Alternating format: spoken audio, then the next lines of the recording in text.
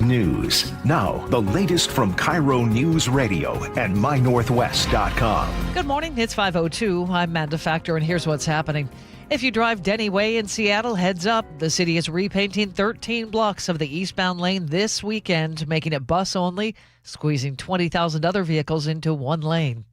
A driver was shot on Highway 167 near the South 180th Street off-ramp in Renton yesterday. State Patrol says a man in a Volkswagen opened fire on a man in a Dodge Ram. One person is in custody.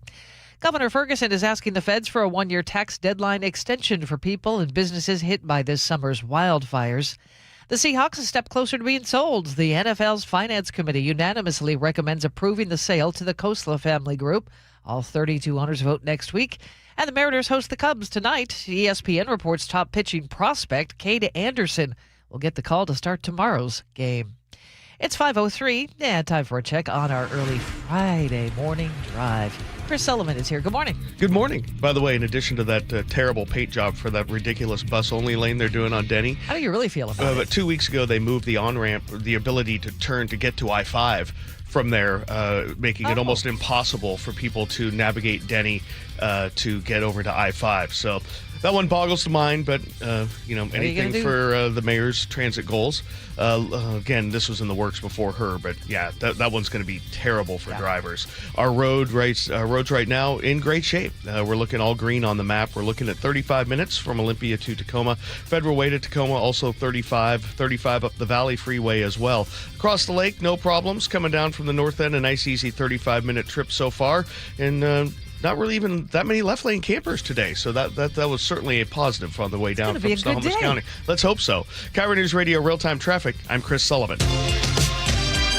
Hear it live, stream it online, watch the show, or catch the podcast anytime. Seattle's Morning News, wherever you are.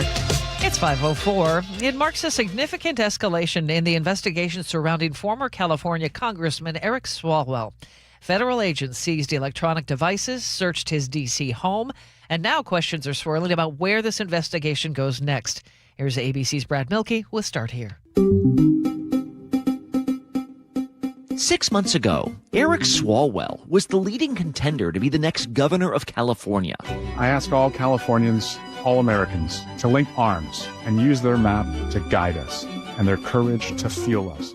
He was a 7-term congressman, a former presidential candidate, and a leading Democrat in the polls. But over the course of just days, his candidacy fell apart. After mounting pressure, not just from Republicans, but fellow Democrats as well, Congressman Eric Swalwell is suspending his campaign for California governor. Mainly because several different women accused him of sexual misconduct, including one who alleged she was sexually assaulted by him. He raped me, and he choked me. And while he was choking me, I lost consciousness. Swalwell denied the accusations, but suspended his campaign anyway. These allegations of sexual assault are flat false. They're absolutely false. He later resigned from Congress altogether, but that wasn't the end of the case. California officials called for the continuation of a criminal investigation. Well, yesterday we learned from sources that Eric Swalwell was stopped over the weekend at San Francisco International Airport by FBI agents who seized his cell phone and other electronic devices. FBI agents also searched his Washington home. ABC's Peter Haralambos has been following all this. Peter, can you just break down what happened here? Yeah, Brad, we're dealing with two main warrants here. First, this one at SF International Airport. Swalwell was traveling through Saturday night.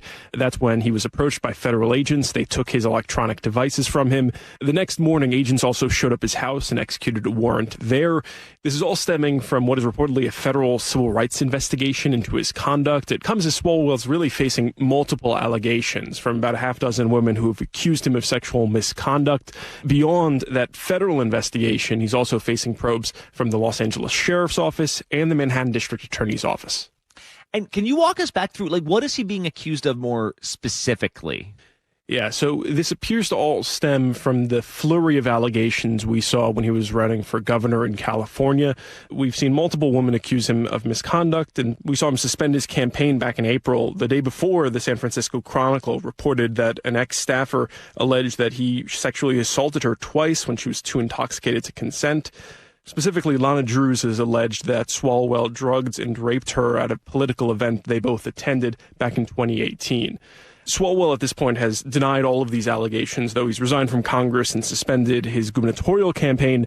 And Brad, an attorney representing Lana Drews, said in a statement after this news broke that they're encouraged to learn about the escalation of the investigation and that they'll continue to cooperate with authorities. Yeah, and in fact, last night we actually just got a winner in the special election race to replace Swalwell. Aisha Wahab now becomes the first Afghan-American to win a U.S. congressional seat. Of course, she has to do it all again now in November. But, Peter, you also mentioned a civil rights investigation, because I'm used to hearing about state authorities pursuing sex crimes cases.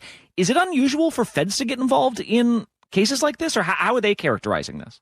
You're right, Brad. This is a little unorthodox. Generally, these kinds of sexual assault allegations stem from the local level. It's not a federal issue. But it appears in this case that Swalwell is being investigated by the Department of Justice, kind of using a civil rights law to kind of probe these allegations. And, while the Department of Justice can pretty easily send grand jury subpoenas at the start of most criminal investigations, a search warrant is the next step up that requires going to a judge and demonstrating probable cause. So the fact that they've gotten to the point where they have these warrants for both the electronic devices, for the home, suggests the investigation has at least moved along. But it remains to be seen where the Department of Justice goes with this, especially now that they've executed these warrants where they likely have gigabytes and gigabytes of electronic data from Swalwell's devices. And one other thing that's interesting is also the timing of this. Earlier this week, the White House actually released some previously classified documents related to a previous unrelated investigation into Swalwell's relationship with a woman believed to be a Chinese spy. Now, again, he's denied any kind of wrongdoing when it comes to those allegations, and they've been around at this point for years.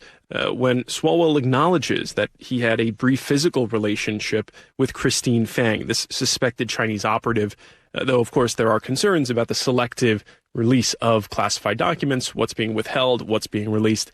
All of that's kind of unknown in situations like this, so that's taken with a grain of salt. Well, and that's why I was wondering, is anyone else looking into this? Because isn't the question going to be, does any of this federal involvement have to do with the fact that this is Eric Swalwell, noted opponent to President Trump politically? Trump is no stranger to saying, hey, I think the FBI should investigate so-and-so. Is that at play here at all or no? It remains to be seen, Brad, but this kind of demonstrates one of the issues that the Department of Justice is running into, right? Because we've seen these past cases where they've been accused of politicizing things, weaponizing the Department of Justice, it really makes the DOJ susceptible to that allegation that an investigation is rooted in politics, not in true allegations. Now, there are so many unknowns here when it comes to the Swalwell investigation. It's clear that there are multiple people who've come forward accusing him of wrongdoing.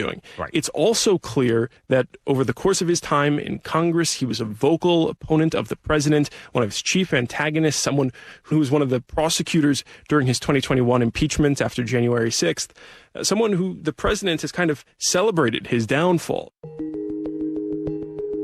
With that reality, the Department of Justice now has to contend with at least the allegation out there that this might be political. Right. And it makes it difficult for prosecutors to kind of move forward with the case because they have to deal with the baggage of all those other cases that have been branded political. Think of the James Comey case. Think of the Letitia James case.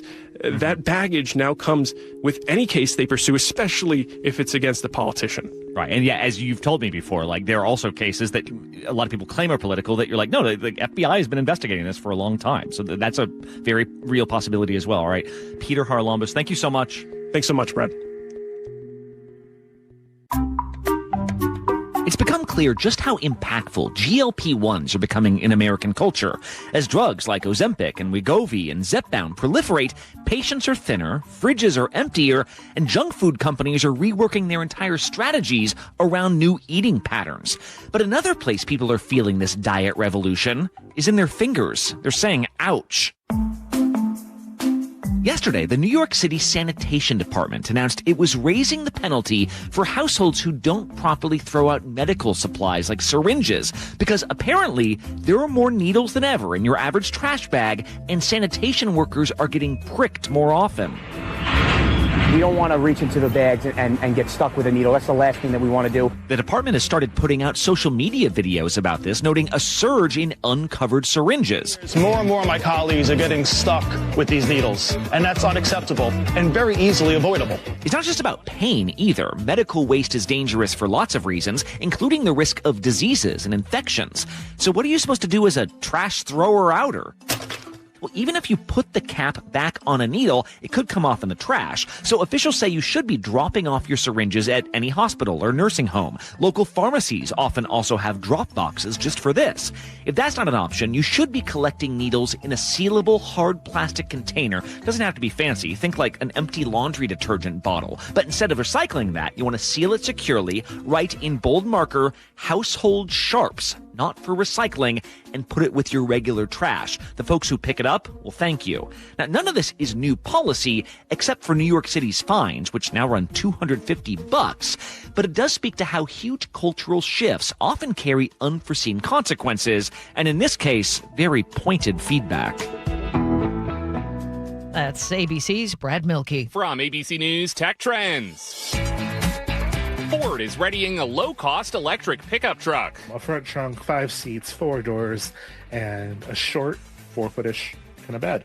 And the spy vehicle shots that we've seen of this have backed that up. EV analyst Chad Kirshner says, we don't know what it looks like, but we do know the name, Fathom, and the price. The Fathom starts with delivery at $29,945.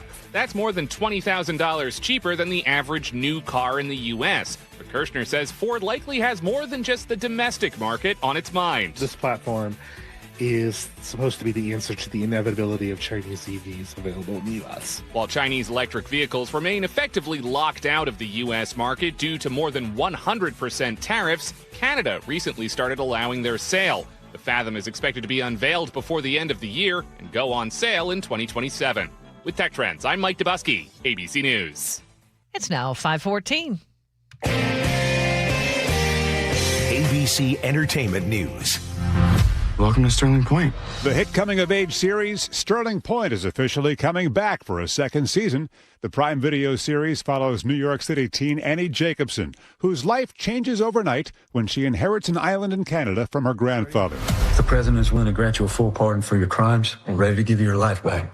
Also from Prime Video, we have our first look at The Terminalist's second season. The new season follows James Reese on a quest for redemption while on a new international assignment. This Chris Pratt-led series returns to the streamer on October 21st. As you can see, we have some new faces with us this morning. Good morning. The Pit has added 7 new cast members to the third season. The new actors include Stephen Chang, Hannah Ware, and Barry Clifton. The third season of HBO's hit medical drama is currently in production. Oh, I bet you think you're John Wayne. And happy birthday to country singer Casey Musgraves, who is 38 today. Wayne Cabot, ABC News. It's 5:14. A check on our forecast. We'll see a mix of clouds and sun. Building clouds for the afternoon hours. 82 today. And then tomorrow, still looking for the chance of some isolated thunderstorms. 72 the high. By afternoon, though, it'll be partly cloudy. And then on Sunday, look for clouds in the morning, sunshine in the afternoon. The showers should dry up. And 73 on Sunday. Right now in Seattle, partly cloudy at 63 degrees. And coming up, $40 trillion. And that's the new size of America's debt. The interest alone is becoming one of the government's biggest expenses. What's driving it and where does it go from here? That's coming up as we get back to ABC's Brad Milkey next on Seattle's Morning News. Your best source for local news, serving Western Washington and the world with the KIRO Newsradio App. Always streaming live on your smart speakers. You're listening to KIRO Newsradio Northwest News. This hour of Seattle's Morning News is brought to you by Closets by Design Seattle. I like it hot. Beg your pardon? Can you make it hot for me, Dan? I think so. Half-heated ain't hot enough. No. That's why I called you. Apollo Plumbing. Yeah, my sorry old water heater. Oh. Ain't getting me the hots anymore. You want hot water. That's what I said. That's what we do at Apollo Plumbing. And you're ready? Right now. When can you? How about today? Same day? We'll have you in hot water tonight. Clever.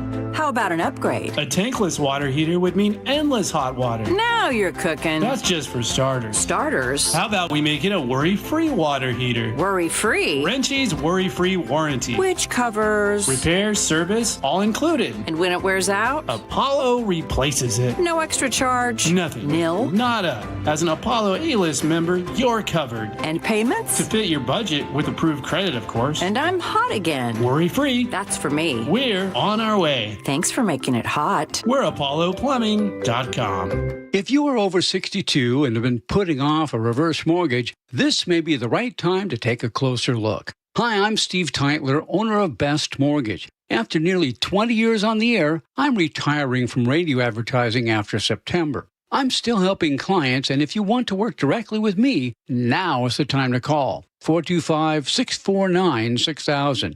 Our reverse mortgage could help eliminate your mortgage payments, pay off debts, and give you more breathing room every month. It's not right for everyone, but for the right person, it can be a very smart financial tool. When you call Best Mortgage for a free consultation, you speak directly with me. I'll explain your options, answer your questions, and tell you honestly whether it makes sense for your situation.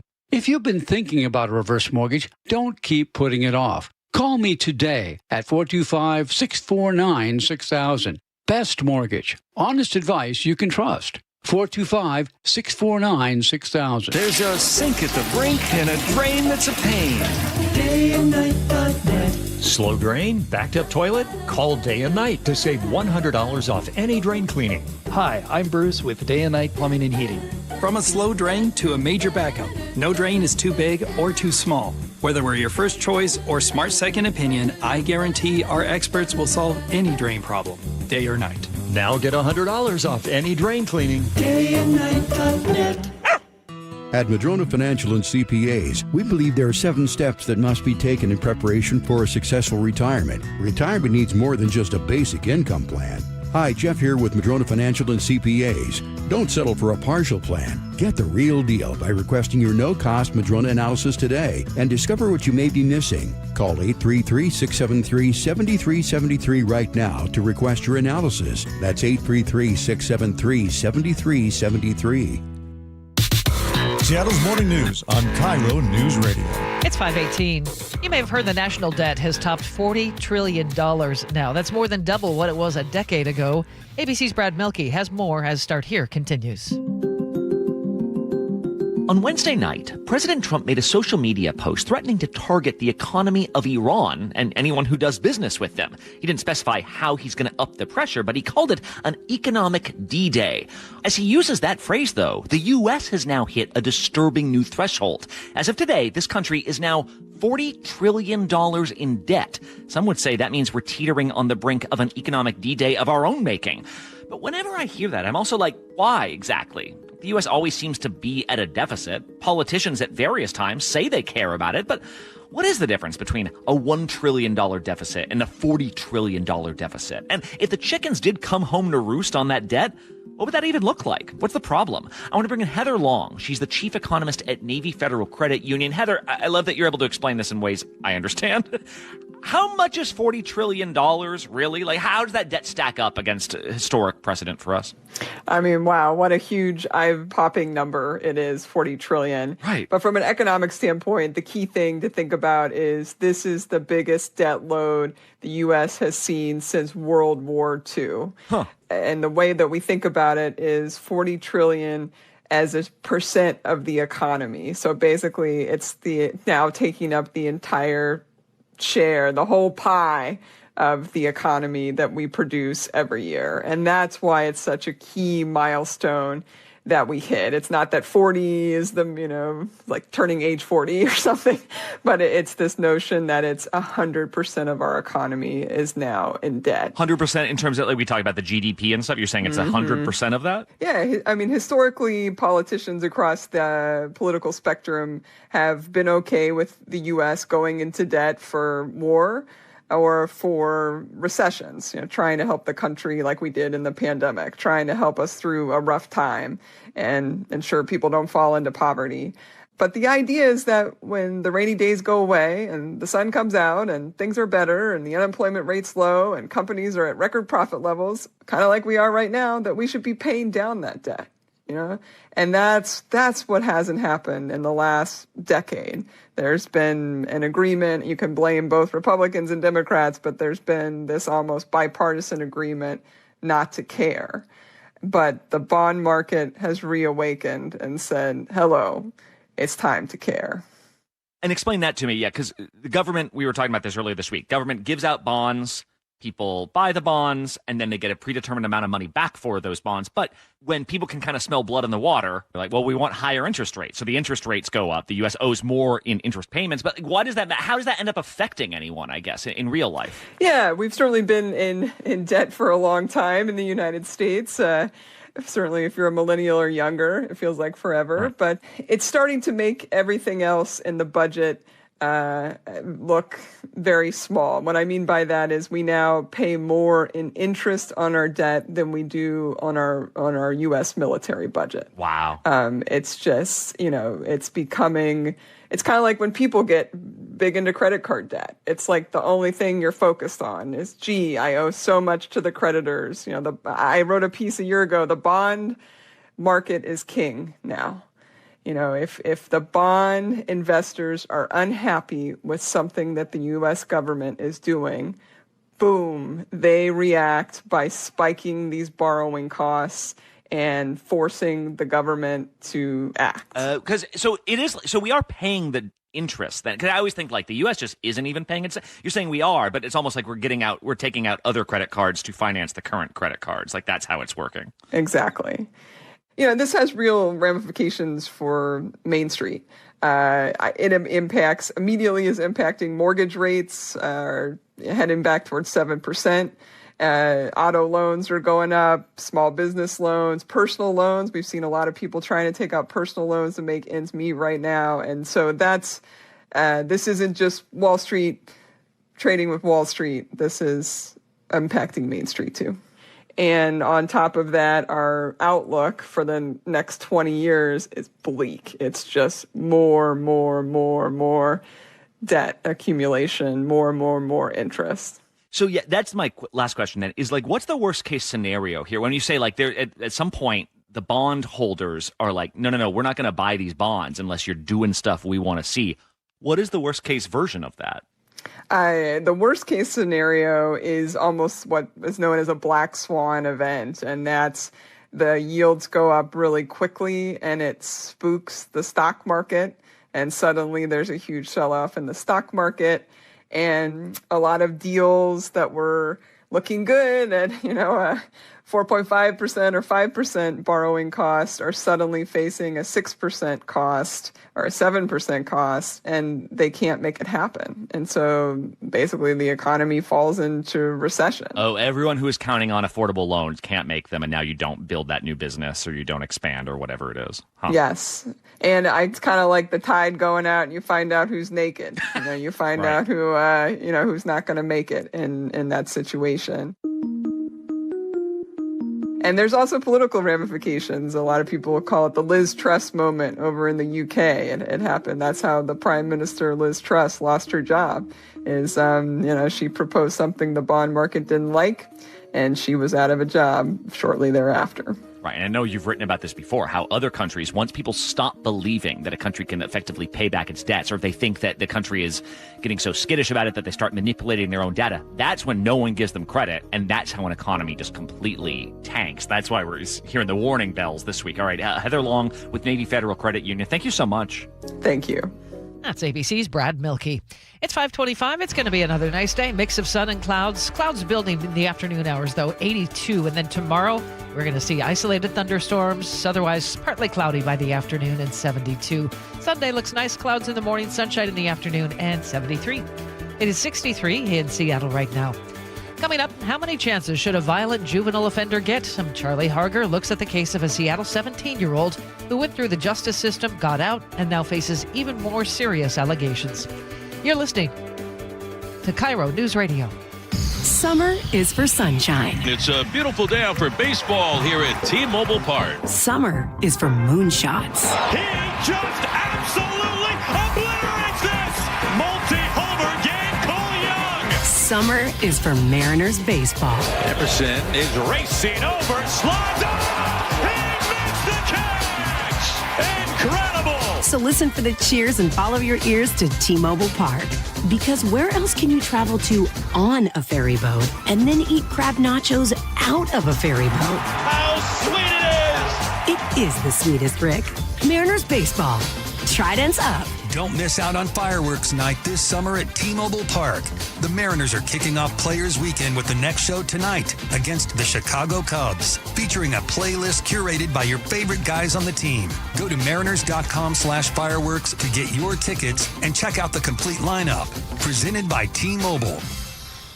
It's the Great Summer Sell-a-thon at the Spa Warehouse, and the deals are incredible. When the leaves turn and the temps fall, imagine sinking into your very own saltwater caldera spa. Bubbly, blissful, warm water right in your own backyard. Our Summer Sell-a-thon means massive savings on in-stock models, so owning your dream hot tub is more affordable than ever. Plus, get interest-free financing through 2028. Visit today for the hot tub of your dreams. Your best life starts at the Spa Warehouse. This is for all you guys on Viagra. ED pills are no longer needed. The brutal side effects like 4-hour headaches, blurred vision, and that flush feeling can all be put behind you with our treatment. Here at West Coast Men's Health, we have a better approach to ED. Acoustic wave therapy creates blood flow circulation by safely removing the plaque in your arteries and restoring function naturally. Guys, let me be clear. Pills will never fix your problem. Our equipment is the latest technology, and our medical staff is the best in the industry. So give West Coast Men's Health a call today. Speak with our clinic manager. Ask him any question you like, how it works, the science behind it, and even the cost. If you suffer from ED or Peyronie's disease, give West Coast Men's Health a call today. In addition to treating ED and Peyronie's disease, we now offer testosterone replacement therapy. With clinics in Redmond and Tacoma, call 206-519-6541. 206-519-6541. Online at westcoastmenshealth.com. Seattle loves to celebrate. Big hits, touchdowns, Seahawks! and even parades. This city lives for Sunday. Get your tickets for Seahawks game days at Seahawks.com today. There's a moment in your late 30s or 40s where you wake up and think, I don't feel like me anymore. Hey, it's Manda Factor. Dr. Lucy Hostetter at Juvacor Health and Wellness Center knows that feeling because it happened to her. She is a board-certified physician who was told, this is you now, live with it, and found that unacceptable. I ended up getting educated. I ended up being my own first patient, and I know how good it feels to know I still existed in there. And so to see that happen for men and women, and to see it happen for marriages, couples who have been at odds with one another because neither of them feel like themselves, to see that improvement happen for people, it's why I became a doctor. For 7 years now, she's been helping men and women with safe, bioidentical hormone therapy tailored to your body, your labs, at your pace. No pressure, just a conversation to start. Call Juvacor Health and Wellness Center in Tacoma or Seattle Regenerative Medicine Center in Bellevue, or go to juvacorhealth.com and feel like yourself again. Eric Johnson here. I spent the past 30 years working to help make our community better informed, better protected when it comes to consumer issues, and better equipped to take on whatever life throws at us. That's why I love the free Washington Accident book series from Davis Law Group. These books keep us better informed about the law, better able to protect ourselves on and off the road, and better off when all is said and done after an accident. Chris Davis didn't have to write these books. He did it because he saw a need. People who were in accidents or other legal situations didn't know what to do, what pictures to take, documents to request. Only a tiny fraction of the people who get these 3 books will ever become clients of Davis Law Group, but that's not the point. Chris wrote them because it was the right thing to do. The free Washington Accident book series is a must-have for drivers who want to be prepared for whatever the road might throw at them. Get yours at WashingtonAccidentBooks.com. Jason Rance here. If your water heater is getting older, leaking, or running out of hot water, CM Heating has an affordable solution. Get a new gas or electric water heater installed starting at just $44.99 a month. With CM Heating's Comfort as a Service program, you'll get lifetime repairs and maintenance at no extra charge. Parts and labor covered for life. Plus, same-day installation is available in many cases. Schedule your free estimate today at cmheating.com. License number CMHEAHL 750LP. Tune in to elevate your wealth. If you're 5 to 10 years from retirement, you do not have the time to deal with a market downturn. With Mark Stimson and Casey Elkins. It's important that you know what the rules are, because if you don't, you can make some tremendous decisions that could adversely affect you, and you may not be able to go back and fix it. Tune in to Elevate Your Wealth, Saturdays at 11 a.m. right here on KIRO Newsradio 97.3 FM. Hair Volume from New Nordic will make your hair look thick and healthy. Hair Volume is available online at Amazon and newnordicusa.com or in the hair care aisle at your local CVS. KIRO News Radio 97.3 FM Northwest News. Now, the latest from KIRO News Radio and mynorthwest.com. Good morning, I'm Manda Factor, and here's what's happening. The debate over public safety cameras in Seattle is back in the spotlight this morning. Councilmember Bob Kettle is briefing reporters at City Hall at 10 o'clock on the CCTV camera program and security at Seattle Center. Kettle chairs the Public Safety Committee and has clashed with Mayor Katie Wilson over the camera expansion since the Bite of Seattle shooting that killed 3 people. A man wanted for allegedly stabbing a woman to death in Eugene, Oregon, was arrested this week at Cascade Pizza in Cedar-Woolley. Surveillance video from Wednesday shows him walk into the restaurant with a shotgun sticking out of his bag.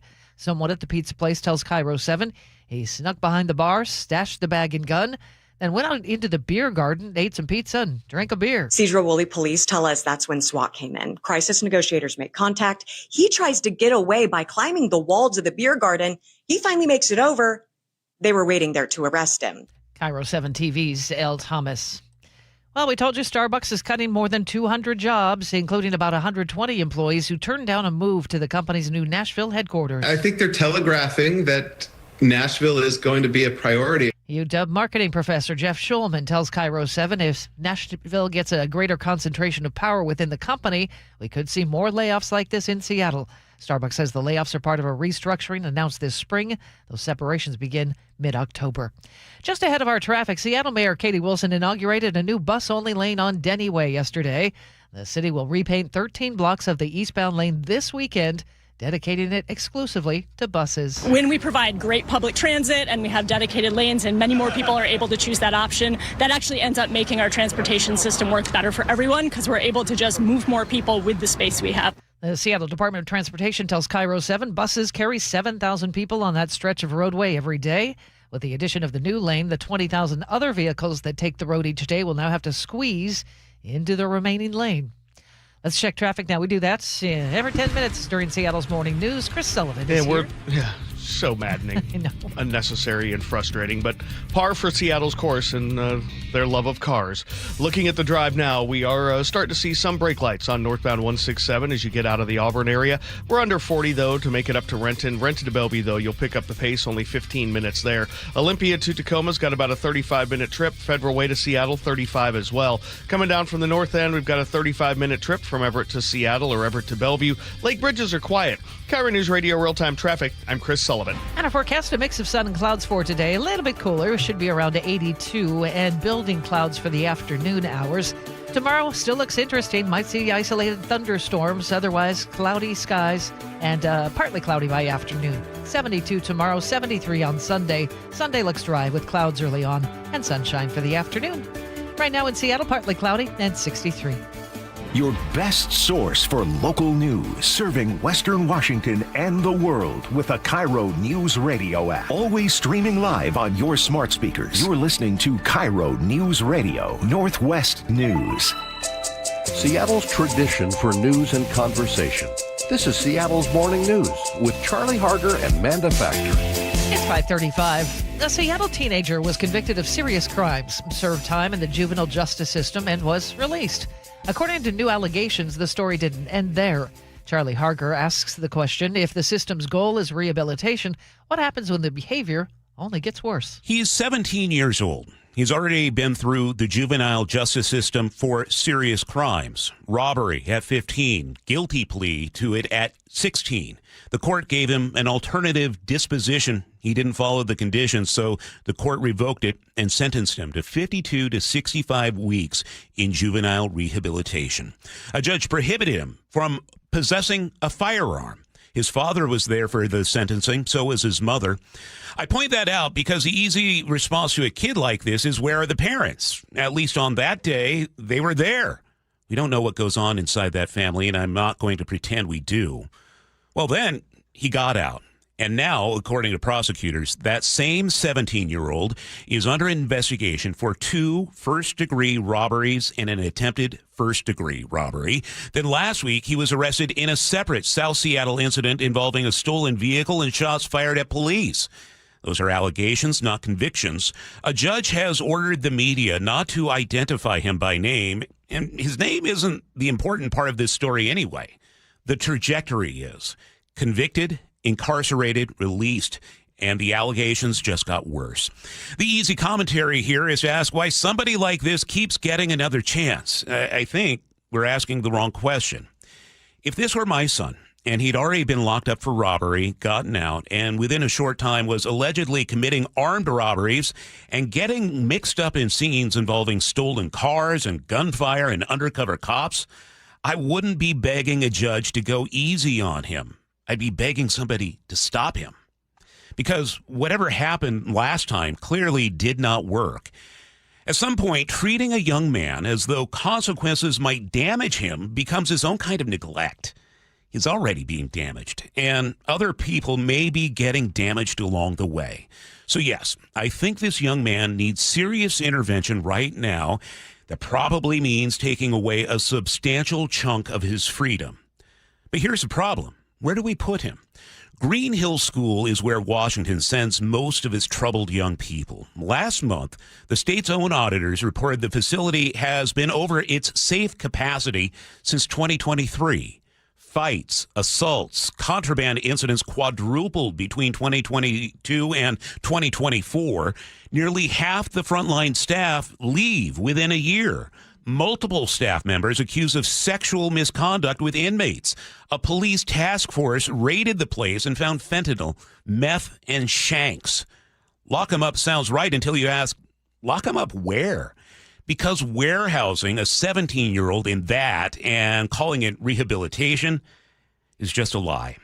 This young man turns 18 in about 4 months. Anything new he does after that birthday belongs to adult court. The clock is real.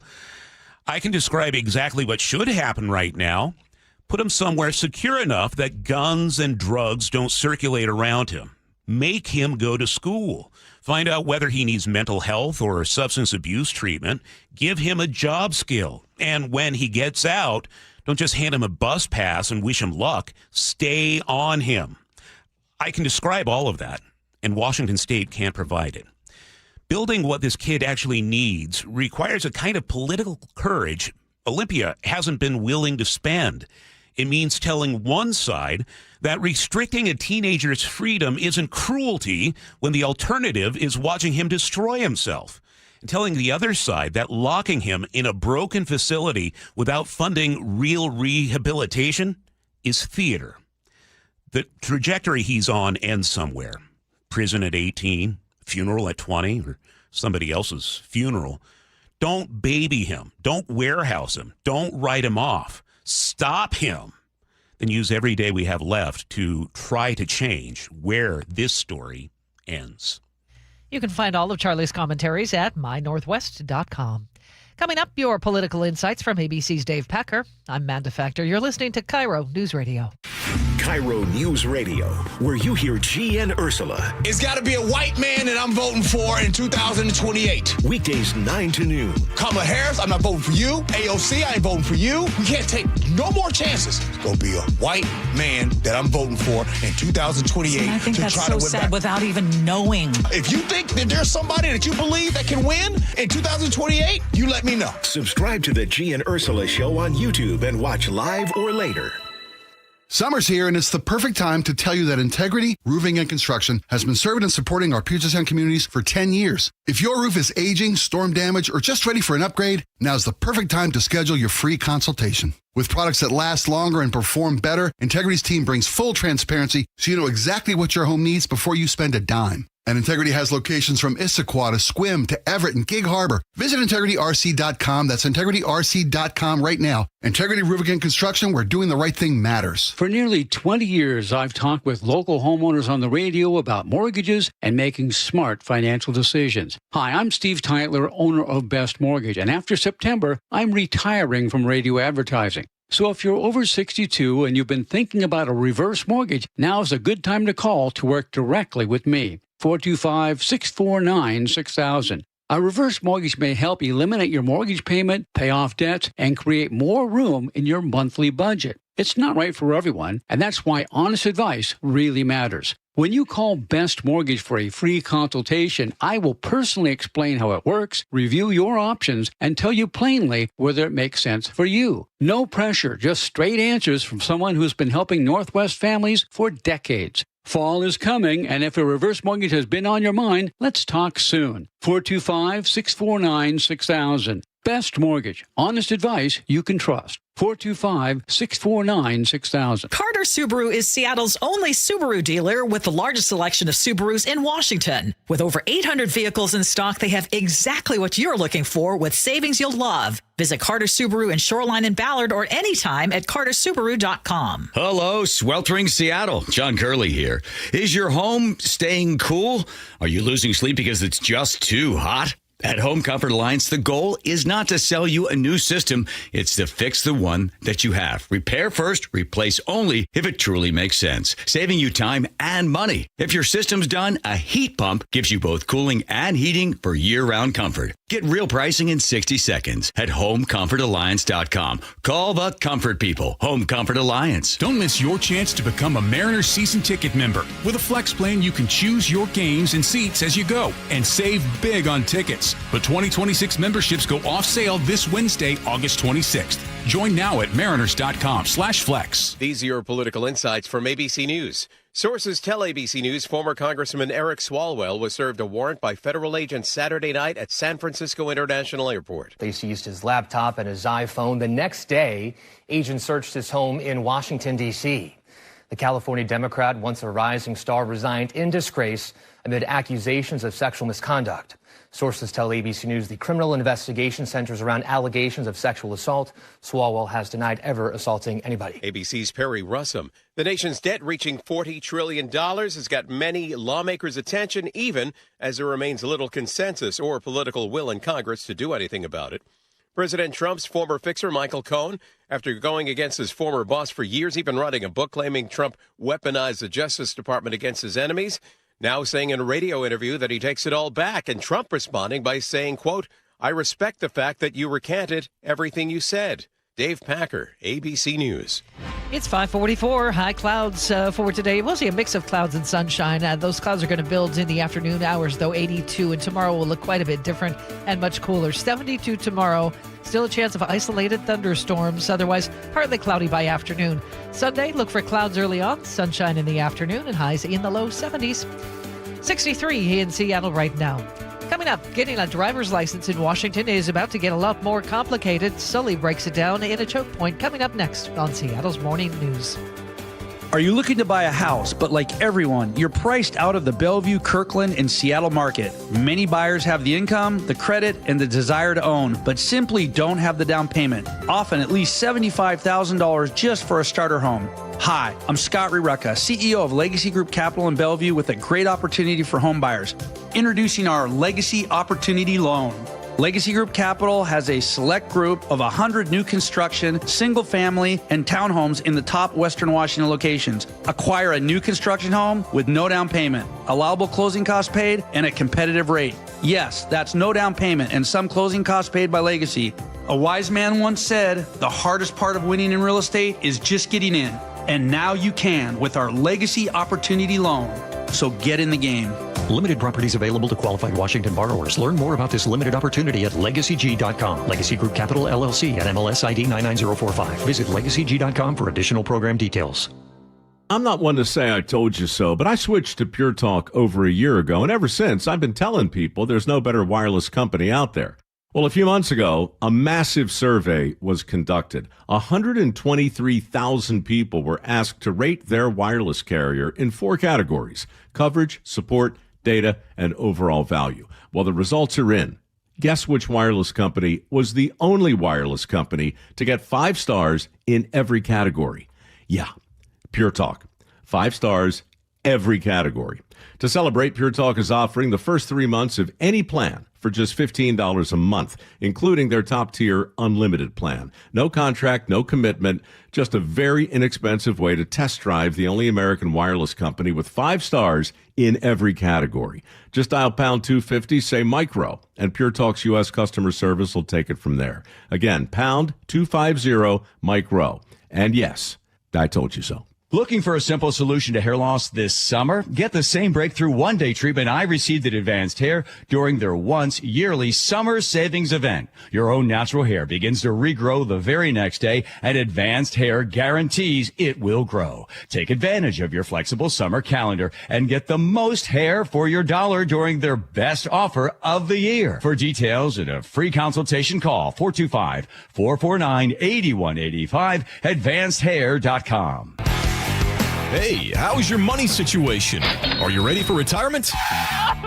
Well, if you want to know what the pros are doing to make wealth multiply and retire like royalty, then you need to listen to this show, Sound Path Through Retirement, with Ben Koval and Matt Leibarger. Get your money right and tune in every weekend, Saturdays at 10 a.m. and noon on KIRO Newsradio 97.3 FM. I'm their conduit, and I'm glad to do it. Charlie Harger and Manda Factor, Seattle's morning news. Hey, oh, let's go. Now, Choke Points with Chris Sullivan. Presented by Carter Subaru. Well, it's close to back to school time already, and for many kids, that means it's time for driver's ed. But there are some big changes coming to the requirements for new drivers and new license seekers over the next few months, and Sully is here with what we need to know. And these are some of the biggest changes we've had in driver's ed in recent memory.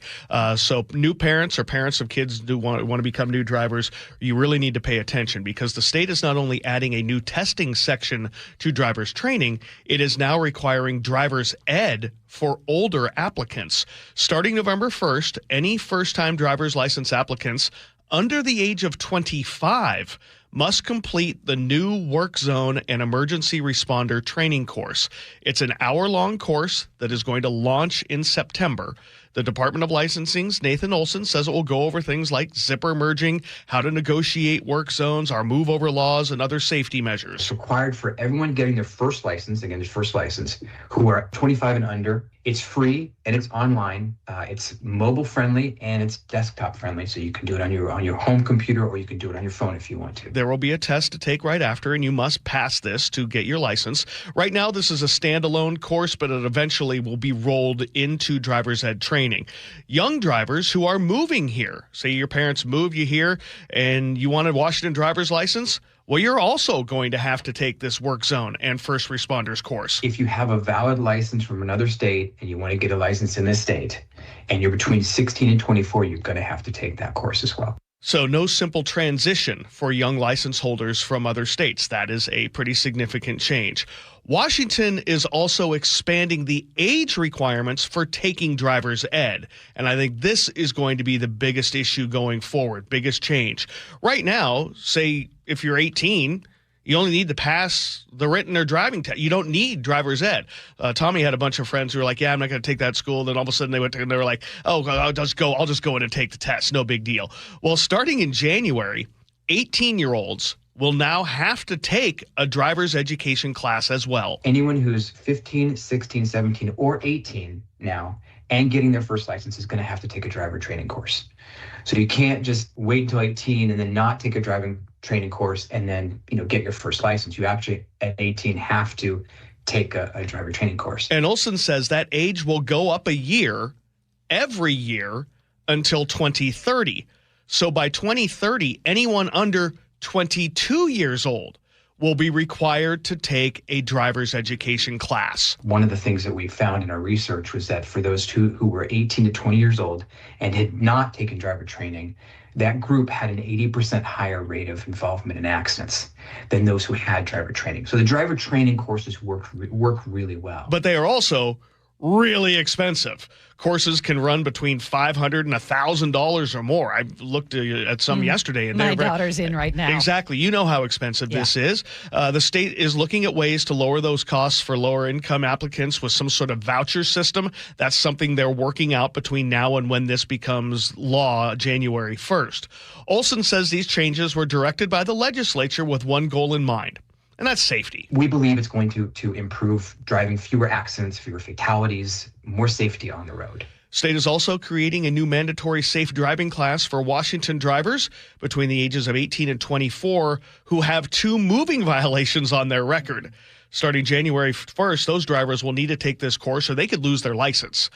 So that's a change there. You can find all the information about the changes at mynorthwest.com. The only thing that we don't have there yet is a link to the new work zone and first responder course. It's not active yet, but it will go live on September 1st, and we'll get that up there for you. I'm going to take it, see what it looks like. Again, it's free. It's online. So big changes, not only to the testing process, but now to who is required to actually take one of those driver's education classes. My girl is going to be thrilled to learn she has to take another hour-long course. Exactly. She spent half her summer in driver's training. Well, again, and this is something that's necessary. Yeah. I mean, we need safety first, work zone and first responder classes on what to deal with when you deal with that. The idea you got to slow these kids down, because they don't necessarily make the best decisions behind the wheel. Hear me it's out. A blanket statement, but hear me out.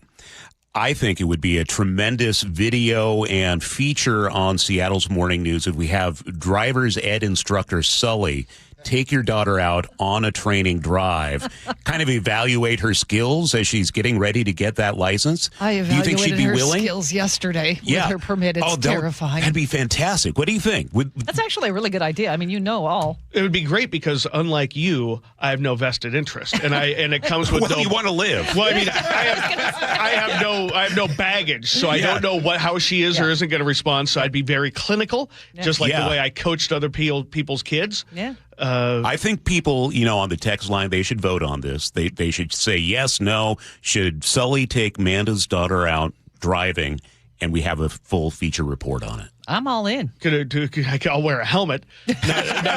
Well, that's not different, though. She's actually doing pretty well. Well, good. Yeah. It's just, again, the whole goal here is to make sure everybody knows what the rules of the road are. By the way, I'm a firm proponent of people our age getting retested as well. I totally believe, and I do believe anybody who's coming here from another state to get a license, whether they have one or not, should have to take some sort of test to pass because every roads are different, and I know that's going to add a lot of cost and it's controversial, but I mean the bottom line is we have a lot of bad drivers out here and who don't pay attention to the rules, and I think a good refresher for those of us every 10 years, a little written something wouldn't be bad, just to remind us of what we're supposed to do. It's funny. I feel like all of us at 16 probably thought, yes, I'm getting my license. I'm ready for it. And now I look at these 16-year-olds, my daughter's friends, and say, oh, wow. I'm going to be on the road with you. And I also checked with the Department of Licensing because a lot of kids, like Tommy's age, we're a little younger. Some of us, there wasn't that rush like there was when we were kids. So it was like, I can't wait to get a license. Independence on your birthday, freedom, free bird. We're like, whatever. But no, DOL says it's still pretty consistent. The amount of young people going in, about to say they haven't seen huge dips here or there. Interesting. But so it's still something that people, young folks want to do, but boy, these courses are expensive. So again, all this info at mynorthwest.com. We're moving the field goal. We're moving the goalposts. So we'll hear a little bit for young drivers, and parents need to be aware. Our forecast for your Friday, we're going to see a mix of sun and clouds, building clouds for the afternoon hours, low 80s for today. Tomorrow, quite a change, isolated thunderstorms. By afternoon, though, will be partly cloudy. 72 for tomorrow, 73 on Sunday, with clouds in the morning, sunshine in the afternoon. It's 63 in Seattle right now. Coming up, Seattle's push to expand public safety cameras is back in the spotlight. KIRO Newsradio's Tim Hull will tell us why. At 6:15, are you drinking less than you were 5 years ago? You are not alone. ABC's Jim Ryan will join us to explain what's behind the shift and how changing habits are reshaping the social scene. Glad to have you with us on this Friday. This is Seattle's Morning News. Things are ramping up for the defending champs. Get your mind and your body ready to hit. So all we're doing is just attacking the next thing. It's all we're worried about. Playing time is up for grabs. Milroe showing that elusiveness that we want to see. Roster spots are on the line. That's how the guys operate. They want that challenge. And the heat is on. Seahawks, Titans, Sunday in Nashville. Pre-game at 3, kickoff at 5. Right here where the 12s hear the Hawks. KIRO Newsradio 97.3 FM. KIRO FM and HD1, Tacoma, Seattle. It's the Great Summer Sell-a-thon at the Spa Warehouse, and the deals are incredible. When the leaves turn and the temps fall, imagine sinking into your very own saltwater caldera spa. Bubbly, blissful, warm water right in your own backyard. Our Summer Sell-a-thon means massive savings on in-stock models, so owning your dream hot tub is more affordable than ever. Plus, get interest-free financing through 2028. Visit today for the hot tub of your dreams. Your best life starts at the Spa Warehouse.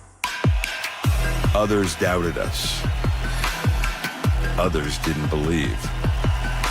But for us, We did not care. we showed the world what this city is all about. Congratulations, your Seahawks, Super Bowl 60 champion. This city lives for Sunday.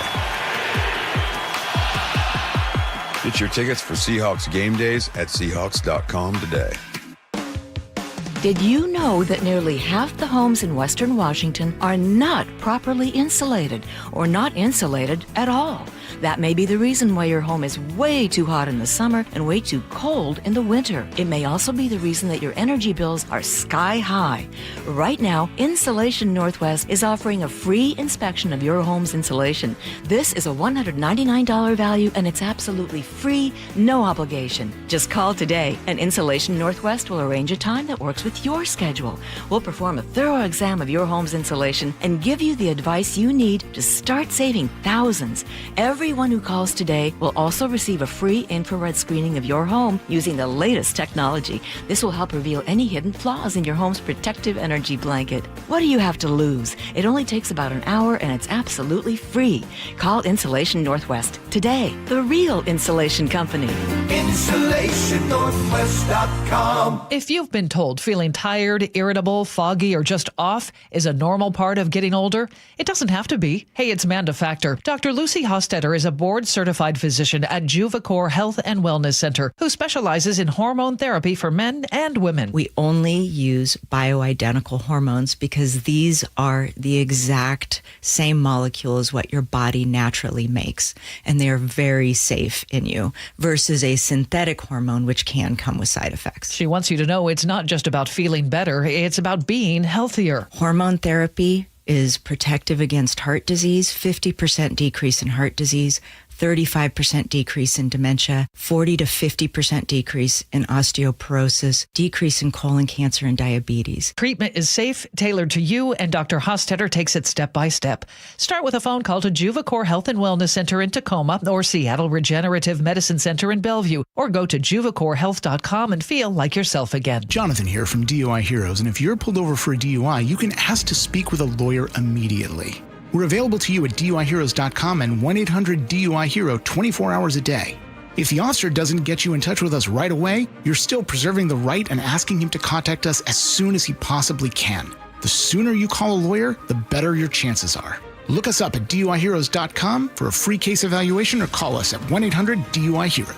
DUI Heroes, your DUI defense specialist. Carter Subaru is Seattle's only Subaru dealer with the largest selection of Subarus in Washington. With over 800 vehicles in stock, they have exactly what you're looking for with savings you'll love. Visit Carter Subaru in Shoreline and Ballard or anytime at cartersubaru.com. Your best source for local news. KIRO News Radio, KIRO FM and HD1, Tacoma, Seattle. Northwest News. ABC News, I'm Sherry Preston. After 9 long months at sea, the USS Abraham Lincoln is now heading home. The deployment was only supposed to be between 6 and 7 months, but that mission was extended as the war with Iran went on. Severe weather in the Northeast with reports of water spouts and possible tornadoes on Long Island, New York.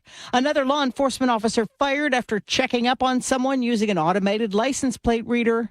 This is Jim Ryan. That misuse of flock camera data might have gone unnoticed, except that a watchdog group opposed to the technology picked it up.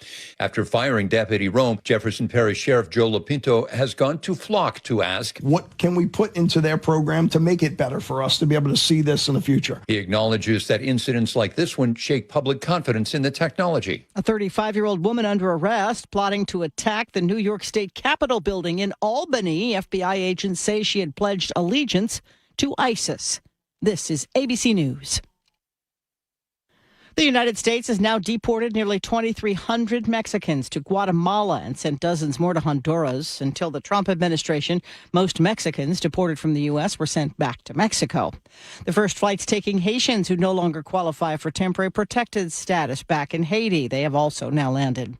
A hearing on a new trial granted for a Texas teenager who's been convicted of murder. The Texas teenager Carmelo Anthony appeared in court Thursday, this time before a new judge as he pushes for a new trial. A jury rejected his claims of self-defense in June and sentenced him to 35 years in prison for killing Austin Metcalf during a confrontation at a high school track meet.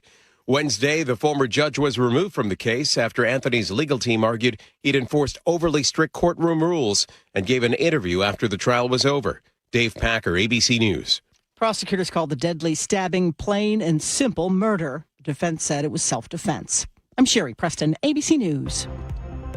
At 6:02, here's what's happening. Seattle Councilmember Bob Kettle holds a public safety briefing at City Hall at 10 this morning and expect updates on the CCTV camera program. Starbucks cutting 224 more jobs. Seattle Times reports 120 are corporate employees who turned down offers to relocate to Nashville. More than 140 detainees at the ICE facility in Tacoma have ended a nearly week-long hunger strike. They were promised better food, but advocates say as of yesterday, nothing has changed. Mariners fell to Milwaukee 7-4 yesterday. They sit 4.5 games back in the AL West. 34 to play. They are home tonight to open a series against the Cubs. Just about 6:03 and time for an early check on your Friday drive. We do traffic every 10 minutes. Chris Sullivan is here. And it's Friday light across the board. Just a little bit of braking up the Valley Freeway, heading up towards the Renton interchange. Overall, 35 to 38 minutes to go from Puyallup to Renton. And then Renton to Bellevue is only 15. We're looking at Olympia to Tacoma, nice and easy there. And Federal Way to Seattle's only 35. Coming down for the north end, no problems yet. From Everett to Seattle or Everett to Bellevue, both of those drives about 35 minutes. There is a little slowing approaching the Boeing Freeway, checking out to see if we might have something brewing up there as you work your way out of Everett. I'll have more in 10. Lake bridges are fine. KIRO News Radio Real-Time Traffic. I'm Chris Sullivan. Now, the latest from KIRO News Radio and MyNorthwest.com. Live from East Lake Avenue. You're listening to Charlie Harger and Manda Factor, Seattle's morning news. Thanks for joining us this Friday morning. The City of Seattle surveillance camera fight will be back in the spotlight today. KIRO News Radio's Tim Hull is live with a preview. Councilmember and Public Safety Chair Bob Kettle has been pushing Mayor Katie Wilson to turn Stadium District cameras back on. Kettle telling KIRO News Radio's G and Ursula last week. Can't really have a pilot if the cameras are not turned on, if you're actually working it so then it can be reviewed.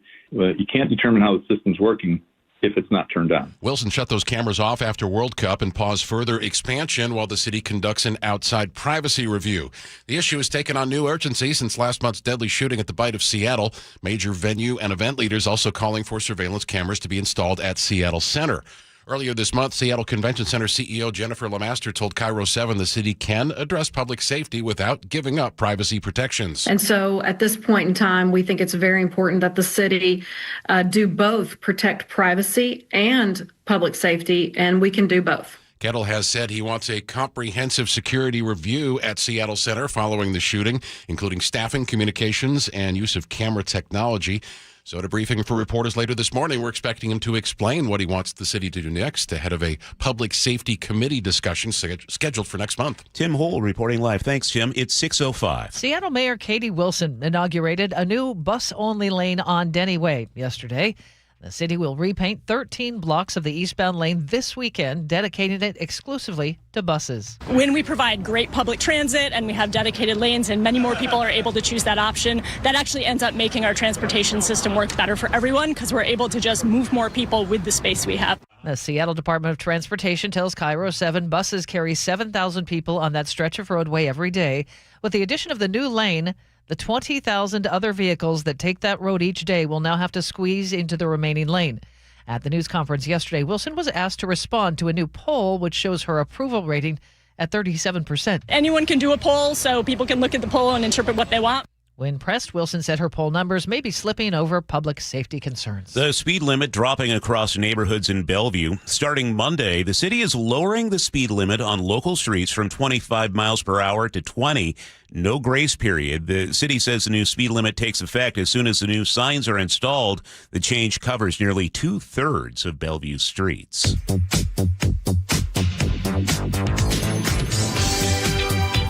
Keeping you informed since 1974. This is the city's longest-running radio news show. Seattle's Morning News on KIRO Newsradio. See, I think the Denny Way thing is good for us. Because with everybody stuck in traffic, they have to listen to something, right? That's true, actually. Good for ratings. So thanks to Mayor Wilson. I'm just really interested to see how it shakes out. I mean, I live in the city, and getting out of the city is not easy anyway. Yeah. So basically, you have that. You have Mercer if you're in the north part of downtown. So, okay. Yeah, there are very few ways to cross the freeway, and you just eliminated the busiest one. Yeah. Great job there. And also made There'll it virtually... still be a lane for 20,000 cars. With the bigger impact, it made it virtually impossible to get to I-5 from Denny, because now you have to go a block earlier. There's less congestion. You can't turn left or right. Basically just sacrifice 20,000 people for, your transit goals. I'm not going to judge until we all have a chance to use it. Oh, sure. Okay, that's nice of you, Amanda. Yeah, that's great. Yeah. 6:07. It's Friday. Have I mentioned it's Friday? It's Friday. Hey, that is Sully over there. He's checking traffic every 10 minutes on the threes. Mike Seibert is here one more day, filling in for producer David Burbank. Good morning, Mike. Good morning. Glad to be here. Somebody remembered it's Blue Friday. Yes. 2 in a row. 2 in a row. Well, it reminds me, I've gotten guff for wearing gear on Fridays of preseason. It's like, well, actually, Blue Friday doesn't start until the season starts, to which I say, boo. I wear my stuff when I want. Don't tell me how to dress. I will never give you guff, I promise. Thank you, Amanda. Appreciate you. Go Hawks, right? Yes. This hour of Seattle's Morning News, sponsored by American Crawl Space and Pest Control. Coming up this hour, Americans are drinking less than they have at any point in nearly 90 years. ABC's Jim Ryan will join us at 6:15 with a new survey showing alcohol use is falling while concerns about cannabis are rising. Plus, what's more important to voters, the latest economic report or the price of a gallon of milk? ABC's Jared Kofsky looks at whether supermarket sticker shock could influence key midterm races coming up at 6:45. It's now 6:08.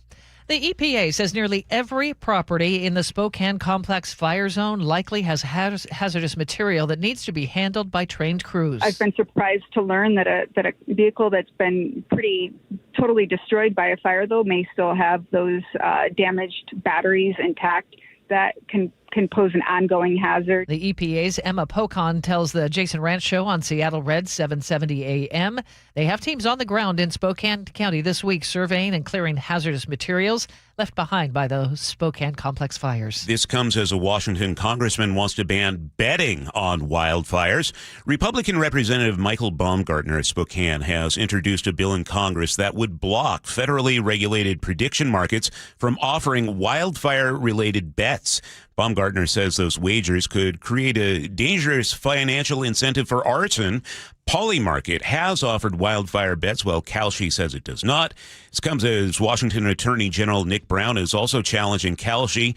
King County judge recently blocked some of its wagers. We've told you Starbucks is cutting more than 200 jobs, including about 120 employees who turned down a move to the company's new Nashville headquarters. I think they're telegraphing that Nashville is going to be a priority. UW marketing professor Jim Schulman tells KIRO 7 If Nashville gets a greater concentration of power within the company, we could see more layoffs like this here in Seattle. Starbucks says the layoffs are part of a restructuring announced this spring. Those separations begin in mid-October. Pierce County deputies say an airborne assist from the State Patrol helped end a dangerous pursuit in Parkland without putting more drivers at risk. Just before 8:30 last Thursday night, a deputy tried to stop a car with an unregistered license plate. The driver sped off and a short pursuit began, then quickly ended for public safety. Pierce County Deputy Carly Capetto. We were able to back away from it, and we had our airplane with Washington State Patrol follow this vehicle. The 37-year-old driver eventually bailed out in a Parkland neighborhood, ran through yards, scrambled across several rooftops, then hid in a backyard swimming pool before being arrested on multiple charges. James Lynch, KIRO News Radio. The State Patrol's investigating the motive behind a freeway shooting that happened last night in King County. Troopers say a driver in a Volkswagen opened fire on the driver of a Dodge Ram on the off-ramp from southbound Highway 167 to 180th. The victim was hit in the shoulder and is expected to survive. The suspect is in custody. More than 140 people detained at the ICE facility in Tacoma have ended a nearly week-long hunger strike over food and medical care.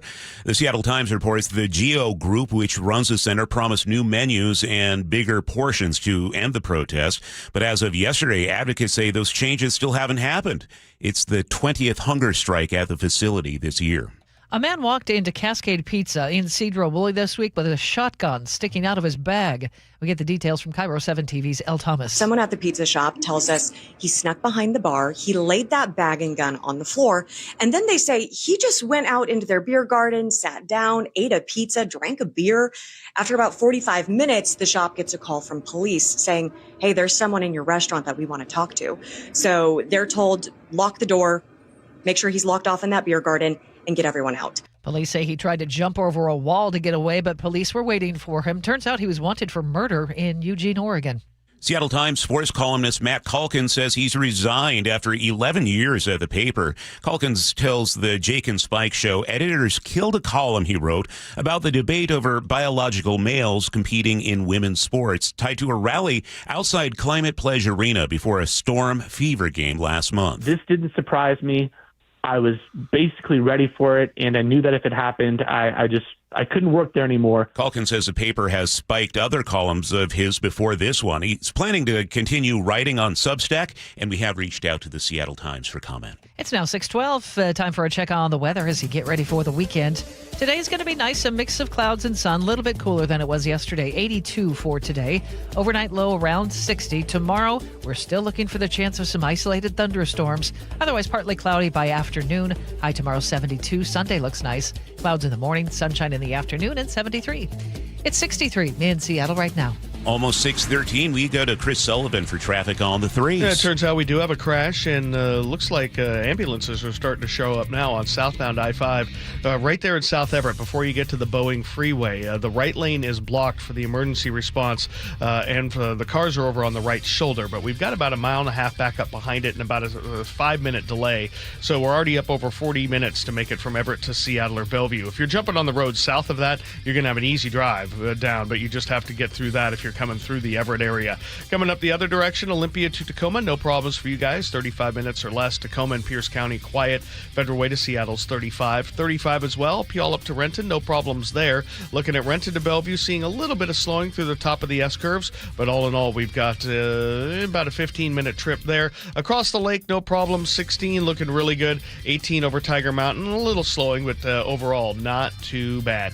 This report brought to you by South Sound Magazine. From inspired homes to unforgettable dining, local culture, South Sound Magazine brings the best of the South Sound to life. Subscribe, southsoundmag.com. This is the city's longest-running radio news show, Seattle's Morning News on KIRO Newsradio. 6:14 now. Americans are drinking less than they have in decades. At the same time, researchers are seeing a rise in cannabis use disorder. Let's get with ABC News correspondent Jim Ryan, who joins us live. Jim, how much less are we drinking? Well, not a whole lot less. 56. Most Americans do still drink. About 56% of them say, yes, I do drink. But that's the lowest number since 1939. It's actually 54%. That's the lowest. It was that low last year. And again, that's a record. If you look at the high, man, it was back in the 1970s. More than 70% of Americans said that they did use alcohol to some degree. And now that number has dropped off. Why? Well, apparently it's the thought that alcohol is bad for your health. 51% of people believe that drinking 1 or 2 alcoholic beverages a day, which is considered fairly moderate, is bad for your health. That seems to be playing into these figures. Speaking of the high, Jim, we have this uptick in cannabis use disorder. How does that play into this? Well, it may or may not. I think it's anecdotal that if people are not drinking, they're finding some other way to drown their sorrows or celebrate their successes, and doing so with THC or doing so with cannabis. The National Institute on Drug Abuse, completely separate from that Gallup survey, says that it does find more Americans are using cannabis. What's more, and this is kind of troubling, about 30% who do use cannabis report having issues stopping, essentially, or not using cannabis. So, yeah, that could be a problem here. If people are drinking less, are bars, restaurants, or alcohol manufacturers struggling at all? Well, they're kind of shifting, aren't they? They're pivoting, and you see a lot more craft breweries, or you see a lot more products on the market that are non-alcoholic, beer and liquor and wine. So I think people are finding resources other than alcoholic beverages, and the industry is responding by offering up different products. Jim, my son is now 24. He kind of has gone through the age of maturity, I guess, the last couple of years. And I've noticed this a lot from his friends, too, coming out of high school versus what I did in the 80s and things. Did this study at all look at anything of the impacts of COVID on this? Only in that my son and his age group went through that kind of transition phase when bars were closed, going out was kind of, and that group of people don't seem to go out much anymore because they never really kind of did during that transition. Well, yeah, I mean, if you look at the chart here from the Gallup organization, so 54% now say that they drink. That number was much higher than that. It was approaching 70% right around the time of the pandemic. So even if people weren't going out to bars, it appears that they had liquor delivered in, right? That's when we had so many of these delivery services begin to proliferate. So, yeah, I think, maybe they weren't going out as much, but they were still consuming alcohol. There's a lot of supply chains behind this, Jim. You have the raw materials to, malt, for example, to barley to make beer, but you also have more long-term plans. It takes a while to age whiskey and the like. What are the supply chains looking like right now?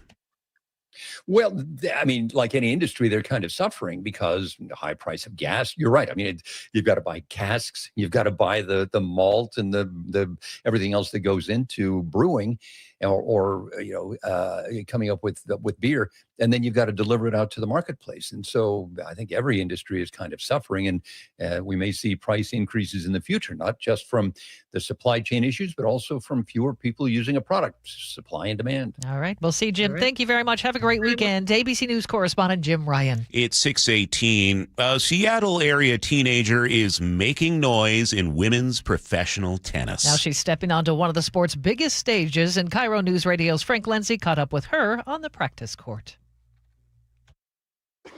On a tennis court in Redmond, Washington, a 16-year-old from Moscow, Russia, is making history one swing at a time. Kristina Lutova came to the Pacific Northwest in 2020 to chase a dream. 6 years later, it's coming true. She's about to compete at the U.S. Open in New York. Just excited, pumped up, and we've been preparing in the past couple of weeks very hard, and it's exciting. Lutova's talent was so striking that it caught the eye of Dmitry Tursunov, a former top 20 Russian pro who has gone on to coach some of the biggest names in the sport, including current world number 1 Aryna Sabalenka. Tursunov connected the family to the Gorin Tennis Academy, where she's been training since 2021, and racking up junior titles, including the Orange Bowl and multiple national championships. Ilya Oznitsev was her coach when she first got to America. I was genuinely surprised, pleasantly surprised and shocked to see how an 11-year-old girl can play at such a high level already. I'd never seen that before. And then when we started working together, when I realized how competitive she is, and the same thing, I'd never seen any player being that competitive. Every single point, every single game, and every single match, she's just such an amazing competitor. Earlier this summer, Lutova entered the Memphis Classic. She was ranked 229th in the world. She fought through qualifying and then ended up winning the entire tournament, becoming the youngest active WTA champion and the first person born in the 2010s to win a tour-level event. And by the way, it was the first tour-level event she'd ever played. Christina's mother, Elena, says her daughter has been competitive since birth. Even when she played hide and seek, she wanted to win every time. Even when she played with her dad chess, she wanted to win every time. In everything she was doing, she was trying to win. But on the court, she doesn't focus on the results. Her mentality is put in the work and the scoreboard will take care of itself. Same mentality as her tennis hero.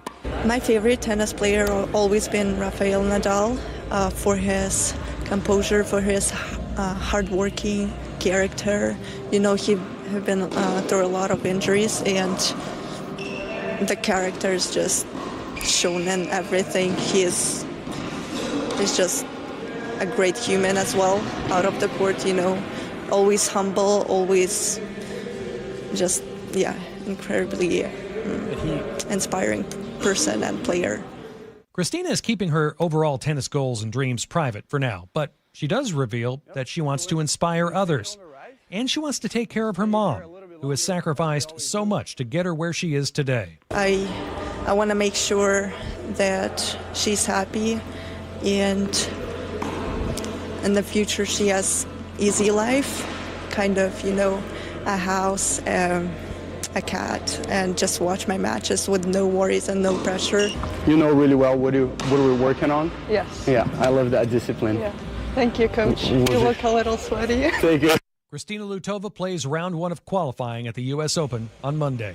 Was he good? Frank Lenzi, KIRO News Radio.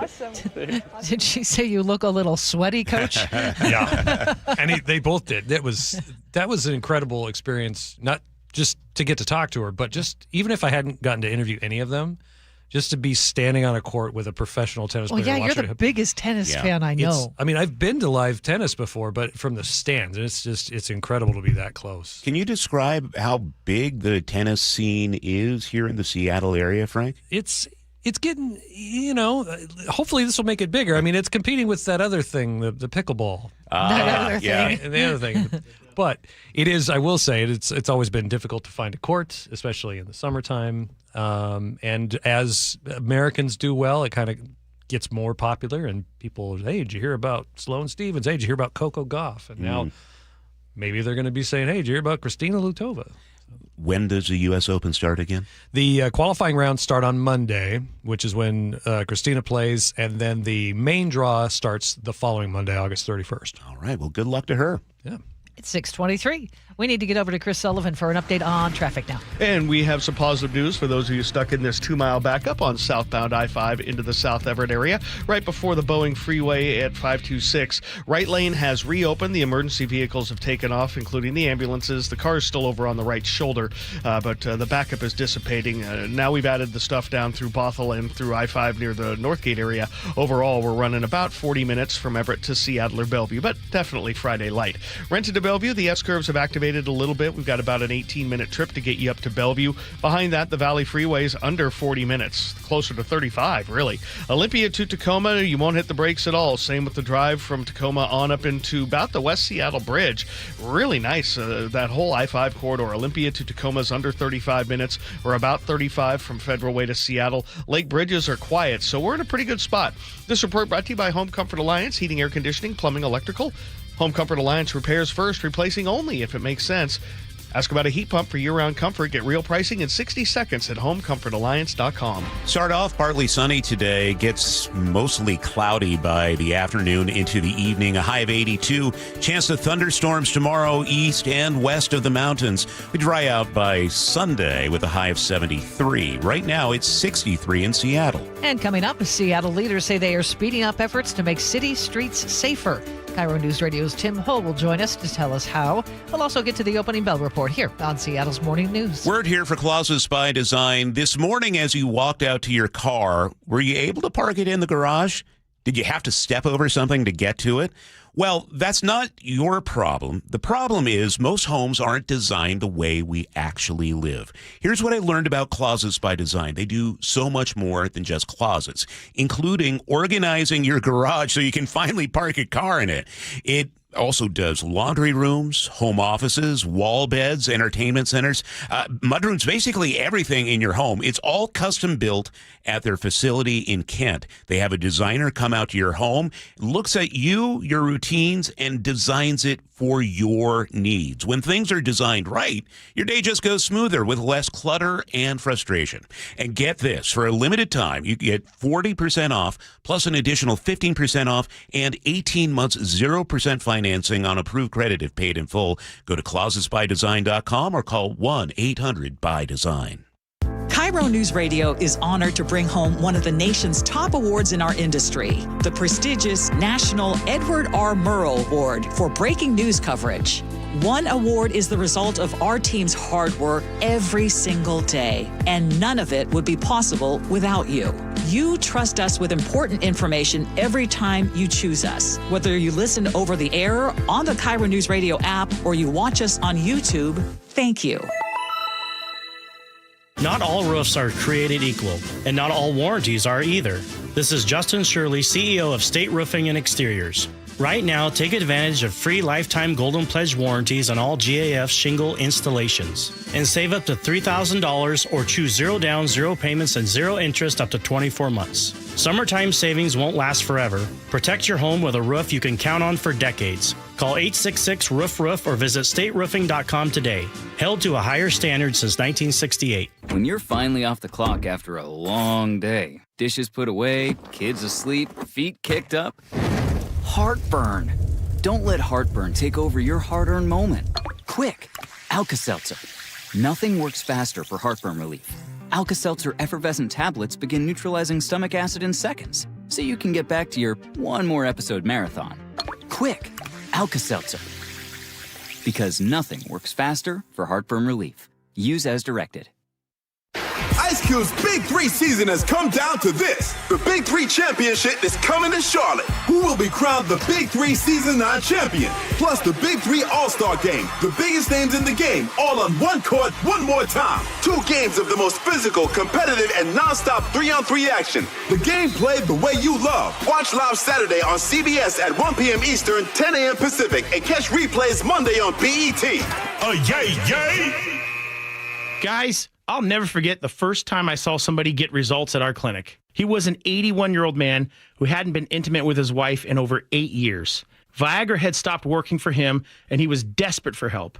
After several treatments, he walked into my office and told me he couldn't believe the results. Needless to say, this was a very happy man. This man made me a believer in what we do. He had taken pills for years, but he had never fixed the problem. When he came to us, we fixed the problem. Our treatment does what no pill can do. So give West Coast Men's Health a call today. Speak with our clinic manager. Ask him any question you like, how it works, the science behind it, and even the cost. Change your life today, like the thousands of men who already have. In addition to treating ED and Peyronie's disease, we now offer testosterone replacement therapy. With clinics in Redmond and Tacoma, call 206-519-6541. 206-519-6541. Online at westcoastmenshealth.com. Looking for a simple solution to hair loss this summer? Get the same breakthrough one-day treatment I received at Advanced Hair during their once yearly summer savings event. Your own natural hair begins to regrow the very next day, and Advanced Hair guarantees it will grow. Take advantage of your flexible summer calendar and get the most hair for your dollar during their best offer of the year. For details and a free consultation, call 425-449-8188. $1,995. AdvancedHair.com. Our local tax expert and advocate Greg Nunn understands the pressure that comes from owing money to the IRS. Don't let that pressure build.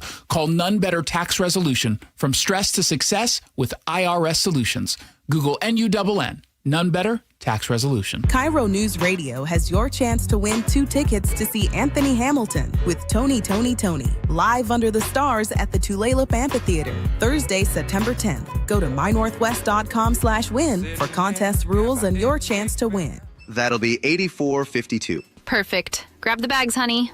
Mom, why do you always check your phone before we pay? I'm just claiming my cash back on the Upside app. Since we're getting the groceries here and we filled up the car on the way, I've already earned enough this morning to pay for that pizza night we're having Friday. Wait, so the app pays for pizza? Not exactly, but the cash I earn on stuff we need helps us pay for the stuff we want. It's just a little win for our family every week. Get more out of your everyday. Upside is the free app that gets you cash back on routine purchases like gas, groceries, and dining out at more than 100,000 locations nationwide. No points, no rebates, just cash back straight to your wallet. Download the free Upside app and use promo code ACT5 to get a $5 bonus on your first purchase. That's promo code ACT5 to get a $5 bonus. Remember, use promo code ACT5. Offers vary by user and location at participating merchants. Go to upside.com for terms and conditions. Now, the latest from KIRO Newsradio and mynorthwest.com. Live from East Lake Avenue. You're listening to Charlie Harger and Manda Factor, Seattle's morning news. Good morning. It's 6:30. Seattle Mayor Katie Wilson will announce a new push later today to make city streets safer. KIRO News Radio's Tim Hole is live with what we expect to learn. Tim. Yeah, Charlie. Manda Wilson will sign an executive order aimed at speeding up the city's Vision Zero work. The mayor's move comes just one day after Councilmember Rob Saka rolled out his own Safer Streets proposal. Saka says families who've lost loved ones in traffic crashes have helped shape his plan. When families who have experienced these tragedies tell us government must move with greater urgency, we need to listen. Saka's plan would put many of those safety changes into city law, while Wilson is using executive action to speed up the work now. Saka's proposal calls for faster safety reviews after deadly crashes, keeping parked cars further from corners, and giving traffic engineers more power to make quick fixes. Wilson's order is also expected to focus on speeding up safety projects and reducing dangerous speeding. Seattle launched Vision Zero back in 2015 with the goal of ending traffic deaths and serious injuries by 2030. And more than a decade later, the city has a long way to go. In 2024 alone, 31 people were killed on Seattle streets. Wilson will announce the details at 1 o'clock this afternoon outside Cleveland High School on Beacon Hill near a pedestrian safety project that's now under construction. Tim Hole reporting live at 6:32. Seattle Councilmember Bob Kettle is holding a public safety briefing at City Hall this morning at 10. The Public Safety Committee chair plans to give updates on the city's CCTV camera program and next steps for security at Seattle Center. Those cameras have been a flashpoint between the council and Mayor Katie Wilson since the Bite of Seattle shooting in late July. 8 people are dead after a plane crash in Alaska. A federal official says the charter plane went down Thursday afternoon near a remote radar site in western Alaska. The plane from a company called Security Aviation had taken off from Anchorage. An Air Force officer involved in the search calls it a devastating loss. That's ABC's Faith Abube. A nurse at the Thurston County Jail has been fired after a 29-year-old woman became critically ill in custody. The Olympia woman was booked on a warrant August 10th. Medical staff thought her symptoms were from narcotics withdrawal, but her condition grew worse over the next 3 days. She was rushed to a hospital August 13th, still in critical condition. The jail's contracted medical provider fired the nurse who was involved in her care, and the Thurston County Sheriff is asking the Mason County Sheriff's Office to independently investigate. Seattle Seahawks are a step closer to being sold. Seattle Times reports the NFL's Finance and Ownership Policy Committee unanimously recommends the league greenlights a sale to the group led by the Kosla family. Next week, all 32 NFL owners will vote on the sale. 24 of them need to say yes. It's 6:33. That's time for a check on traffic. Once again, we do that every 10 minutes. What's up, Sully? Well, we're still working with a little bit of slowing on southbound I-5, working working your way into South Everett, right there by the Boeing Freeway. We had an earlier crash there that blocked the right lane, still kind of working our way through it. Good news is it's just a little bit of yellow left on the map, so maybe only a minute's lost through there. And then you have a pretty standard drive for a Friday light the rest of the way. We do have heavy brake lights right at the Forest Merge in Northgate, and we have a little slowing in Canyon Park. You need about 42 minutes to go from Everett to Seattle or Bellevue, which on most days that's a win. Federal Way to Seattle's under 40, little braking past the West Seattle Bridge. Northbound 167 under 40 as well. Renton to Bellevue is under 20. Lake bridges are still fine. Nothing. Olympia to Tacoma, Pierce County looking quiet. 16 looking really good. 18 is fine over Tiger Mountain. So all in all, we're in a very good spot. KIRO News Radio real-time traffic. I'm Chris Sullivan. Headed for a high in the upper 70s to low 80s today, but we'll start to see clouds spilling in the afternoon. Tomorrow, cloudy, cooler, and a chance of showers and lightning. High of 72 tomorrow, 74 we drive out on Sunday. Right now in Seattle, it's 61. From ABC News, Wall Street now. Stock futures were higher overnight, but the major averages were on course for weekly declines. Thursday's sell-off left the Dow Jones down 700 points and back below 53,000. The Nasdaq lost 1% yesterday, the S&P 0.9. Gasoline could get a little cheaper sooner than expected. The Trump administration is ending the requirement for less polluting summer blends of gas 2 weeks early in an effort to bring down pump prices. Has Labubu run its course? Shares in Pop Mart, the Chinese maker of the plush toy, fell more than 4% overnight after the company reported declining sales in Asia Pacific and the Americas. Labubu's explosive growth has brought supply chain issues. And Idaho's nickname is the Gem State, and Wallet Hub says it's earned it. The personal finance website has released its annual ranking of best states based on affordability, quality of life, safety, and other factors. Idaho won top honors, followed by New Jersey and Wisconsin. Jim Ryan, ABC News. CNBC's latest top states for business in America placed Washington 11th in the nation, up 3 spots from last year when it ranked 14th. The improvement reflects strengths in the state economy, workforce, quality of life. The report also points to areas where Washington is losing ground, like the cost of doing business. John Scholes, the president and CEO of the Downtown Seattle Association, tells KIRO 7 the mixed results reflect both Washington's advantages and its challenges. We have a lot of strengths, and so let's not squander those strengths and assets that have been built up over decades. When you think of our research institution, our infrastructure. So 11 this year, we ranked number 2 just 4 years ago, held the top spot in 2017. Starbucks has announced another round of layoffs. And KIRO 7 TV's Lindsay Sheldon reports the company is slashing 224 jobs. The company says about 120 of those jobs are workers declining offers to relocate to Nashville. You might recall Starbucks announced in April it's building a new Southeast corporate office there. Another 104 positions are being eliminated through organizational changes that the company first mentioned in May. These layoffs will begin in October and wrap up by November 1st. 1 year after Microsoft workers, former employees, and community activists set up an encampment at Microsoft headquarters in Redmond, organizers say the company still needs to cut ties with the Israeli military. Protesters claim Microsoft technology was used in the war in Gaza. Organizer Hossam Nasser spoke with KIRO 7. For us to stand up and say what is right and speak truth to power, that is the least that we can do. Following the headquarter encampment, there were protests via kayaks and a sit-in at the office of Brad Smith, Microsoft's president. The former Microsoft engineer says he was arrested twice. In a statement to KIRO 7, a Microsoft spokesperson wrote in part, Microsoft has concluded the investigation into the alleged use of our technologies for the mass surveillance of civilians by the Israeli Ministry of Defense. In June, we published a final report summarizing the investigation and outlining steps we're taking to strengthen our governance and oversight. That's KIRO 7 TV's Nia Bliss. Amazon's drone delivery service made a splash this week in Texas. Not in a good way. And that just happened. Yes, it did. Hard to hear the splashdown, but in that cell phone video recorded by Lindsay Austin, the drone can be seen dropping her package right into her swimming pool. She spoke with Fox TV in Houston. My mom was in the house, and my mom thought something was wrong, that I had fallen into the pool or something fell into the pool, because never in a million years did we think that a drone would have come and dropped a package off into our pool. Amazon says things like this are rare, but when they do happen, customers can get a refund or a replacement item. Austin says she probably won't be getting any more drone deliveries. I'm not sure if you've seen the video. I was just going to say the video's kind of funny. It's funny.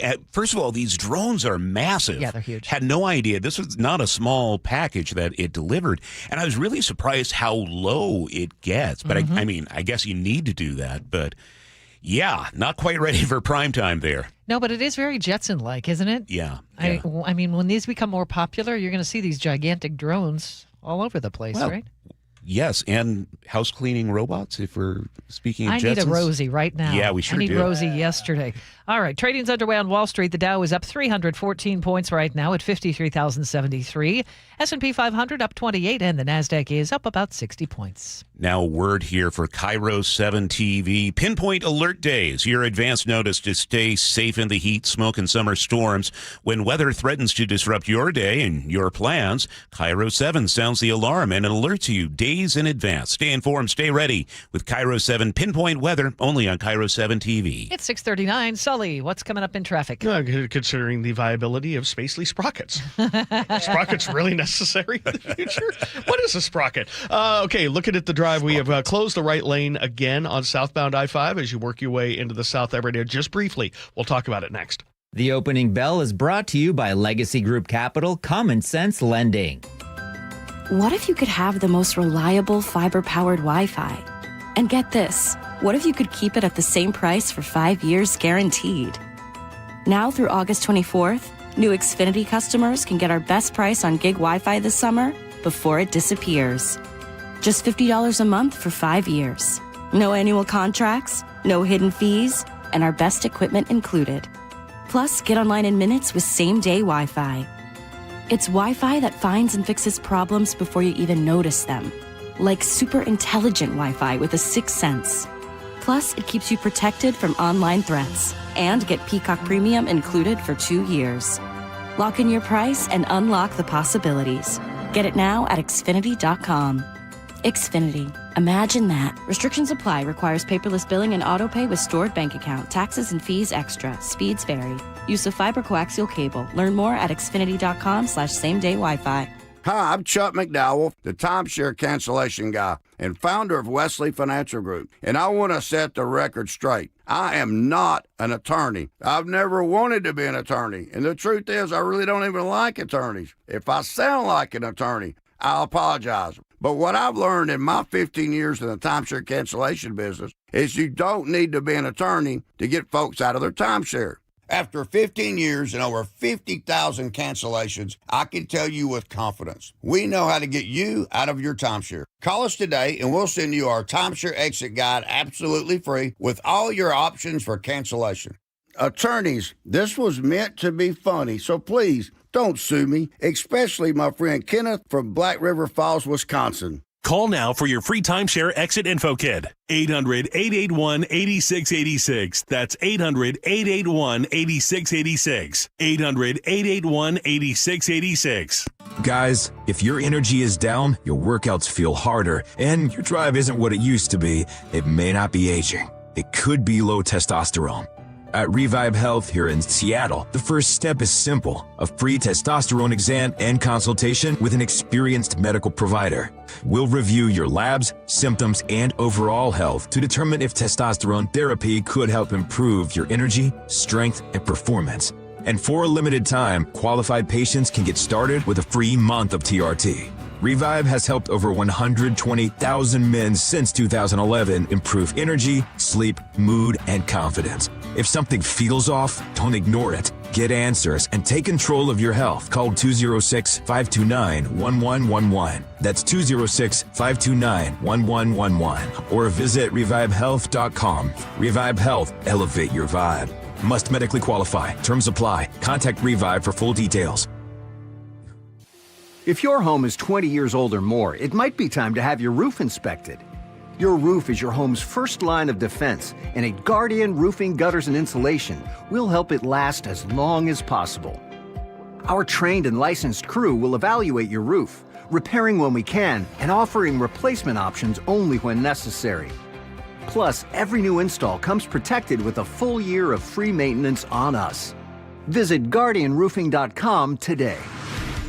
It's 6:43. We check traffic on the threes with Chris Sullivan. And just as I said, we cleared this crash on southbound I-5 up in the South Everett area right before 526. We've got the State Patrol out there doing kind of some hand work there to move what's left of the debris kind of off the roadway. So we have a quick closure of the right lane again right there. So just give that trooper a little extra room as they're just trying to clean things up for you.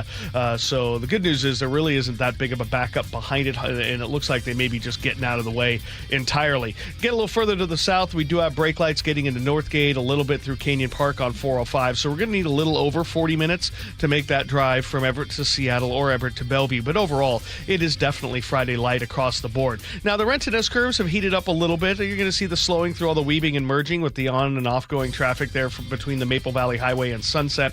About 20 minutes to make the drive there. There's also a little slowing in the ramp meter coming up from 167, but again, by most day standards, it's a pretty good drive. We're under 40 from Puyallup to Renton. We're under 40 Renton to Bellevue. Federal Way to Seattle. We're looking at Olympia to Tacoma at a half an hour. 16 and 18 look really good. Lake bridges are quiet. KIRO Newsradio real-time traffic. I'm Chris Sullivan. Nice day for your Friday. We're going to see a mix of clouds and sun with those clouds increasing in the afternoon hours. 82 for today.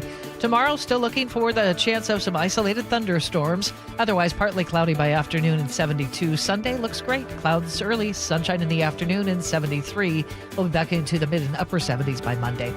Right now in Seattle, it's 63. Coming up, high grocery prices helped shape the last election cycle. Could they do it again? We're going to talk with ABC News about why the rising costs are affecting some of the nation's most competitive midterm races. You're listening to Seattle's Morning News. I'm driving a new Subaru Forester Touring Hybrid from Carter Subaru. It is so comfy, loaded with family-friendly safety features, and with high gas prices right now, I am loving my first hybrid. Right now, you can get a 2026 Subaru Crosstrek starting at 1.9% financing for 36 months on approved credit. Visit Carter Subaru during the Subaru A Lot to Love event. Ballard, Shoreline, or cartersubaru.com. On approved credit, subject to vehicle insurance and availability. A documentary service fee may be added to the sale price or capitalized cost. See dealer for details. Valid through 8/31/26. Hey, how's your money situation? Are you ready for retirement? Well, if you want to know what the pros are doing to make wealth multiply and retire like royalty, then you need to listen to this show, Sound Path Through Retirement, with Ben Koval and Matt Leibarger. Get your money right and tune in every weekend, Saturdays at 10 a.m. and noon on KIRO Newsradio 97.3 FM. It's the Great Summer Sell-a-thon at the Spa Warehouse, and the deals are incredible. When the leaves turn and the temps fall, imagine sinking into your very own saltwater caldera spa.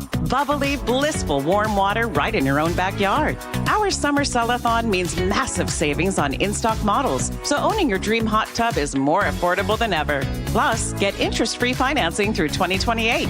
Visit today for the hot tub of your dreams. Your best life starts at the Spa Warehouse. I want a woman.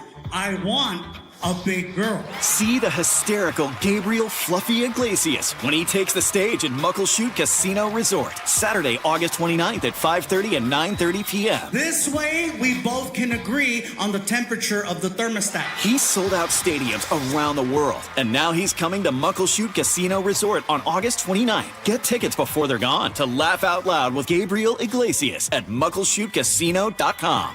Summer's a busy time for businesses. WaFd bank accounts are designed to work with business owners like you, stay on top of every dollar, helping manage cash flow, pay vendors, and keep operations running smoothly. Get access to digital tools to simplify banking, like bill pay, signer and non-signer debit cards, and the option to upgrade your account as your business grows.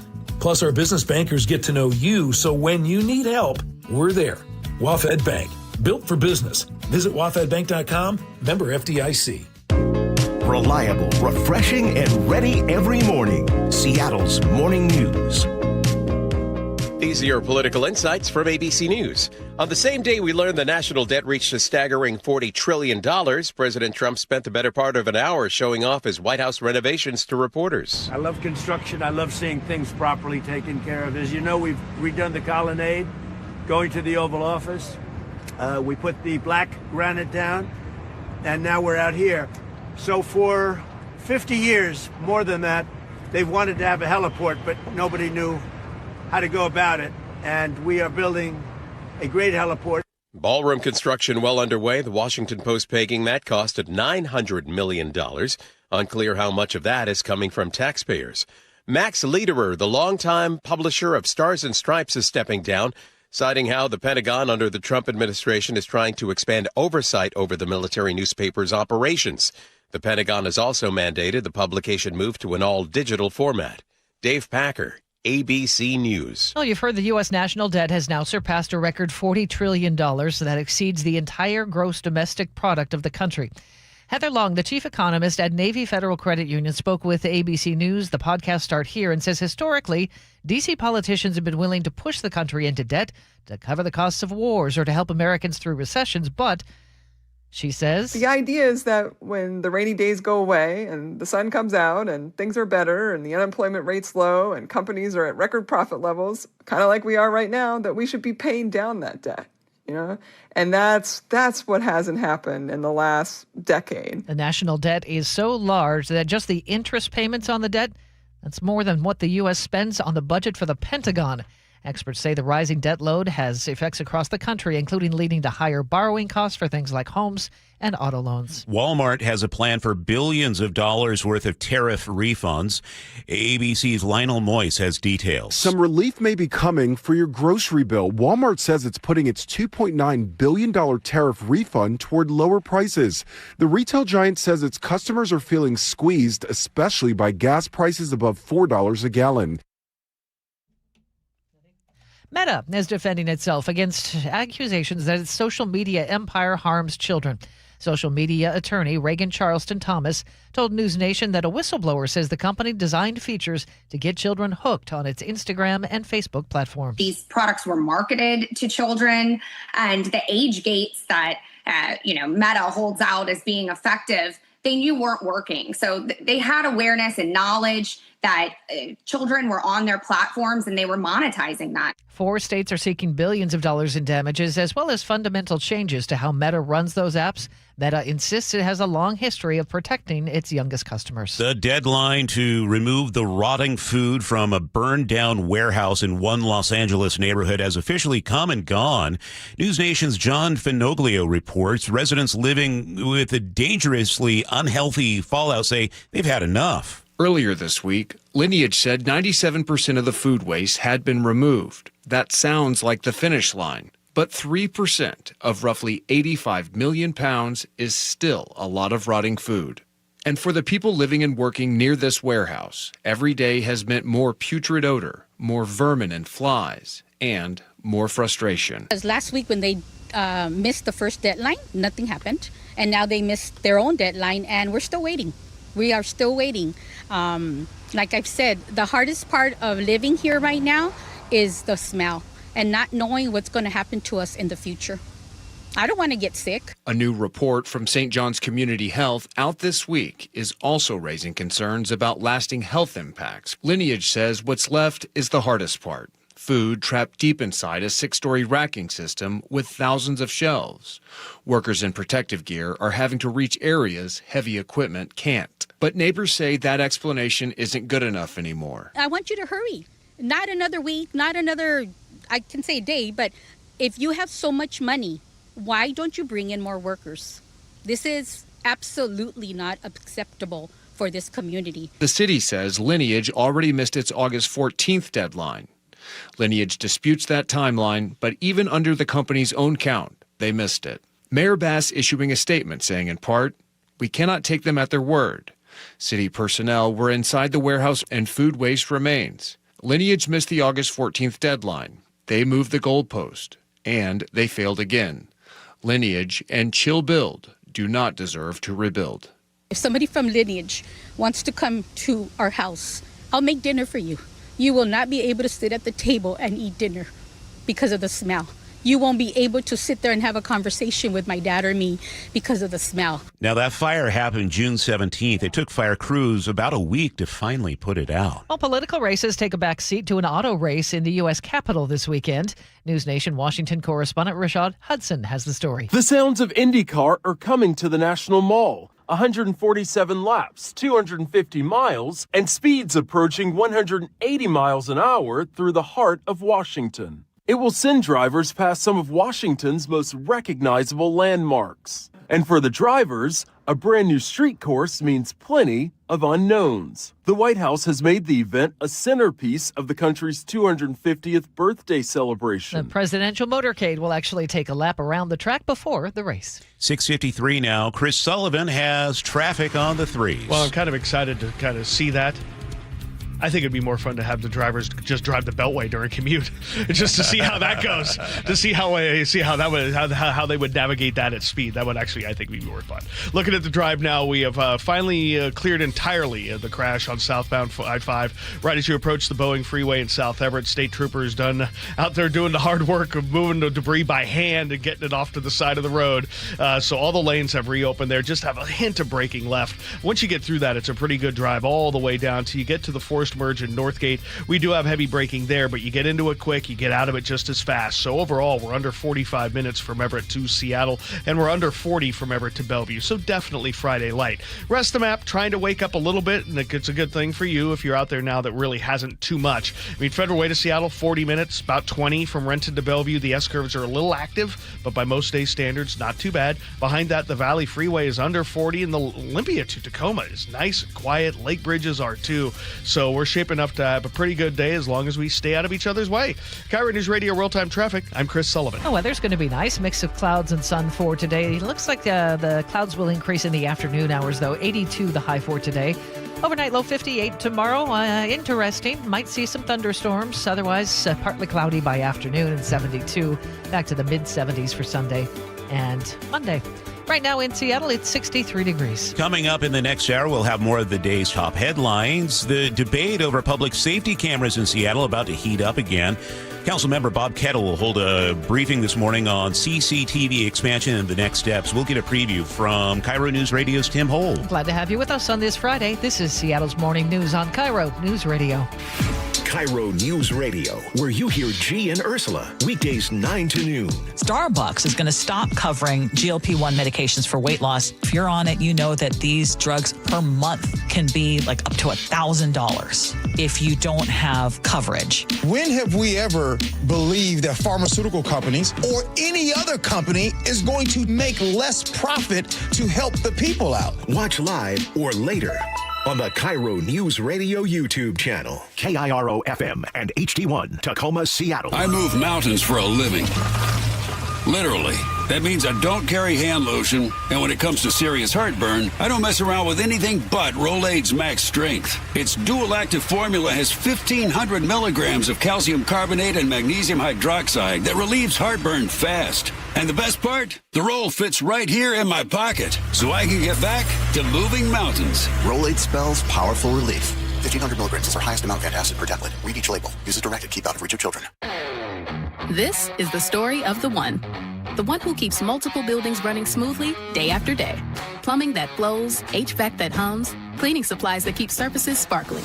That's why she counts on Grainger. With easy reordering online and 24/7 support, Grainger helps her keep the products she needs on hand. So shelves stay stocked and buildings stay ready. Call 1-800-GRAINGER, click Grainger.com, or just stop by. Grainger, for the ones who get it done.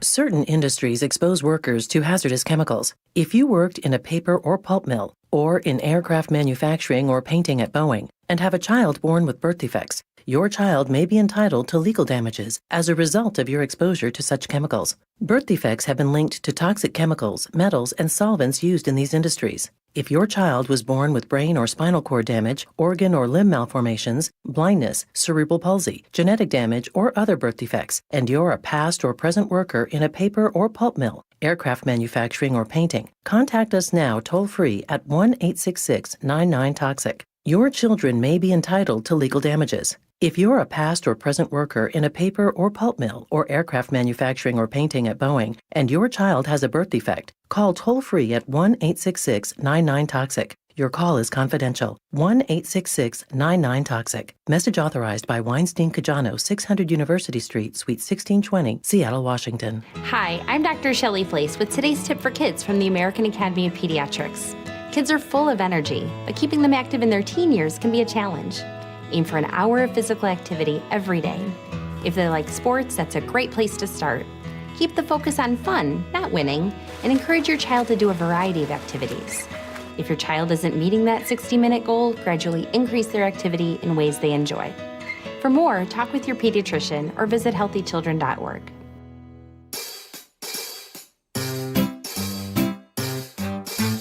1-877 Cars for Kids. KARS Cars for Kids. 1-877 Cars for Kids. Donate your car today. 1-877 Cars for Kids. KARS Cars for Kids. 1-877 Cars for Kids. Donate your car today. Ready to get rid of that old car? Donate it to Cars for Kids. Call 877 Cars for Kids to speak to a friendly live agent. Donation is super easy, and your car can be picked up as soon as tomorrow. Go to carsforkids.org now or call 877 Cars for Kids to donate your car today. 1-877 Cars for Kids. KARS Cars for Kids. 1-877 Cars for Kids. Did you know you can donate real estate too? Go to carsforkids.org. That's cars with a K. Carter Subaru is Seattle's only Subaru dealer with the largest selection of Subarus in Washington. With over 800 vehicles in stock, they have exactly what you're looking for with savings you'll love. Visit Carter Subaru in Shoreline and Ballard or anytime at cartersubaru.com. Your best source for local news. KIRO Newsradio, KIRO FM and HD1, Tacoma, Seattle, Northwest News.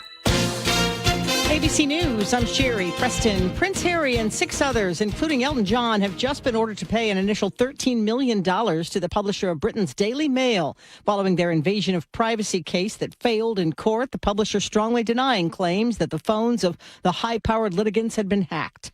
Despite that, the Sussexes are headed back to England. Prince Harry was seen in Washington, D.C. Wednesday night, meeting with veterans, but he didn't address the upcoming move. According to the Telegraph, the couple, along with their 7-year-old Prince Archie and 5-year-old Princess Lilibet, plan to move later this month to a private, non-royal residence outside London. The children are already enrolled in British schools for September. ABC's James Longman in London. The USS Lincoln now headed home after a record-long 9-month deployment and deteriorating conditions on board. It's been confirmed now it was a rare tornado that touched down on New York's Long Island last night. People in and around Gary, Indiana, still without power almost 2 weeks after a storm. This is ABC News. The federal investigation into allegations of sexual misconduct against former California Congressman Eric Swalwell is moving forward. The FBI served him a pair of search warrants last weekend, the first demanding his electronic devices as he was stopped at San Francisco International, and the second at his home in Washington, D.C. This appears to all stem from the flurry of allegations we saw when he was running for governor in California. We've seen multiple women accuse him of misconduct, and we saw him suspend his campaign back in April, the day before the San Francisco Chronicle reported that an ex-staffer alleged that he sexually assaulted her twice when she was too intoxicated to consent. Lana Drews has alleged that Swalwell drugged and raped her at a political event they both attended back in 2018. ABC's Peter Haralambous. Delta Airlines and Aeromexico Airlines can keep flying together. A federal appeals court has overturned a Trump administration order aimed at stopping their joint venture. Sherry Preston, ABC News. 7:02 Friday morning. Here's what's happening. Well, if you drive Denny Way in Seattle, heads up. The city is repainting 13 blocks of the eastbound lane this weekend, making it bus only, squeezing 20,000 other vehicles into one lane. Governor Ferguson is asking the feds for a 1-year tax deadline extension for people and businesses hit by this summer's wildfires. The Mariners host the Cubs tonight, and ESPN is reporting top pitching prospect Cade Anderson gets called up to start tomorrow's game. Ooh, we should ask Rick Riz about that at 7:45. Let's do it. Time to check traffic right now. We do that every 10 minutes. Here's Sully. We're going to look at a pretty good drive now across the board as we look at things even quieting down in the South Everett area, right near 526. We had an earlier crash there, our one only blip on the radar. Overall, we're running about 42 minutes the rest of the way down into Seattle and about 40 from Everett to Bellevue. Really not too bad at all out of the north end. Olympia to Tacoma, nice and easy. We've got about a 35-minute trip or less for you, 35 as well. Federal Way to Seattle. Little braking past the West Seattle Bridge, but again, all yellow on the map, not red. Looking at Renton to Bellevue, the S-curves are a little active, but by most most day standards, if you've got a 22-minute trip to Bellevue, you're putting that in the win column. Behind that, 40 minutes or less from Puyallup up to Renton. 16 and 18 look good. The lake bridges are quiet, so we are in a very good spot. KIRO News Radio Real-Time Traffic. I'm Chris Sullivan. Now, the latest from KIRO News Radio and MyNorthwest.com. Live from East Lake Avenue. You're listening to Charlie Harger and Manda Factor, Seattle's morning news. Thanks for joining us on a Friday morning. Seattle's surveillance camera fight is back in the picture today. KIRO News Radio's Tim Hole is here live with what's happening. City Councilor Bob Kettle will update us this morning on the CCTV debate and what comes next in discussions over security at Seattle Center. Kettle's been arguing the city should make broader use of camera systems. Separate from the current CCTV program, but bring in camera systems, much like we do with SDOT transportation cameras. We should have it for major venues and major events. That's Kettle with KIRO News Radio's Gian Ursula. The issue has been simmering since Mayor Katie Wilson shut off the Stadium District cameras after the World Cup and paused further expansion while the city conducts an outside review. Wilson has raised concerns about civil liberties and how the technology could be used. The reason why we halted the expansion was serious concerns that brought to us by immigrants' rights groups, by civil liberties groups, right, around our data security sharing practices, the fear that this data could be misused. Kettle argues the program was already approved by the council with privacy protections in place. He's also calling for a broader review of public safety at Seattle Center following last month's deadly shooting at the Bite. We're expecting more detail on both issues when he briefs reporters at 10 o'clock this morning. Tim Hole reporting live. It's 7:05. A tragic crash in Puyallup has left a motorcyclist dead, and deputies say a suspected drunk driver is to blame. Pierce County Sheriff's deputies say the rider was stopped at a red light at 94th Avenue near the Red Barn Marketplace around 4:15 Thursday afternoon when a speeding driver slammed into the back of his Harley, crushing the bike between two cars and ejecting the driver. He died instantly. Here's Pierce County Deputy Carly Capetto. The DUI driver was clearly showing signs of intoxication, not taking any consideration that he just killed somebody. The driver was arrested and prosecutors are expected to review vehicular homicide DUI charges. James Lynch, KIRO News Radio. Starbucks Seattle-based workforce is shrinking again. KIRO 7 TV's Jake Chapman reports the company is cutting 224 jobs. And 120 of those layoffs were people who decided they didn't want to move to the new office space in Nashville. The company says the cuts will be finalized by the end of October. 104 of those roles will be gone from the company's coffee house and design teams in Seattle and other cities. Since February of last year, Starbucks has laid off more than 2,500 workers across the state. University of Washington marketing professor Jeff Schulman tells KIRO 7 Starbucks is telegraphing Nashville is going to be a priority. And so if Nashville gets a greater concentration of power than Seattle, we could see more and more of this going forward. The layoffs will be completed by November 1st.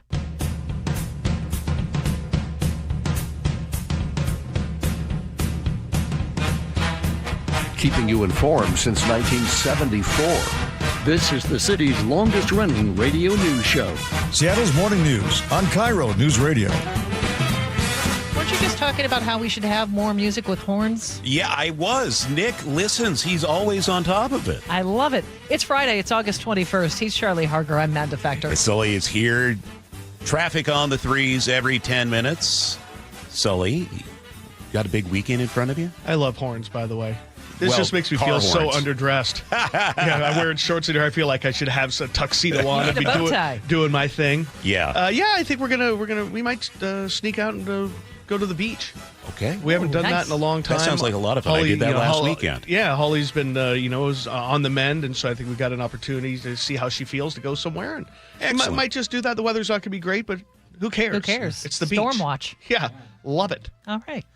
Well, this is a busy Friday morning for us. We have an hour show in front of us with Americans opening their wallets less and bankruptcy filings climbing. What's the first thing getting cut from household budgets? We'll talk to News Nation's Marcus Espinoza. What's coming up in the 7:35 commentary? Well, National Radio Day was yesterday. My favorite lesson from 30 years on air, the exciting version wins the hour, but the careful version wins eventually. We'll talk about that at 7:35. Did you say 30 years? Don't want to talk about it. Okay. Wait, I am. 7:35. It's now 7:08. Thanks for being with us.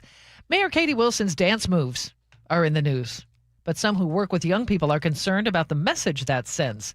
KIRO News Radio's Jillian Raftery explains. It's a short video posted by Seattle rapper Y2K dancing to his up-and-coming anthem, SEA. But the lyrics reference guns, and his music videos repeatedly show people flashing them at the camera. A source in leadership at a nonprofit working with at-risk youth tells me it wasn't a good example in a city that's dealing with repeated shootings and murders involving teens. So much criticism floated online. Y2K posted this follow-up video. Whatever, at the end of the day, that's still our mayor, and I'm a supporter of the gang. The mayor's team called it an impromptu boogie at a community event and said it shouldn't be considered an endorsement of any of the other content on that page.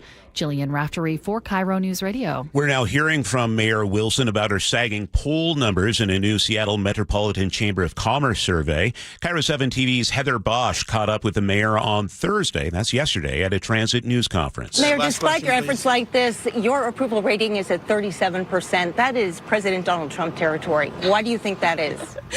I'm not going to speak. Anyone can do a poll, so people can look at the poll and interpret what they want. At that ceremony, that's Wilson celebrating the city's plan to convert an eastbound lane of Denny Way into a bus-only corridor. Crews will paint 13 blocks this weekend. City says 7,000 bus riders use that stretch every day, but the 20,000 other car drivers will now share a single lane. Puyallup police arrested two 18-year-olds after a brawl broke out between two groups of teens on a Pierce Transit bus. This happened Tuesday night at the South Hill Mall Transit Center. Police say one of them used pepper spray on the bus. I'm trying to help the situation. Why am I getting arrested? For assault. Puyallup Police Captain Jeremy Hedrick tells KIRO 7 the pepper spray hit multiple people, including the driver. And then you also have some of the subjects using skateboards as weapons as well. That can obviously be very dangerous if you get hit in the head with a skateboard. Despite all this, no one was seriously hurt. Drivers in Bellevue will need to slow down starting Monday. The city is posting new 20-mile-per-hour signs on residential streets across the city. That's down from 25 miles an hour. No warning period. The city says once the sign goes up, it's enforceable. The rollout affects nearly 2/3 of all streets in Bellevue. A hunger strike is over at the ICE detention center in Tacoma, but the problems behind it may not be. More than 140 detainees refused to eat for nearly a week over what they called inedible food and lack of medical care. The Seattle Times reports Geo Group promised better meals to end the strike, but advocates say nothing has changed as of yesterday. Federal crews going property by property through the Spokane Complex fire burn area this week, removing hazardous materials before residents return. A terrible event to live through and an experience. So we want to make sure that we are doing our work as promptly as possible to facilitate that return. The EPA's Emma Pocon tells the Jason Ranch Show on Seattle Red 770 AM contractors are pulling damaged lithium-ion batteries, pesticides, and chemical containers have burned lots. The three fires burned or damaged or destroyed hundreds of homes, forced more than 60,000 people from their neighborhoods. The cleanup cost residents nothing. Washington is burning through its wildfire budget at a record pace. Since July 1st, the state has spent an estimated $207 million fighting 20 wildfires. The Department of Natural Resources tells the Spokesman Review this year could top last year's record $286 million in firefighting costs. More than 791,000 acres have burned across the state. DNR says large fires can cost more than $1 million a day to fight. The agency says longer fire seasons, inflation, and a growing number of large destructive fires are driving up the cost. A veteran Seattle Times sports columnist has quit, saying the paper repeatedly spiked his work on controversial topics. Matt Calkins quit after editors refused to publish a column about student athletes and the debate over biological males in women's sports. He tells the Jake and Spike Show it wasn't the first time the paper killed one of his columns. Journalism is supposed to be about free speech, and I just didn't quite feel like I had it there. Seattle Times tells KIRO 7 TV it does not comment on personnel matters. It's 7:12 and time for a check on the weather.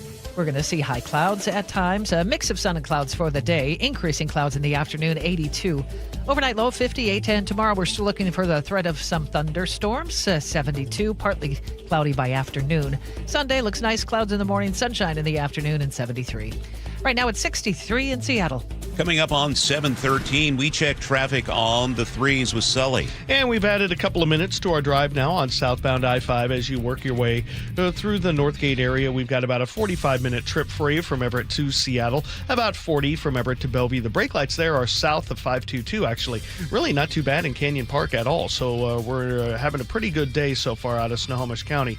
Looking at the drive coming the other direction, Olympia to Tacoma is nice and quiet. Freeway speed there, 35 minutes or less. And then Tacoma and Pierce County total quiet. Federal Way to Seattle's under 40 minutes. We have the brake lights past the West Seattle Bridge, but it's nothing that you can't handle. The Valley Freeway under 40 as well. Heaviest spot there, right tying into 405. The S-curves are a little active on 405 northbound, but a 22-minute trip to get you to Bellevue. That's a win. Across the lake, we've got no problems. 16 and 18 are nice and quiet. KIRO News Radio Real-Time Traffic. I'm Chris Sullivan. Seattle's morning news. Always live, always connected. Stream, watch, subscribe, and share at mynorthwest.com.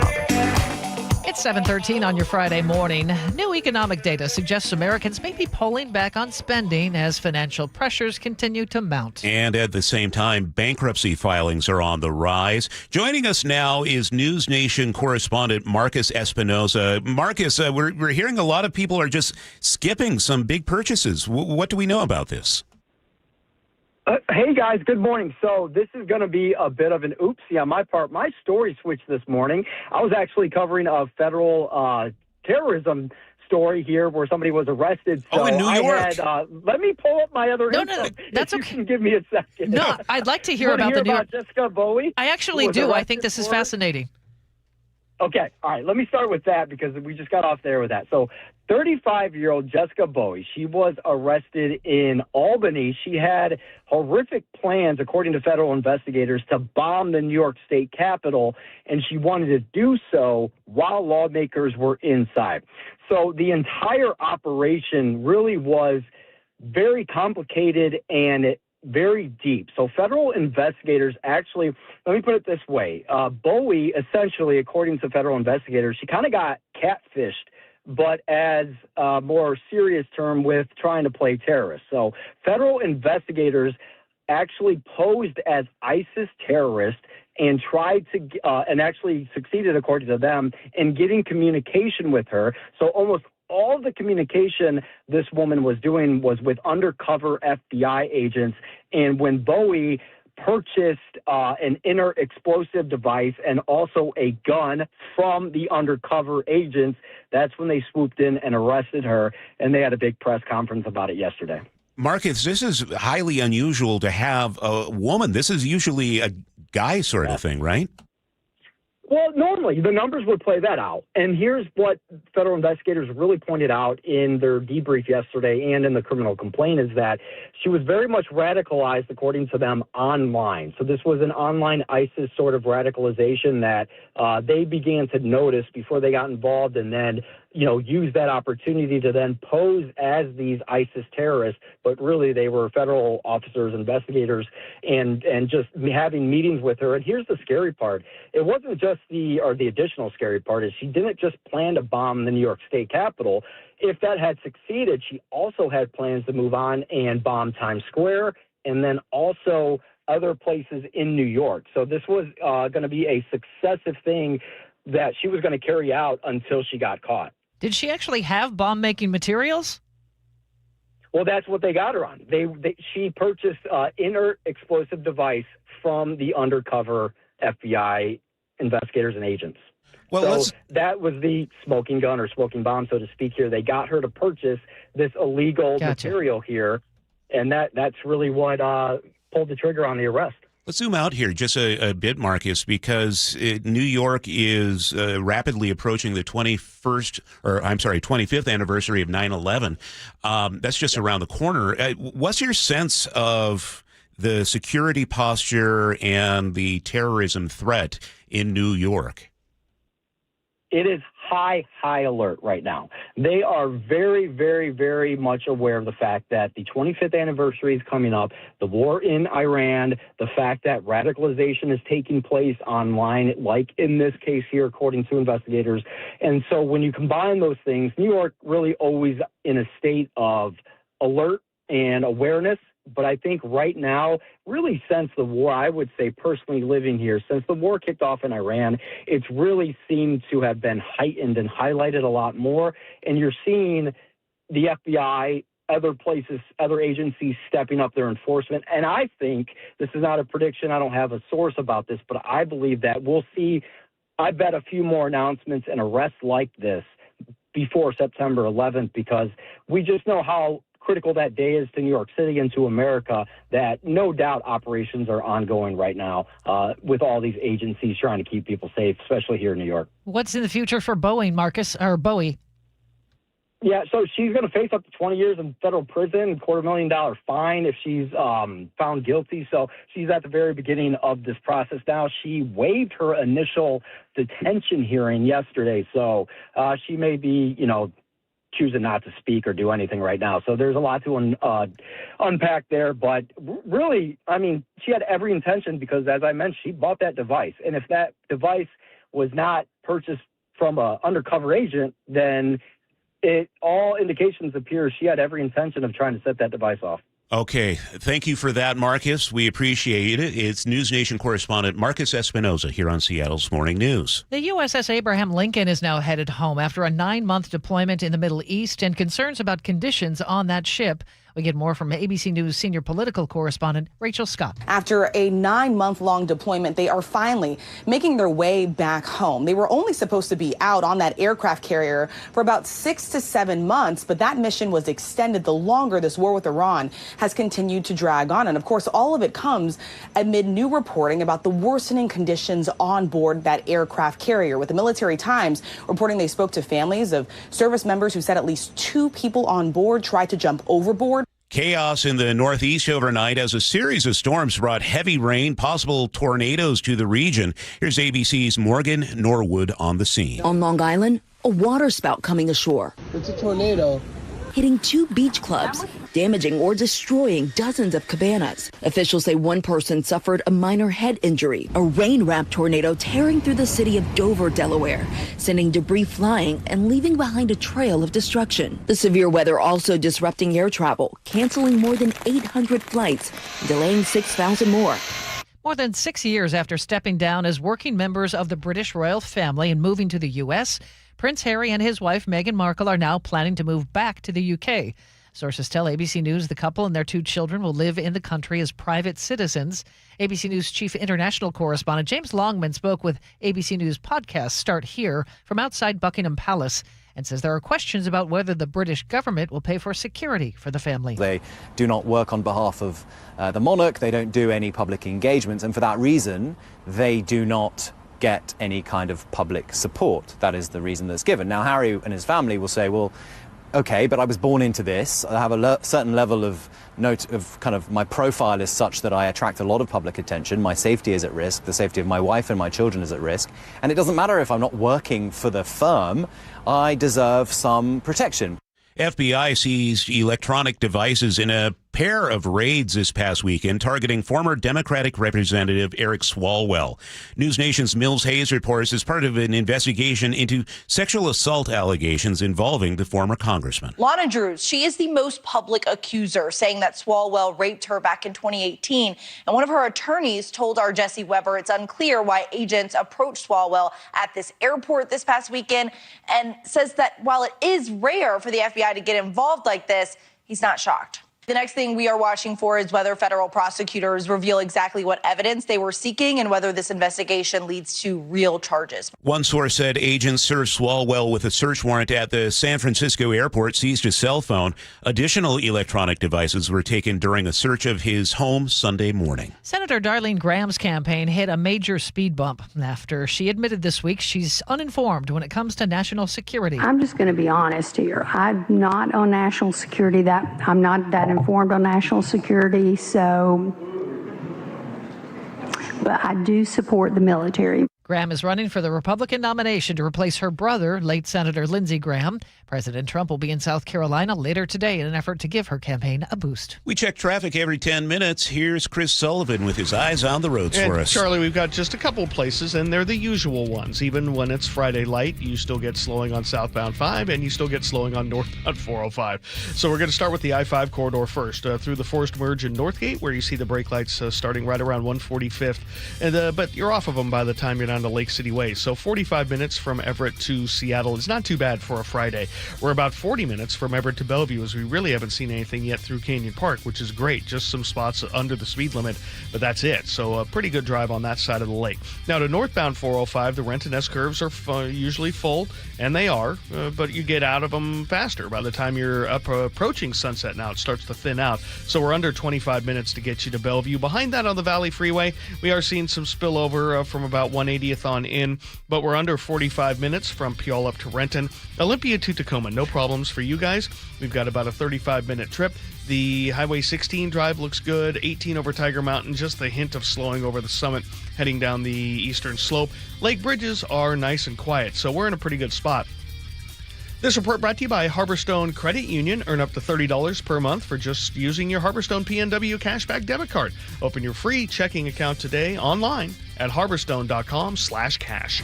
Nice way to wrap up the week. We'll see a mix of sun and clouds for today, headed for a high in the low 80s, so a little bit cooler than yesterday.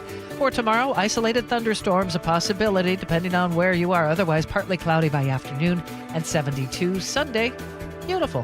Clouds in the morning, sunshine in the afternoon. Back to the same old pattern, 73 on Sunday. Right now it's 63 in Seattle. Coming up, we'll have more of the day's top stories.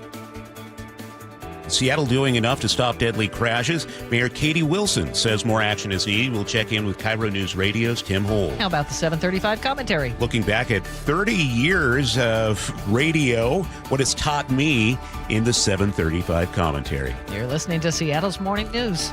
This hour is brought to you by CM Heating. Dear Ursula, I have a group of friends who have bonded over... Hi, I'm Ursula Voitin from the G and Ursula Show, and I'm launching a new podcast called Ask Ursula. This is your space. Real life, real questions, whether it's about family, friendships, love, and yes, even the fun stuff like travel and finding your signature scent. Hit me up and ask your questions at mynorthwest.com/Ursula. I look forward to connecting with you. At mynorthwest.com and the G and Ursula YouTube channel. You're in charge of ordering boxes. Small boxes, big boxes, really big boxes. You're in charge of tape, labels, mailers, bubble wrap, extra bubble wrap, just for fun. You're in charge of warehouse cleaning and safety supplies. Good thing there's Uline. Thousands of quality products for your business and warehouse needs, always in stock, ready to ship same day, and backed by Uline's legendary 24/7 customer service. Uline makes it easy because you already do enough. Uline, we warehouse for you.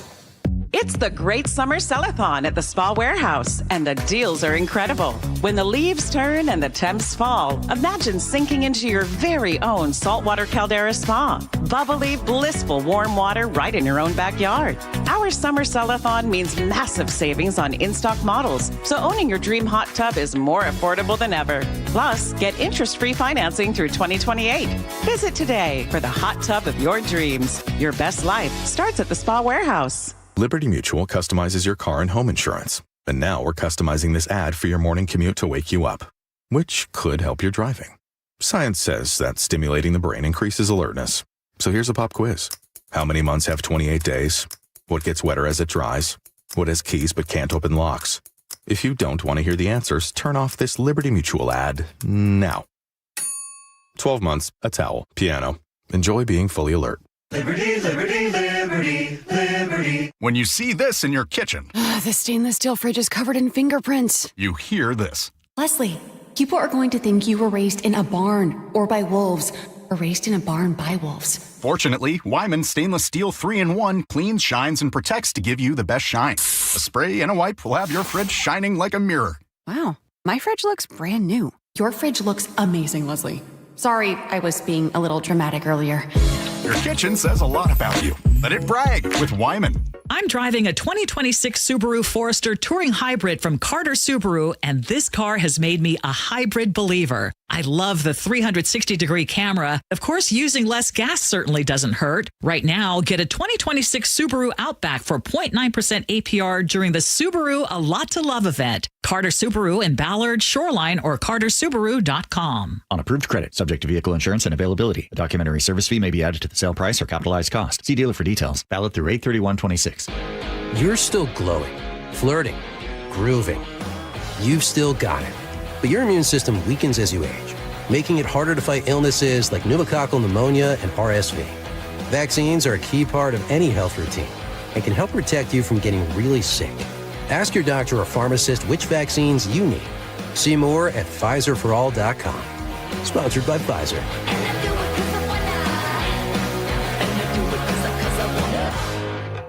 This is the story of the one. As a maintenance engineer at a beverage manufacturing plant, he starts his day knowing every line is ready to run because Grainger delivers the industrial-grade products he needs to keep mixers, conveyors, and packaging equipment moving. With Grainger's vast selection of bearings, belts, and motors, he keeps operations running smoothly, so nothing grinds to a halt. Call 1-800-GRAINGER, click Grainger.com, or just stop by. Grainger, for the ones who get it done. Welcome to this week's Puget Sound Express Whale Report. According to naturalists from Puget Sound Express, more than 20 different family groups of Biggs orcas were seen on tours this week. The T-36s, T-100s, and T-137s threw a party off Marrowstone Island, then turned up again just off the Edmonds Marina. The T-65 family wandered deep into Hood Canal. And out west, the T-19s and the T-49As prowled the banks near Cattle Pass with breaches and cartwheels. Humpbacks are also in our waters in full force right now, displaying a wide variety of surface behaviors. Family-run Puget Sound Express offers half-day and full-day guaranteed whale-watching tours departing from Edmonds. These are Seattle's most popular and well-reviewed whale tours. Orcas, humpbacks, gray whales, minke whales, and so much more. Don't miss out on your chance to see whales in the wild. Family-run Puget Sound Express guarantees you'll see whales or your next trip is absolutely free. Book online at PugetSoundExpress.com. When the heat's in 11, cool AC would be heaven. DayandNight.net. Stay cool this summer with a new AC or heat pump from Day and Night. And with installation, you'll get a free furnace. Hi, I'm Bruce with Day and Night Plumbing and Heating. Call us about installing a high-efficiency cooling system or servicing your existing one so you're cool when you need it. Get a new AC or heat pump now from Day and Night to stay cool this summer. Plus, with installation, you'll get a free furnace. DayandNight.net. Ready to get rid of that old car? Donate it today at cars4kids.org. Your car can be picked up as soon as tomorrow. Call 1-877-CARS4KIDS to donate your car today. That's cars with a K.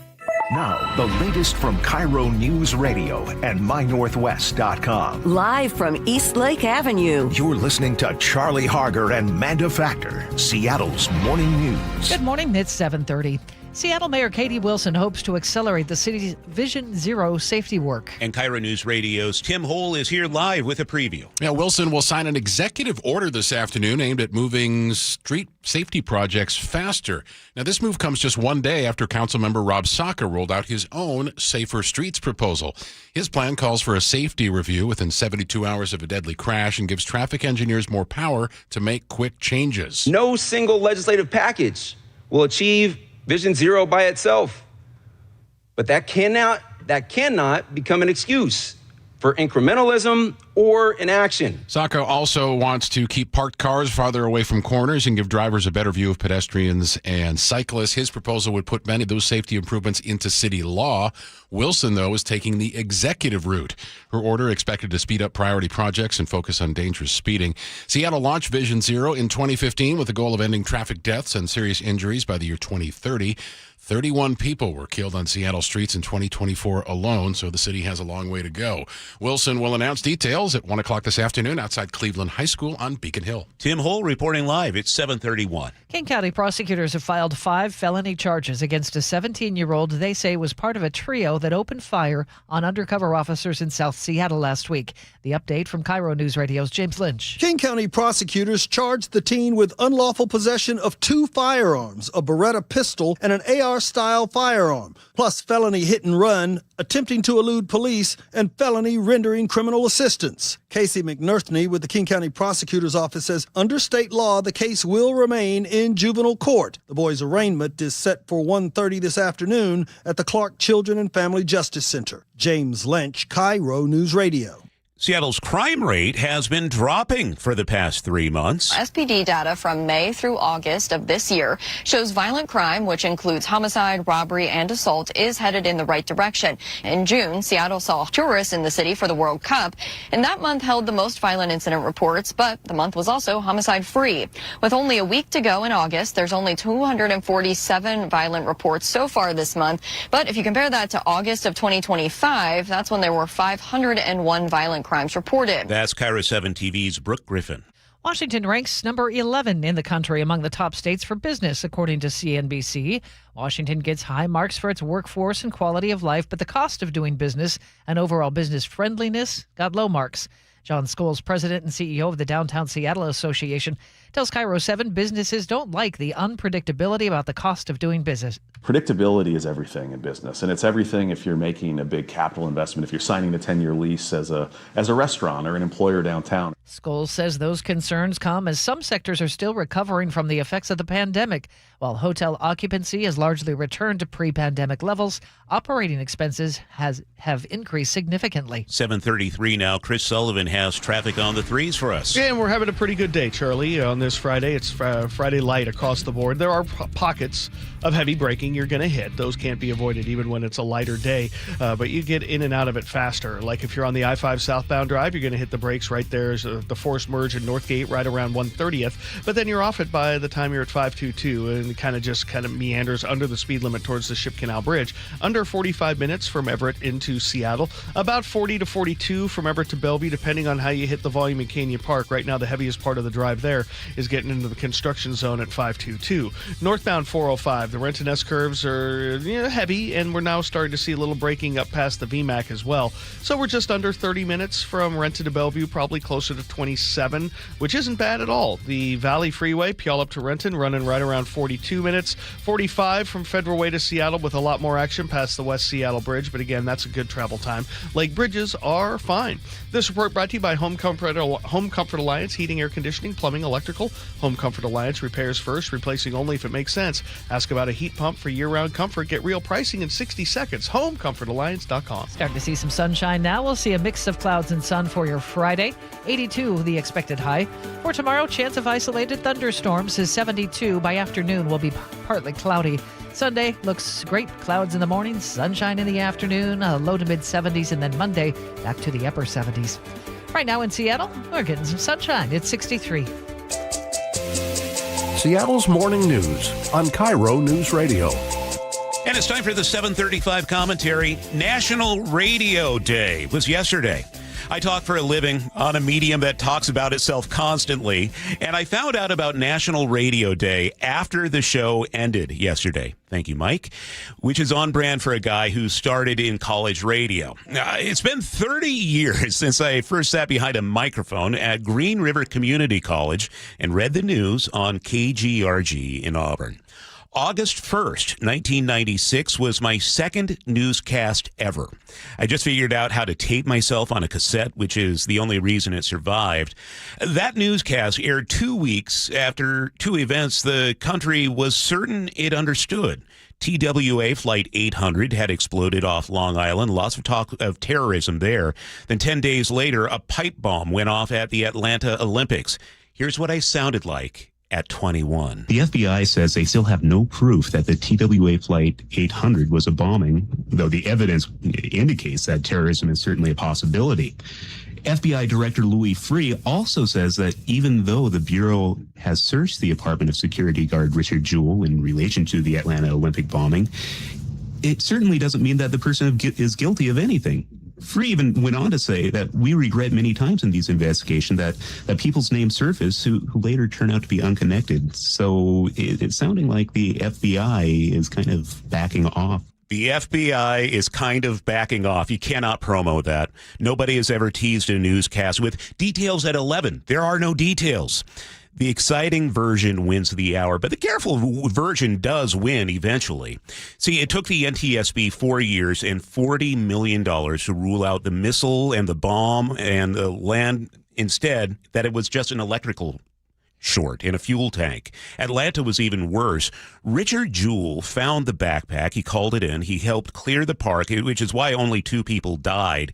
He was a hero for 3 days. Then the FBI leaked that he fit a profile. The press descended. And for 88 days, that guy who saved lives was tried on television for murders he didn't commit. He was cleared that October. The real bomber hit 3 more times before he was caught. Turns out the careful version was the accurate one and the decent one at the same time. Okay, I was 21, mostly reading wire copy, so I'm not trying to oversell this. A kid picked the careful quote out of the stack instead of the thrilling one, but somebody taught him to do that. I can show you what that program built without leaving the studio I'm sitting in right now. This morning, Mike Seibert is filling in as our producer. Nick Krasia is running the board. Both were my students when I became an instructor at Green River in the radio program. Down the hall, Curtis Rogers is producing the Bump and Stacy show. And if you tune in for the Seahawks this weekend, that's him on the NFL scoreboard update. One more thing that place produced. I took Journalism 101 at Green River. I sat in a back row with the other radio kids because that's where the loud radio kids sat. There was a cute blonde girl in the front row who thought I was loud and annoying. She was right. We've been married 24 years. We have 2 kids. KGRG went dark in June of 2024. Green River is selling the FM license. No transmitter, no antenna, no tower, no studio, just the ability to get the signal. As one of our old station liners read, it went KGRG, where Dead Air is a top 10 hit. At 89.9 in Auburn right now, Dead Air is the whole format now. But the tower was always the least important part. Mike, Nick, Curtis, they're in the building this morning doing what that place taught them. The signal is gone. Many of the people who it made are still on the air, and the cute blonde from the front row is still putting up with the loud kid from the back. Dead Air is a top 10 hit at 89.9, but not at 97.3. Not this morning. Not with Nick at the board. And that's the 7:35 commentary for Friday, August 21st, 2026. You can text your thoughts to the Muckleshoot Casino and Resort text line, 888-973-5476, YouTube Live at KIRO News Radio, or leave a comment at mynorthwest.com. How is it you sounded the same at 21 years old? I had a lot more uhs and ums. I have so many of those old tapes, and I sound nothing like me. Yeah. No, once my voice changed, it was this. So just imagine me like 15, 16 years old, sounding like this. Well, congrats. Yeah. On everything that happened at Green River for you, and happy National Radio Day a day late. Yes, and also with you. It's 7:40. And with your spirit. Thank you. What's coming up in traffic? We're going to take a look at the slowing we have. It's not bad. It's in the normal places. We'll break it down next. Choke Points with Chris Sullivan. With Choke Points, we try to answer listeners' questions. It can be as simple as a neighborhood stop sign, or it can be as big as the budget for transportation. I don't care. I'll find the answer for you. It's really easy to get a hold of me at mynorthwest.com. We have a direct link there that gets right to me. You can also do it in the app. You can hit me up on the text line. Choke Points, presented by Carter Subaru. Tuesdays and Thursdays on KIRO News Radio 97.3 FM. Guys, if your energy is down, your workouts feel harder, and your drive isn't what it used to be, it may not be aging. It could be low testosterone. At Revive Health here in Seattle, the first step is simple: a free testosterone exam and consultation with an experienced medical provider. We'll review your labs, symptoms, and overall health to determine if testosterone therapy could help improve your energy, strength, and performance. And for a limited time, qualified patients can get started with a free month of TRT.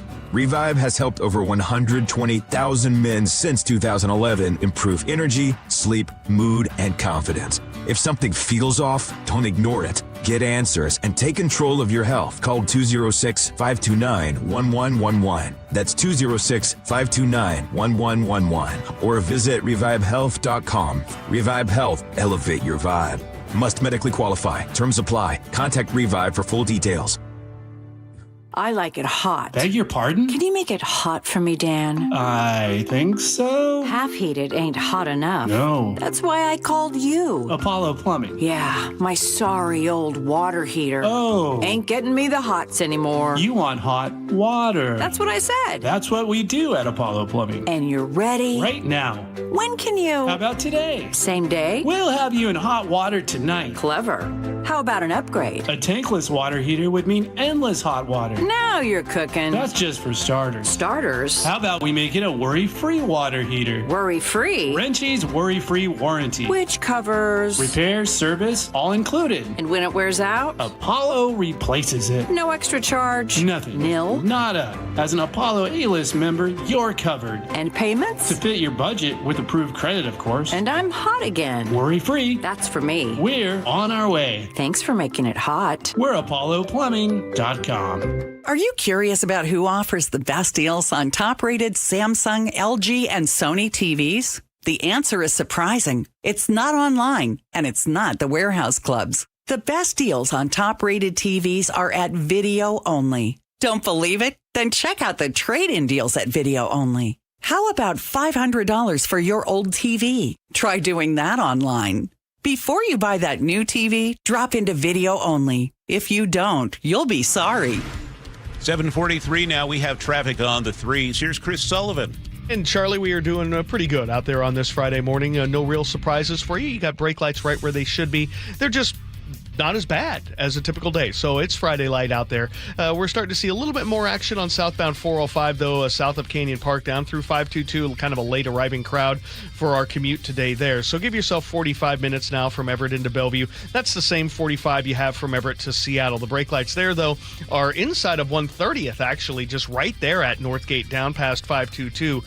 So it's really not too bad overall.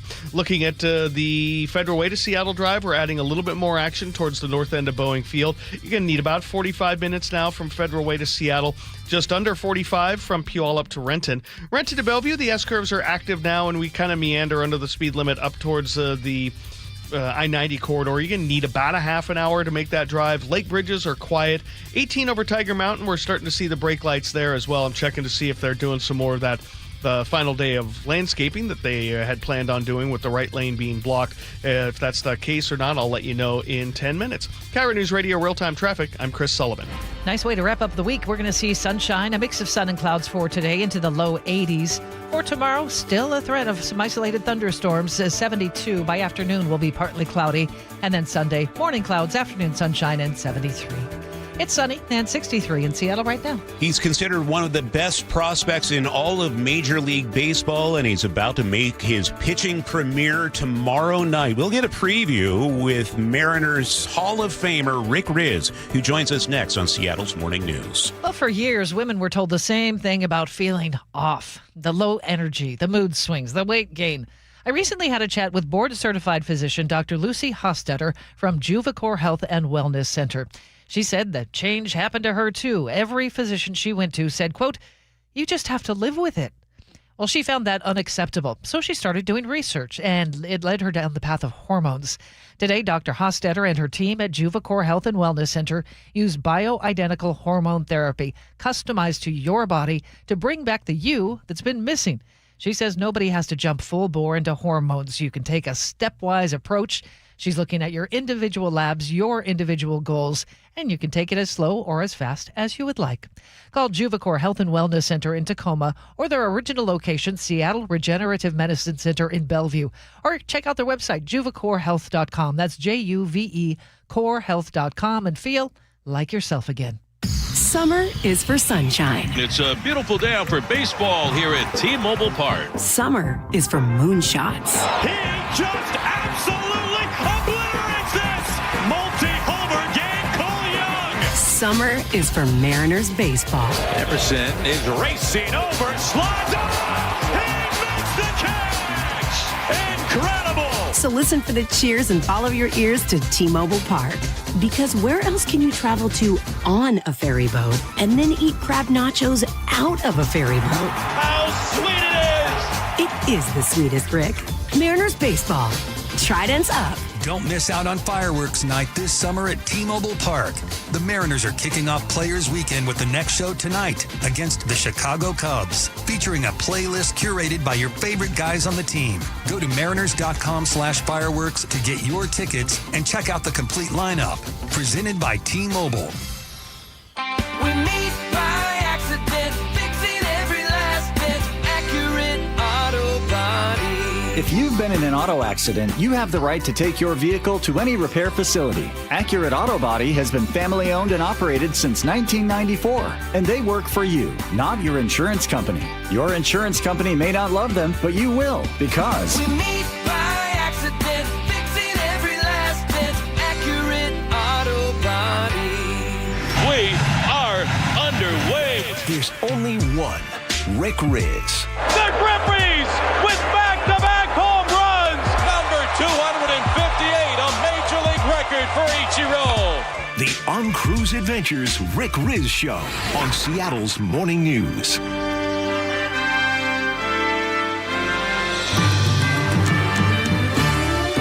just got to wait to talk until right there. Yeah, that's the right spot. Yeah. It's 7:48 every Friday. Legendary Mariners broadcaster Rick Riz joins us. Good morning, Rick. Hey, good morning, Amanda and Charlotte. How you guys doing? Beautiful day out. Yes. Doing great. I'm getting excited about this. Cade Anderson, one of the top prospects in all of baseball, about to make his premiere for the Mariners. What do we know about this guy? I tell you what, we know that he can pitch. He was our first-round pick last year, third pick overall, our highest draft pick since, 2012 when we drafted catcher Mike Zunino. But just a tremendous talent, obviously, coming out of LSU, where he helped the Tigers win a College World Series just a year ago. And here he is now in the big leagues. He's got the full complement of pitches, but he knows how to pitch. He's 94, 95 with his fastball, throws strikes, stays out in the middle of the plate, moves the ball around. He's got a high 80 slider. He's got the curveball in the low 80s and strikes everybody out. Lots of swings and misses. Doesn't walk anybody. Was 10-1 with a 1.8 ERA down in the minor leagues at Double-A. And I tell you what, he's just a tremendous talent. So he's going to get a start tomorrow in Game 2 of this 3-game series coming up this weekend against the Chicago Cubs. So really excited to see how this kid makes his major league debut. He's going to be a good one for a long, long time. Great draft pick from just a year ago. Yeah. That's amazing. What else are you looking for as the Cubs come to town? Well, I'm looking for the offense, to hit. We came up with a few runs yesterday, but they got in the hole right away. But they bounced back. They had that terrible loss. Rick, we don't talk about Tuesday night. No. I'm just talking about the ability for the team to bounce back. I mean, it was that game, whatever that game was. They bounced back and they won the next day. And that's what they've been doing. And there's 34 games left, and I look for this team to, really play well here in the last month of the season, get by the Cubs, this weekend. Philadelphia. September should be an easier month, but you never take anybody or anything for granted. But I think, they get that offense going. They can score some runs. We saw that on this road trip. 4-5 going to New York and to Houston and to Milwaukee like they did. So it's good to have the ball club back home. I think they're going to get off to a good start tonight in the opening game of the series. Emerson Hancock getting to start, tonight in Game 1. Rick, maybe we can zoom out just a little bit here because we have Cade who's going to take the mound on Saturday. I'm just curious, in all the years you and Rick did the Mariners play-by-play, was there ever a player that you knew right away, oh, this guy has it? Yeah. Ken Griffey Jr. That's an easy one, Charlie. I mean, when he was 19 years old at spring training, Dave Niehaus and I are watching this kid, and we go, he's the best player in the field. He's 19 years old. He had a mentor in Jeffrey Leonard that year in 1989, a veteran guy. And, we had Jay Buhner was coming along. We just got Jay Buhner, from the New York Yankees. But he was just something special. And the way that he moved, the way he swung the bat, the way that he wasn't in awe at all about being in the big leagues because he grew up in a big league clubhouse, with his dad, with the Cincinnati Reds. So Ken Griffey Jr. And then, Ichiro. When Ichiro came over, nobody knew what to expect. I didn't know how good he was. And then I watched him for the first week of the season. I go, this man's ability to put the barrel of the bat on the baseball was incredible. He had an incredible arm. And we realized that, man, he was really, really special and became a Hall of Famer just like Junior did. So those two guys really stood out. And then Felix Hernandez, too, the way that he came up and became a heck of a great pitcher when he came up with his changeup. So those guys are all Hall of Famers. You're about to be a Mariners Hall of Famer. Oh, Amanda, can you believe that? That was awesome. Amazing. Sitting there, it's all about the 50 greatest players in our 50 seasons. And then John Stanton started talking about, why is he talking about me right now? I look up on the board, there's 41 seasons on the Mariners version. I look up on the board, 6,000 games. And I was sitting next to Dan Wilson.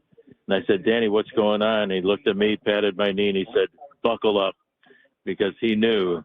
And so John made the announcement. So I'm honored, thrilled, and boy, oh boy, what an honor to be associated with that group, to be in there with Dave Niehaus and Ichiro and Junior and Danny and Randy and Jay. And I mean, it's hard to put in words how I feel. It's been truly amazing. I can't wait for the announcement for the ceremony next year. Hey, Rick, real quick, we hear all the voices behind you right now. You're trying to raise money for a good cause this morning. Tell us about it.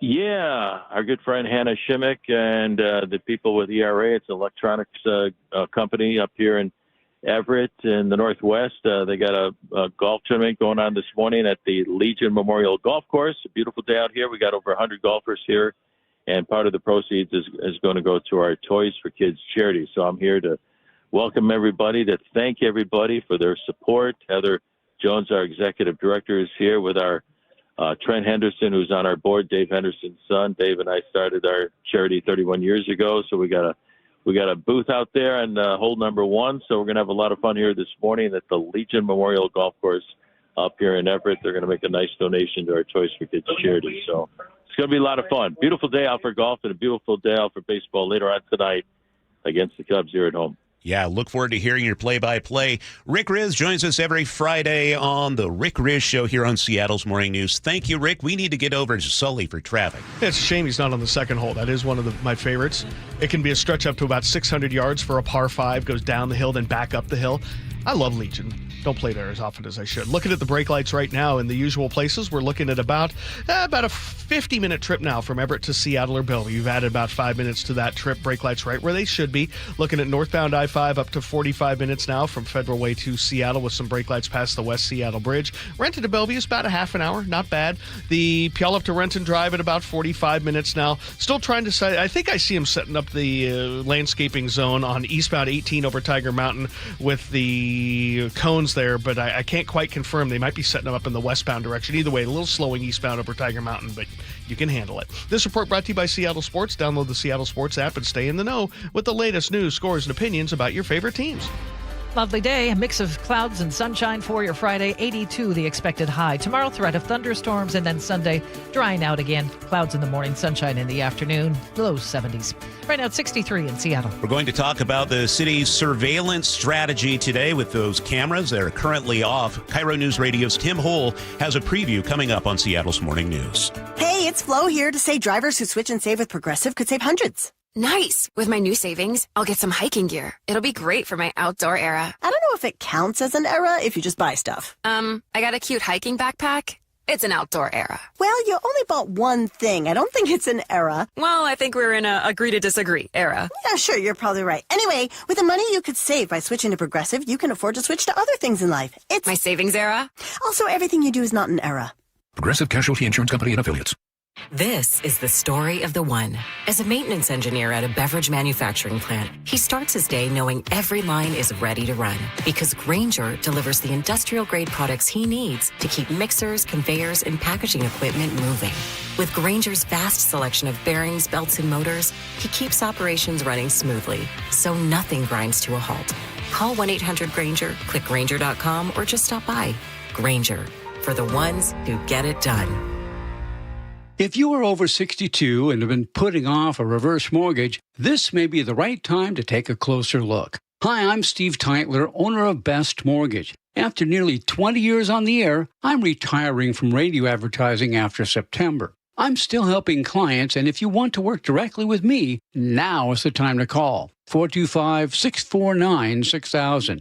Our reverse mortgage could help eliminate your mortgage payments, pay off debts, and give you more breathing room every month. It's not right for everyone, but for the right person, it can be a very smart financial tool.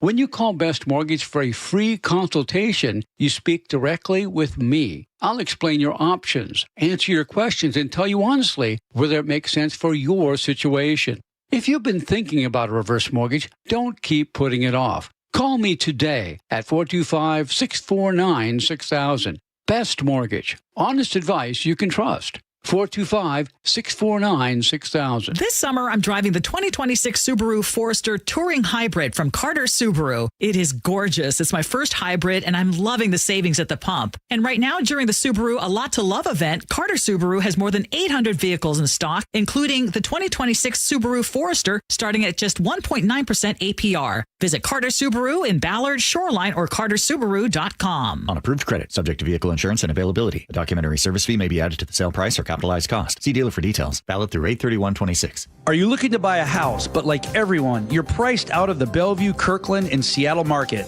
Many buyers have the income, the credit, and the desire to own, but simply don't have the down payment. Often at least $75,000 just for a starter home.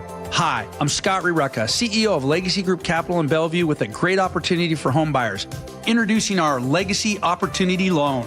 Legacy Group Capital has a select group of 100 new construction, single-family, and townhomes in the top Western Washington locations. Acquire a new construction home with no down payment, allowable closing costs paid, and a competitive rate. Yes, that's no down payment and some closing costs paid by Legacy. A wise man once said, the hardest part of winning in real estate is just getting in. And now you can with our Legacy Opportunity Loan. So get in the game. Limited properties available to qualified Washington borrowers. Learn more about this limited opportunity at LegacyG.com. Legacy Group Capital LLC at MLS ID 99045. Visit LegacyG.com for additional program details. It's the Great Summer Sell-a-thon at the Spa Warehouse, and the deals are incredible. When the leaves turn and the temps fall, imagine sinking into your very own saltwater caldera spa. Bubbly, blissful, warm water right in your own backyard. Our Summer Sell-a-thon means massive savings on in-stock models, so owning your dream hot tub is more affordable than ever. Plus, get interest-free financing through 2028. Visit today for the hot tub of your dreams. Your best life starts at the Spa Warehouse. August is Karastan month at Carpet Liquidators. Purchase beautiful Karastan carpet and get free installation. From carpet to flooring, we've got you covered at Carpet Liquidators. Your best source for local news. KIRO Newsradio, KIRO FM and HD1, Tacoma, Seattle, Northwest News. ABC News, I'm Sherry Preston. Prince Harry, Elton John, Elton John's husband, and Liz Hurley, some of those who have now been ordered to pay the publisher of the Daily Mail an initial $13 million following their failed invasion of privacy case. The claimants lost the case in London last month, during which they said their phones had been hacked, claims it could not be proven. A sword-wielding attacker slashed several people at a school in Sweden today. He's now in custody. It happened just northwest of Stockholm. Severe weather hitting the Atlantic seaboard. No one was seriously injured, but it did cause a good amount of damage. A rain-wrapped tornado tearing through the city of Dover, Delaware, sending debris flying and leaving behind a trail of destruction. I can't believe this. Some residents caught off guard, racing to take shelter. 2 hotels left badly damaged, pieces of the building wrapped around power lines. ABC's Morgan Norwood. Another food safety scare as health officials in Minnesota and Wisconsin warn consumers of alfalfa sprouts potentially contaminated with salmonella. This is ABC News. We're getting word of an attacker wielding a sword who has wounded several people at a school in Sweden. It happened in a town northwest of the capital of Stockholm. The man with the sword is now in custody. Investigators in Philadelphia have identified the person accused of running around city streets, scaring people while wearing a Chucky-style Halloween mask. Here's ABC's Faith Abube. After terrorizing people on city streets for days, Philadelphia police say they've unmasked the mystery man allegedly threatening people and need help tracking him down. Police releasing new surveillance video in the urgent manhunt, showing the suspect investigators say is 22-year-old Zymir Hughes. Authorities say over several days, Hughes harassed 15 to 16 people around the city, at times allegedly asking his victims, "Are you ready to die?" He's been identified, but Hughes is still not in custody. Police say he travels for work, and they think he might be on the West Coast, but there's no word on if he took his mask with him. Sherry Preston, ABC News. 8:02 on a Friday morning. Here's what's happening. Seattle Councilmember Bob Kettle holds a public safety briefing at Seattle Hall at 10 o'clock this morning, talking about the camera program. Tim Hull will have more in just a couple of minutes. Starbucks cutting 224 more jobs. The Seattle Times reports 120 of them are corporate employees who turned down offers to relocate to Nashville. If you drive Seattle's Denny Way, heads up. This weekend, the city's repainting 13 blocks of the eastbound lane, making it bus only, squeezing 20,000 other vehicles into one lane. We need to get a check on traffic. We do that every 10 minutes on the threes. Here's Chris Sullivan. And we are working with a Friday light out there. There are brake lights in the usual places, but you get in and out of them a little faster than normal. One of those spots is southbound I-5, right through the work zone as you go, or through the forced merge, I should say, as you work your way past Northgate. Give yourself about 50 minutes from Everett into Seattle, about 50 as well from Everett to Bellevue, as we have the brake lights there through Canyon Park. The Renton to Bellevue drive, about a half an hour, maybe a little bit under, depending on how the volume is in the S-curves. By the time you're up to about 30th, it eases off, and it's not too bad in Bellevue itself. The Puyallup to Renton drive, about 40 minutes, so we're picking up the pace there. Federal Way to Seattle is about 45. Kind of slow past the West Seattle Bridge, but nothing you can't handle. Lake Bridges are good. 16 is fine. 18 over Tiger Mountain is better than most days, but it is a little sluggish. KIRO News Radio Real-Time Traffic. I'm Chris Sullivan.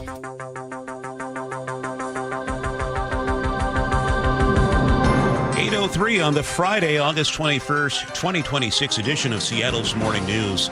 I'm Charlie Harger with Manda Factor. Well, Seattle's CCTV fight is back before the cameras today. KIRO News Radio's Tim Hull is back before the microphone with the story. Manda, Charlie, Seattle's City Council Public Safety Chair Bob Kettle will brief reporters at 10 o'clock this morning on the city's CCTV program and what's next in the discussion over security at Seattle Center. Kettle has been pushing Mayor Katie Wilson to reverse her decision to shut off cameras in the Stadium District after World Cup.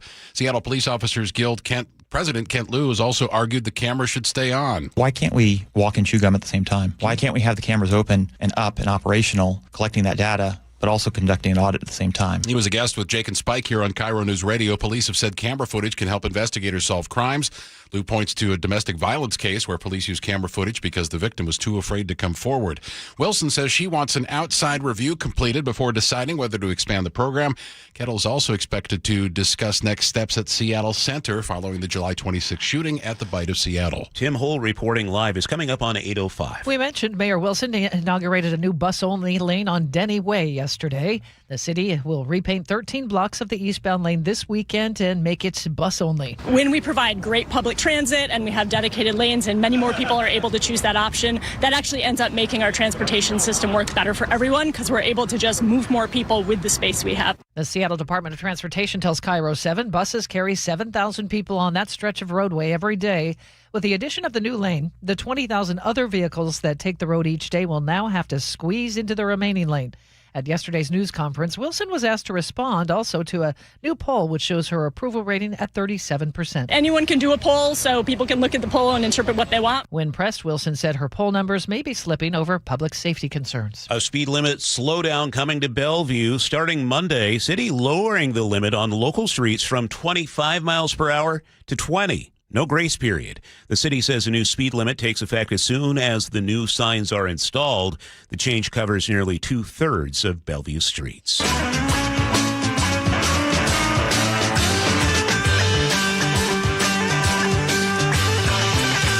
Keeping you informed since 1974.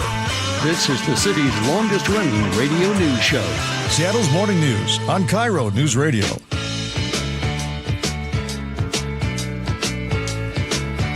I mean, I can just keep it playing. We're kind of chilling on a Friday.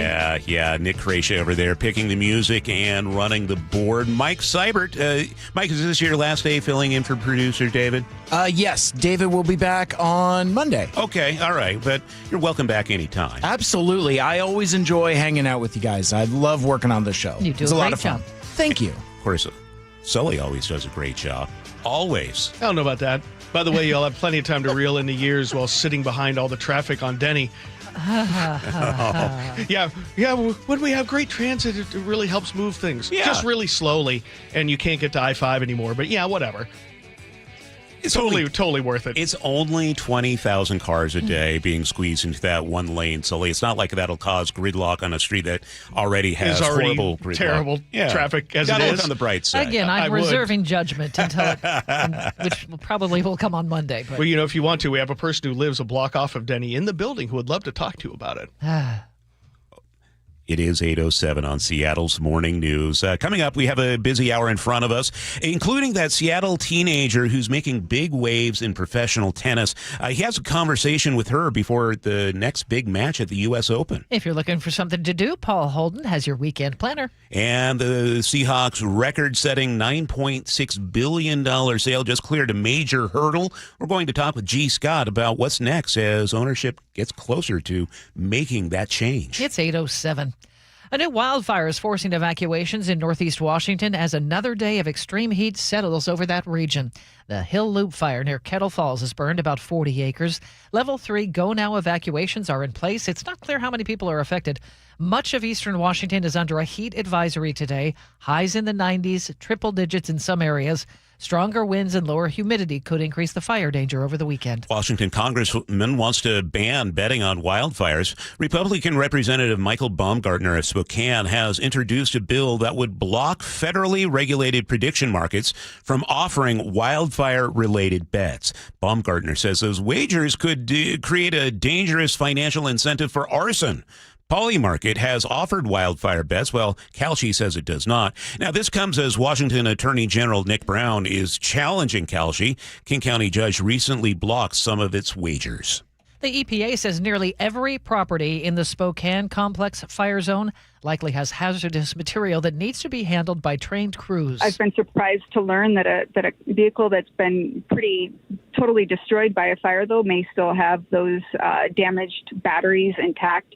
That can pose an ongoing hazard. The EPA's Emma Pocon tells the Jason Ranch Show on Seattle Red 770 AM. They have teams on the ground in Spokane County this week, surveying and clearing hazardous materials left behind by those fires. The 60 cats rescued off a boat in Tacoma last week are doing well, and some have already been adopted. The Humane Society for Tacoma and Pierce County say that most of the cats are still very shy. Some are already playing with toys and starting to mellow out, they say.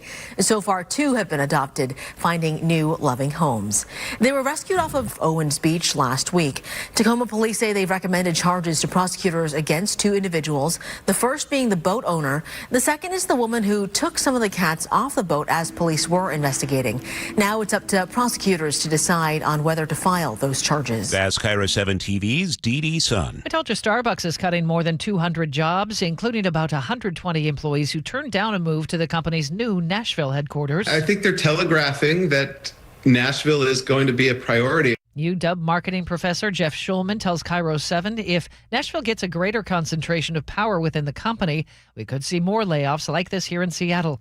Starbucks says the layoffs are part of a restructuring announced this spring. Separations begin in mid-October. A party in Renton ended with someone getting stabbed with a broken beer bottle. Police say it happened around 5:30 this morning near South 4th Street and Wells Avenue South. Several people got into an argument. That's when the stabbing happened. Person's injuries are minor, and police say the suspect took off before they got there. State Patrol is investigating the motive behind a freeway shooting that happened last night in King County. Troopers say a driver in a Volkswagen opened fire on the driver of a Dodge Ram. It happened on the off-ramp from southbound Highway 167 to 180th.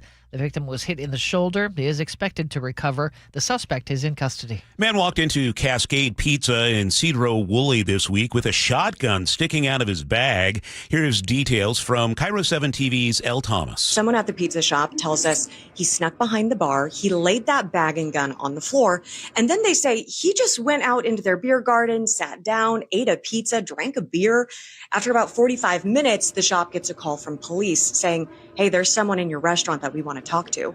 So they're told, lock the door, make sure he's locked off in that beer garden, and get everyone out. Police say he tried to jump over a wall to get away, but police were waiting for him.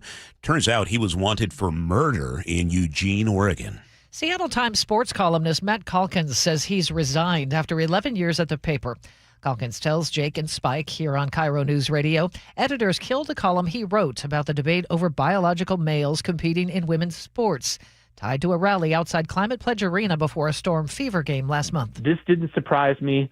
I was basically ready for it, and I knew that if it happened, I couldn't work there anymore. Calkins says the paper has spiked other columns of his before this one. He plans to continue writing on Substack. We have reached out to the Times for comment. At 8:12, we get a check on the weather, and it looks like we'll have some morning sun making way for afternoon clouds. High of 82 today, and with these clouds tomorrow, that's a chance of showers and perhaps some isolated thunderstorms in western and eastern Washington, particularly in the Cascades. 72 will be our high tomorrow in Seattle. 73 with drying out and fewer clouds on Sunday. Right now, it's 63 downtown. Just about 8:13. That's time for an update on traffic. We do that every 10 minutes on the threes. Sully, what do you have? Well, we got a new little crash to tell you about going northbound on I-5 as you approach SR-18, coming up through the Federal Way area. Not really causing that big of a deal. They're in the process of kind of moving it out. It's Friday light, so there is less volume behind it.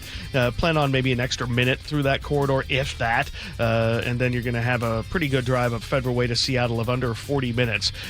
The Valley Freeway, we're running right around 40 minutes at this point with the brake lights up there through the far north end of that corridor, and then you've got maybe just under a half an hour from Renton on up into Bellevue. Coming down from the north end, about 45 to 50 minutes from Everett to Seattle or Everett to Bellevue, depending on how you hit the volume in that corridor. Lake bridges are still fine. A little eastbound slowing over Tiger Mountain is a little manageable. And an update from Google Maps. Finally, after about 2.5 months or 2 months or so, they've finally gotten rid of the 167 extension that doesn't exist between Puyallup and Fife. Why is that a big deal? Well, it's just annoying to have a giant road closed sign for a road that hasn't even been built.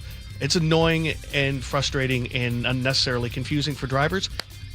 And it's gone. Thank you, Google Maps. KIRO News Radio Real-Time Traffic. I'm Chris Sullivan. News matters. Experience counts. You're listening to Charlie Harger and Manda Factor, Seattle's morning news. It's now 8:14. A Seattle area teenager is making noise in women's professional tennis. Now she's stepping onto one of the sport's biggest stages. KIRO News Radio's Frank Lenzi caught up with her on the practice court. On a tennis court in Redmond, Washington, a 16-year-old from Moscow, Russia, is making history one swing at a time. Kristina Lutova came to the Pacific Northwest in 2020 to chase a dream. 6 years later, it's coming true. She's about to compete at the U.S. Open in New York. Just excited, pumped up, and we've been preparing for in the past couple of weeks very hard, and it's exciting. Lutova's talent was so striking that it caught the eye of Dmitry Tursunov, a former top 20 Russian pro, who has gone on to coach some of the biggest names in the sport, including current world number one, Arina Sabalenka. Tursunov connected the family to the Gorin Tennis Academy, where she's been training since 2021, and racking up junior titles, including the Orange Bowl and multiple national championships. Ilya Oznitsev was her coach when she first got to America. I was genuinely pleasantly surprised and shocked to see how an 11-year-old girl can play at such a high level already. I'd never seen that before. And then when we start working together, when I realized how competitive she is, and the same thing, I'd never seen any player being that competitive. Every single point, every single game, and every single match, she's just such an amazing competitor. Earlier this summer, Lutova entered the Memphis Classic. She was ranked 229th in the world. She fought through qualifying and then ended up winning the entire tournament, becoming the youngest active WTA champion and the first person born in the 2010s to win a tour-level event. And by the way, it was the first tour-level event she'd ever played. Christina's mother, Elena, says her daughter has been competitive since birth. Even when she played hide and seek, she wanted to win every time. Even when she played with her dad chess, she wanted to win every time. In everything she was doing, she was trying to win. But on the court, she doesn't focus on the results. Her mentality is put in the work and the scoreboard will take care of itself. Same mentality as her tennis hero. My favorite tennis player always been Rafael Nadal, for his composure, for his hardworking character. He have been through a lot of injuries, and the character is just shown in everything. He's just a great human as well, out of the court, always humble, always just, incredibly inspiring person and player. Christina is keeping her overall tennis goals and dreams private for now, but she does reveal that she wants to inspire others. And she wants to take care of her mom, who has sacrificed so much to get her where she is today. I want to make sure that she's happy, and in the future she has easy life, kind of, a house, a cat, and just watch my matches with no worries and no pressure. You know really well what we're working on? Yes. Yeah, I love that discipline. Yeah. Thank you, Coach. You look a little sweaty. Thank you. Christina Lutova plays round 1 of qualifying at the U.S. Open on Monday. Was it good? Frank Lindsay, KIRO News Radio. Awesome. Americans are drinking less than they have in decades. At the same time, researchers are seeing a rise in cannabis use disorder. Let's get with ABC News correspondent Jim Ryan, who joins us live. Jim, how much less are we drinking? Well, not a whole lot less. 56. Most Americans do still drink. About 56% of them say, yes, I do drink. But that's the lowest number since 1939. It's actually 54%. That's the lowest. It was that low last year. And again, that's a record. If you look at the high, man, it was back in the 1970s. More than 70% of Americans said that they did use alcohol to some degree. And now that number has dropped off. Why? Well, apparently it's the thought that alcohol is bad for your health. 51% of people believe that drinking 1 or 2 alcoholic beverages a day, which is considered fairly moderate, is bad for your health. That seems to be playing into these figures. Speaking of the high, Jim, we have this uptick in cannabis use disorder. How does that play into this? Well, it may or may not. I think it's anecdotal that if people are not drinking, they're finding some other way to drown their sorrows or celebrate their successes, and doing so with THC or doing so with cannabis. The National Institute on Drug Abuse, completely separate from that Gallup survey, says that it does find more Americans are using cannabis. What's more, and this is kind of troubling, about 30% who do use cannabis report having issues stopping, essentially, or not using cannabis. So, that could be a problem here. If people are drinking less, are bars, restaurants, or alcohol manufacturers struggling at all? Well, they're kind of shifting, aren't they? They're pivoting, and you see a lot more craft breweries, or you see a lot more products on the market that are non-alcoholic beer and liquor and wine. So I think people are finding resources other than alcoholic beverages, and the industry is responding by offering up different products. Jim, my son is now 24. He kind of has gone through the age of maturity, I guess, the last couple of years. And I've noticed this a lot from his friends, too, coming out of high school versus what I did in the 80s and things. Did this study at all look at anything of the impacts of COVID on this? Only in that my son and his age group went through that kind of transition phase when bars were closed, going out was kind of, and that group of people don't seem to go out much anymore because they never really kind of did during that transition. Well, I mean, if you look at the chart here from the Gallup organization, so 54% now say that they drink. That number was much higher than that. It was approaching 70% right around the time of the pandemic. So even if people weren't going out to bars, it appears that they had liquor delivered in, right? That's when we had so many of these delivery services begin to proliferate. So, I think, maybe they weren't going out as much, but they were still consuming alcohol. There's a lot of supply chains behind this, Jim. You have the raw materials to, malt, for example, to barley to make beer, but you also have more long-term plans. It takes a while to age whiskey and the like. What are the supply chains looking like right now? Well, I mean, like any industry, they're kind of suffering because the high price of gas. You're right. I mean, you've got to buy casks. You've got to buy the malt and the everything else that goes into brewing. or coming up with beer, and then you've got to deliver it out to the marketplace. And so I think every industry is kind of suffering, and we may see price increases in the future, not just from the supply chain issues, but also from fewer people using a product, supply and demand. All right. We'll see, Jim. Thank you very much. Have a great weekend. ABC News correspondent Jim Ryan. From ABC News Tech Trends. Ford is readying a low-cost electric pickup truck. A front trunk, 5 seats, 4 doors, and a short 4-foot-ish kind of bed.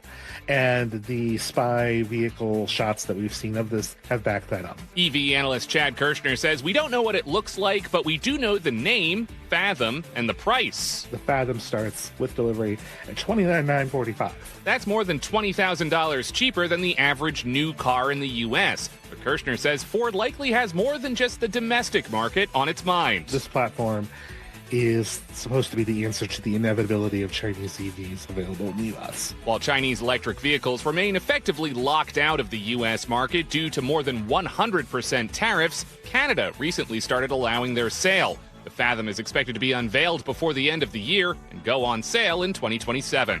With Tech Trends, I'm Mike Dubusky, ABC News. 8:23 now. We check traffic on the 3s. Chris Sullivan has his eyes on the roads for us. And looks like we're in the process of moving this little issue on northbound I-5 past 18 off to the outside, but it's still causing about a half to 3/4 of a mile backup on northbound I-5 heading up from Fife into Federal Way. So Tacoma to Federal Way is running about 25 minutes now, so we still have some work to do there as they try to move this thing out of the way. But that's our one little spot of bother across the board. Federal Way to Seattle's running about 45 minutes. Valley Freeway's under 40, which is great. Now, the north end part of that drive tying into 405 is where you'll waste most of your time. And then Renton to Bellevue is about a half an hour. Coming down from the north end, 50-minute trips from Everett to Seattle or Everett to Bellevue. No real shockers there for you guys. The lake bridges are quiet. 18 over Tiger Mountains, not bad. Little eastbound slowing, but you can handle it. 16 and 3 look really good on that side of the water. Olympia to Tacoma has no problems. This report brought to you by the Seattle Mariners, brought to you by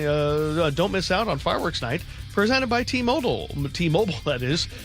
Next sing-along show, September 4th. Get your tickets at mariners.com/fireworks.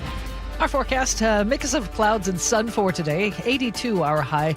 Tomorrow you might see a thunderstorm, otherwise partly cloudy by afternoon, and 72 tomorrow. For Sunday, looks nice. Clouds early, sunshine for the afternoon, low 70s on Sunday. Right now in Seattle, it's sunny and 63. Coming up, the mayor is expected to sign an order on Seattle's Vision Zero efforts. KIRO News Radio's Tim Hole will preview the announcement coming up. You're listening to Seattle's Morning News. KIRO News Radio is honored to bring home one of the nation's top awards in our industry, the prestigious National Edward R. Murrow Award for breaking news coverage. One award is the result of our team's hard work every single day, and none of it would be possible without you. You trust us with important information every time you choose us. Whether you listen over the air, on the KIRO News Radio app, or you watch us on YouTube, thank you. Hey, cruise fans, you want to see more of the destination you came to explore? Try Uncruise Adventures. With only 22 to 86 guests, your ship is your floating base camp, a launch pad into wild bays, quiet coves, and places big ships can't go. Trade Vegas-style shows for Mother Nature's show. All-inclusive, award-winning adventures in Alaska, Mexico, Hawaii, Costa Rica, and the Galapagos. Visit uncruise.com and talk to an adventure specialist today. Tell them you heard it from Rick Riz for exclusive savings.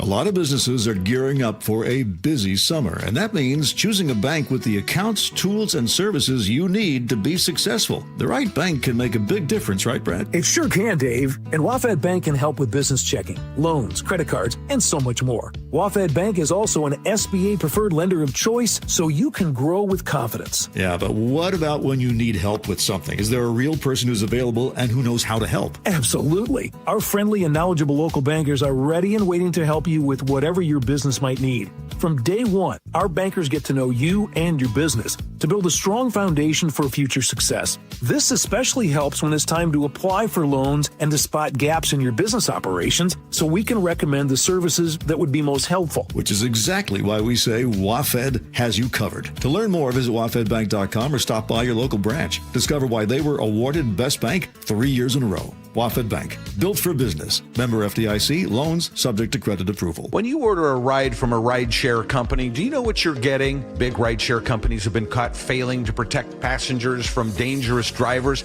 and not supporting drivers and passengers after an accident, all to protect their profits. That's why if you've been injured in a rideshare vehicle, you need Davis Law Group to protect you. Their in-house team of investigators and legal staff has a successful track record of taking on rideshare companies, and they've won millions. Visit DavisLawGroupSeattle.com.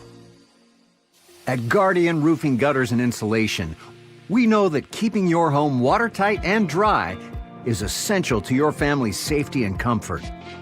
Having well-functioning gutters prevents water damage to your home and prolongs the life of your roof. Whether you need a cleaning or a complete gutter install, we do it all. Call today and get $250 off a gutter installation and visit us at guardianroofing.com. Packed team buses, light rail and ferries. There are different routes to game day, but the destination is always the same.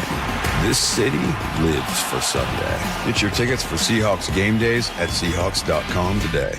Step into Seahawks game day at the Pro Shop, where the roar of the 12s begins. And official Seahawks gear is always within reach. Touchdown, Seahawks! This is the Pro Shop. Visit the official store of the Seattle Seahawks, located at Lumen Field and the Landing in Renton. I like it hot. Beg your pardon? Can you make it hot for me, Dan? I think so. Half heated ain't hot enough. No. That's why I called you. Apollo Plumbing. Yeah, my sorry old water heater. Oh. Ain't getting me the hots anymore. You want hot water. That's what I said. That's what we do at Apollo Plumbing. And you're ready? Right now. When can you? How about today? Same day? We'll have you in hot water tonight. Clever. How about an upgrade? A tankless water heater would mean endless hot water. Now you're cooking. That's just for starters. Starters? How about we make it a worry-free water heater? Worry-free? Wrenchie's worry-free warranty. Which covers? Repairs, service, all included. And when it wears out? Apollo replaces it. No extra charge? Nothing. Nil? Nada. As an Apollo A-List member, you're covered. And payments? To fit your budget with approved credit, of course. And I'm hot again. Worry-free. That's for me. We're on our way. Thanks for making it hot. We're ApolloPlumbing.com. Are you looking for the best deal on a new home? Discover the D.R. Horton Home of the Week. With new home communities from Lacey to Stanwood, ranging from the low 500s to the high 1 millions, D.R. Horton has the right home at the best value for you.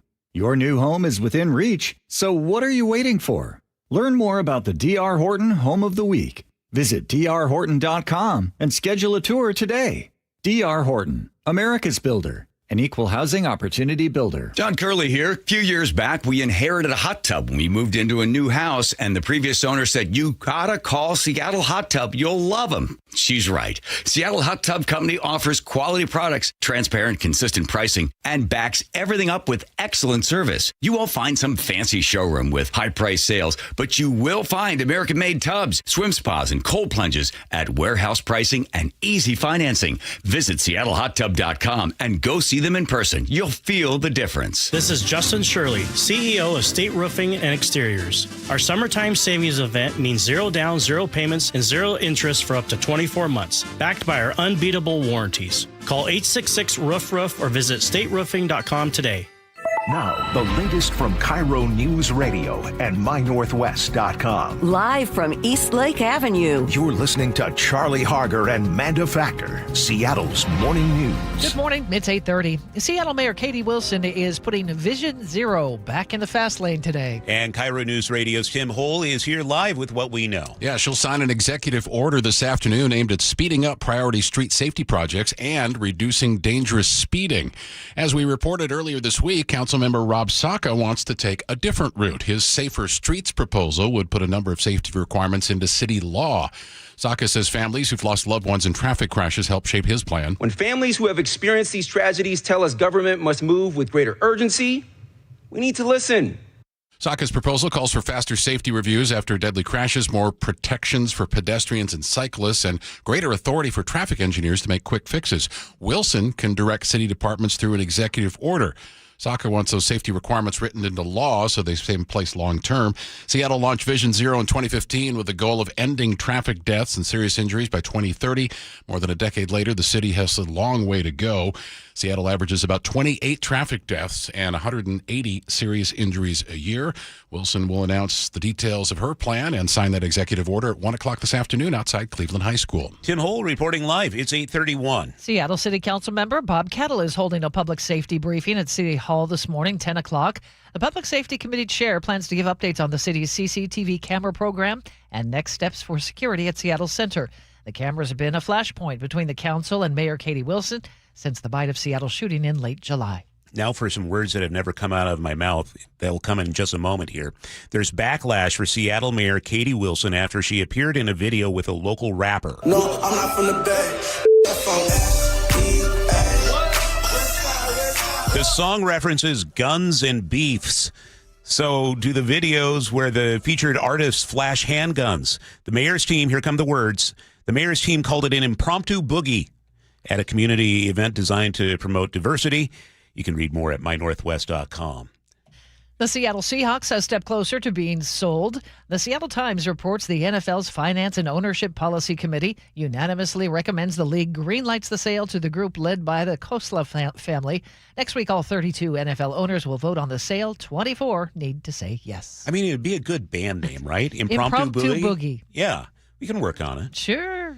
Time to check traffic. We do that every 10 minutes, and Chris Sullivan, who's never been known to be impromptu with a boogie, is here. No, an impromptu boogie is what you're going to have to do on Denny because it'll be faster to walk than it will be to drive with the new bus-only lanes that are going almost like that's what this they weekend. Yeah. Who would have guessed? By the way, if you're looking for someone to blame for traffic, we very seldomly get people to blame. It's usually me, I which was is going to fine. say I blame you all But the we time. can blame Josiah. If you're going eastbound on 18, Josiah and his big rig, he was past a truck going 20, but he was going 30 over Tiger Mountain. He was like, it's me. He goes, it's like racing elephants when one truck tries to pass another at that kind of speed on the Texas. I just joke. Josiah's out there every day with his trucks doing his thing, gives us a lot of great information. I'm having him check on the cones on the landscaping there on the east side of Tiger Mountain. But he's like, if you're wondering, yeah, it was me. So, darn it, Josiah! Anyway, okay, some positive news for those of you stuck in this about 5-minute delay on northbound I-5 up the Fife Hill to 18. The crash, it was actually in the HOV lane. It was right there at 18. It's over on the left shoulder now, but we still have about a 5-minute delay. Give yourself about 20 minutes from Tacoma to Federal Way. And then Federal Way to Seattle's about 42. So really good there. Looking at Puyallup to Renton, about 40. Renton to Bellevue's about 30. Lake bridges are still quiet, and we're back under 50 from Everett to Seattle or Bellevue. So we're getting there. This report brought to you by KIRO Newsradio's app. Text app to 888-973-5476. Download the KIRO News Radio app. Listen to your favorite shows. Get the latest news and updates sent right to your phone. It's going to be a lovely Friday. It already is. We're seeing some sunshine. You'll see a mix of sun and clouds for today. We're headed for a high, a little bit cooler than yesterday, low 80s today. For tomorrow, might see some thunderstorms. Otherwise, by afternoon, just partly cloudy and 72. Sunday looks like a nice day to get out and about. Clouds in the morning, sunshine in the afternoon, and 73. Right now in Seattle, the sun is shining. It's 63. Bringing you Seattle's morning news since 1974. This is KIRO Newsradio. Friday then, this Saturday, Sunday, what? This Friday then, this Saturday, Sunday, what? Another weekend is here as prime time in the Pacific Northwest keeps rolling on. Let's dive into all the fun. Festival season continues this weekend, including Saturday's 98118 Fest at Columbia Park. This free event is all about highlighting the music, arts, and culture of the South Sound with a day full of live tunes, demonstrations from artists, fun for you and the family, and of course, food trucks to keep you fed. Seed Arts 98118 Fest is Saturday from 2 to 8 at Columbia Park. The Seattle Center's Festal series continues this weekend with Festival Sunyata presents Black Arts Fest. According to the event's website, this is the longest-running African-American festival celebrated in the Pacific Northwest and features a weekend full of music and art, such as spoken word and dance, plus food and information and opportunities on how to get involved in local communities. There's even a roller rink for all-level skaters to check out and glide along to music from a live DJ. As with all Festal programming, Festival Sunyata presents Black Arts Fest is free to attend and runs Saturday and Sunday at the Seattle Center. Speaking of the Seattle Center, it is the final movie at the mural for the summer. The 40-foot screen at the Mural Amphitheater will be showing Masters of the Universe tonight, starting around dusk. This is a free showing. You just might want to bring a seat. Pier 62 will be bumping on Saturday during the Encanto Music Festival. In addition to highlighting music from Latin America, South America, and the Caribbean, there will also be salsa lessons and other dance performances, a talent show, plus plenty of food and non-food vendors to shop from. The festival is free to attend, but a $10 donation will get you a reserved seat in the seating area. The Encanto Music Festival is Saturday from 1 to 9 on Pier 62. Go hands-on and learn about the world of robotics during Robothon. Not only will you learn a lot about the machines, but there are a variety of competitions like mazes, building, and mini robot sumo that you can watch. The Seattle Robotics Society is hosting the event, and the action will be taking place at the Quality Flea Center on Capitol Hill on Saturday. Enjoy the weather and take a walk through the Kaboto Garden this weekend, and while you're there, you can find a new piece for your home or garden, as there will be stone statues for sale during the stone sculpture exhibit. If you aren't able to take a piece home, the artist will be on hand to answer questions, and you can learn more about the Northwest Stone Sculptors Association. The exhibit is Sunday from 10 to 6 at the Kaboto Garden. This weekend, Freeway Park is celebrating its 50th anniversary with the party. You are invited. There will be a variety of activities, including public art, live music, free food and drinks, and plenty of opportunities to learn about the park's legacy and upcoming events and exhibitions. The celebration is Saturday from 12 to 3 at Freeway Park. Support local musicians by heading to the Pfingst Annual Acres Park in Lake Forest Park for the 6th Annual Shore Lake Arts Battle of the Bands. This is a showcase of emerging and developing bands from across the state, featuring a wide variety of musical styles and genres. You'll be sure to find something new to jam out to. There'll also be local food vendors, plus a beer and wine garden for those 21 and up. The Shore Lake Arts Battle of the Bands is free to attend and takes place Saturday, starting at 5. Every game counts from the Mariners, and they'll be hosting the Chicago Cubs this weekend for a big 3-game series. As always, make sure to check out the promotion schedule to see if you need another reason to head to the ballpark. As the summer winds down, what's left on your 2026 summer bucket list? Let me know at paulh@KIRORadio.com. Paul Holden, KIRO News Radio.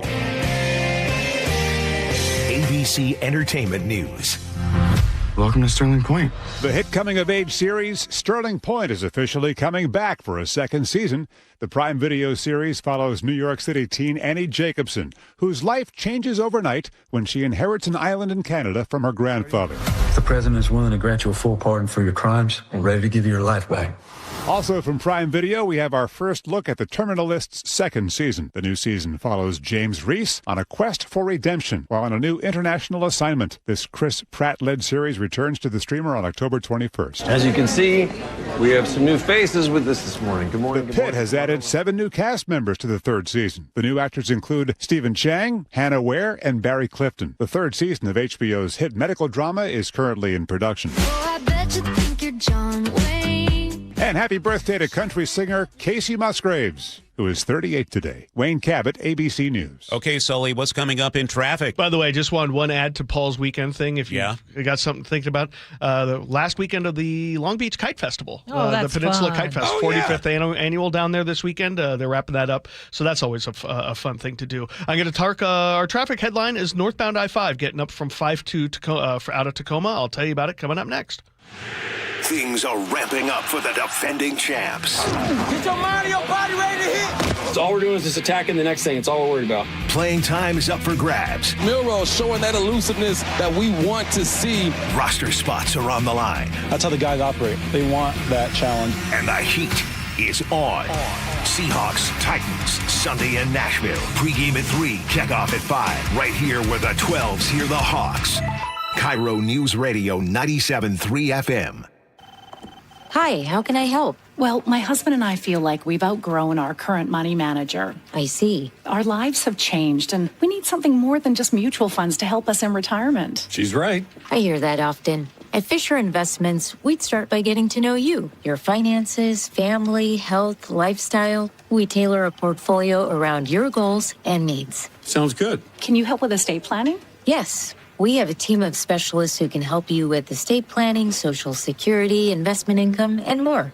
We'll get to know your whole financial picture and help keep you on the path to a comfortable retirement. And your fees? We have a simple, transparent fee that's a percentage of the value of your portfolio. So we do better when you do better. I feel better already. At Fisher Investments, we're clearly different. Learn more at fisherinvestments.com/different. Investing in securities involves the risk of loss. Progressive presents a guided meditation. Hear the birds sing. A chipmunk nibbling on an acorn. Smell the pine needles gently falling into your living room as the breeze blows through the gaping hole in your roof. Gaze up at that broken tree branch and relax because you bundled your home and auto with Progressive and have the peace of mind of 24/7 protection. So relaxing. Progressive Casualty Insurance Company, affiliates, and other insurers. Not available in all states or situations. Sleep Number's new collections are designed to adapt to the changing nature of your life and your sleep needs. Whether it's the personalized comfort of the Comfort Mode mattress, the targeted pressure relief of the Comfort Next mattress, or the Climate Collection that actively cools or warms to help you fall asleep and stay asleep. And now, all beds are on sale during our biggest sale of the year. Save 25% on the new Comfort Next Luxe, plus free delivery on any mattress. Ends Monday, only at a Sleep Number store or sleepnumber.com. Welcome to this week's Puget Sound Express Whale Report. According to naturalists from Puget Sound Express, more than 20 different family groups of Big's orcas were seen on tours this week. The T-36s, T-100s, and T-137s threw a party off Marrowstone Island, then turned up again just off the Edmonds Marina. The T-65 family wandered deep into Hood Canal. And out west, the T-19s and the T-49As prowled the banks near Cattle Pass with breaches and cartwheels. Humpbacks are also in our waters in full force right now, displaying a wide variety of surface behaviors. Family-run Puget Sound Express offers half-day and full-day guaranteed whale watching tours departing from Edmonds. These are Seattle's most popular and well-reviewed whale tours. Orcas, humpbacks, gray whales, minke whales, and so much more. Don't miss out on your chance to see whales in the wild. Family-run Puget Sound Express guarantees you'll see whales or your next trip is absolutely free. Book online at PugetSoundExpress.com.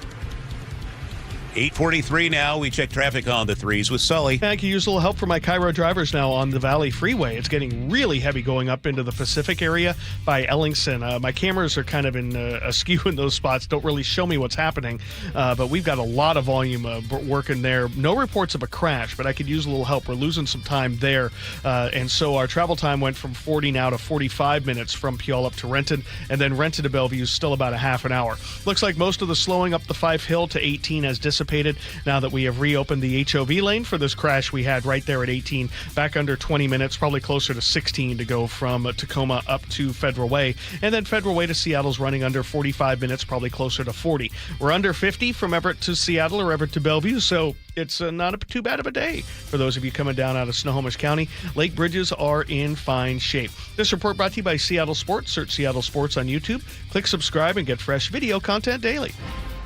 Looks like Sunday will be the best weather day of the weekend. We'll get to that in a moment. Today, high clouds and sunshine. 82 are expected high. Overnight low 58. Tomorrow, isolated thunderstorms, possibility. Otherwise, by afternoon, it shouldn't be too bad. Partly cloudy and 72. Sunday, though, morning clouds, afternoon sunshine, our very familiar pattern. And we'll be in the low 70s on Sunday. Back to the upper 70s on Monday.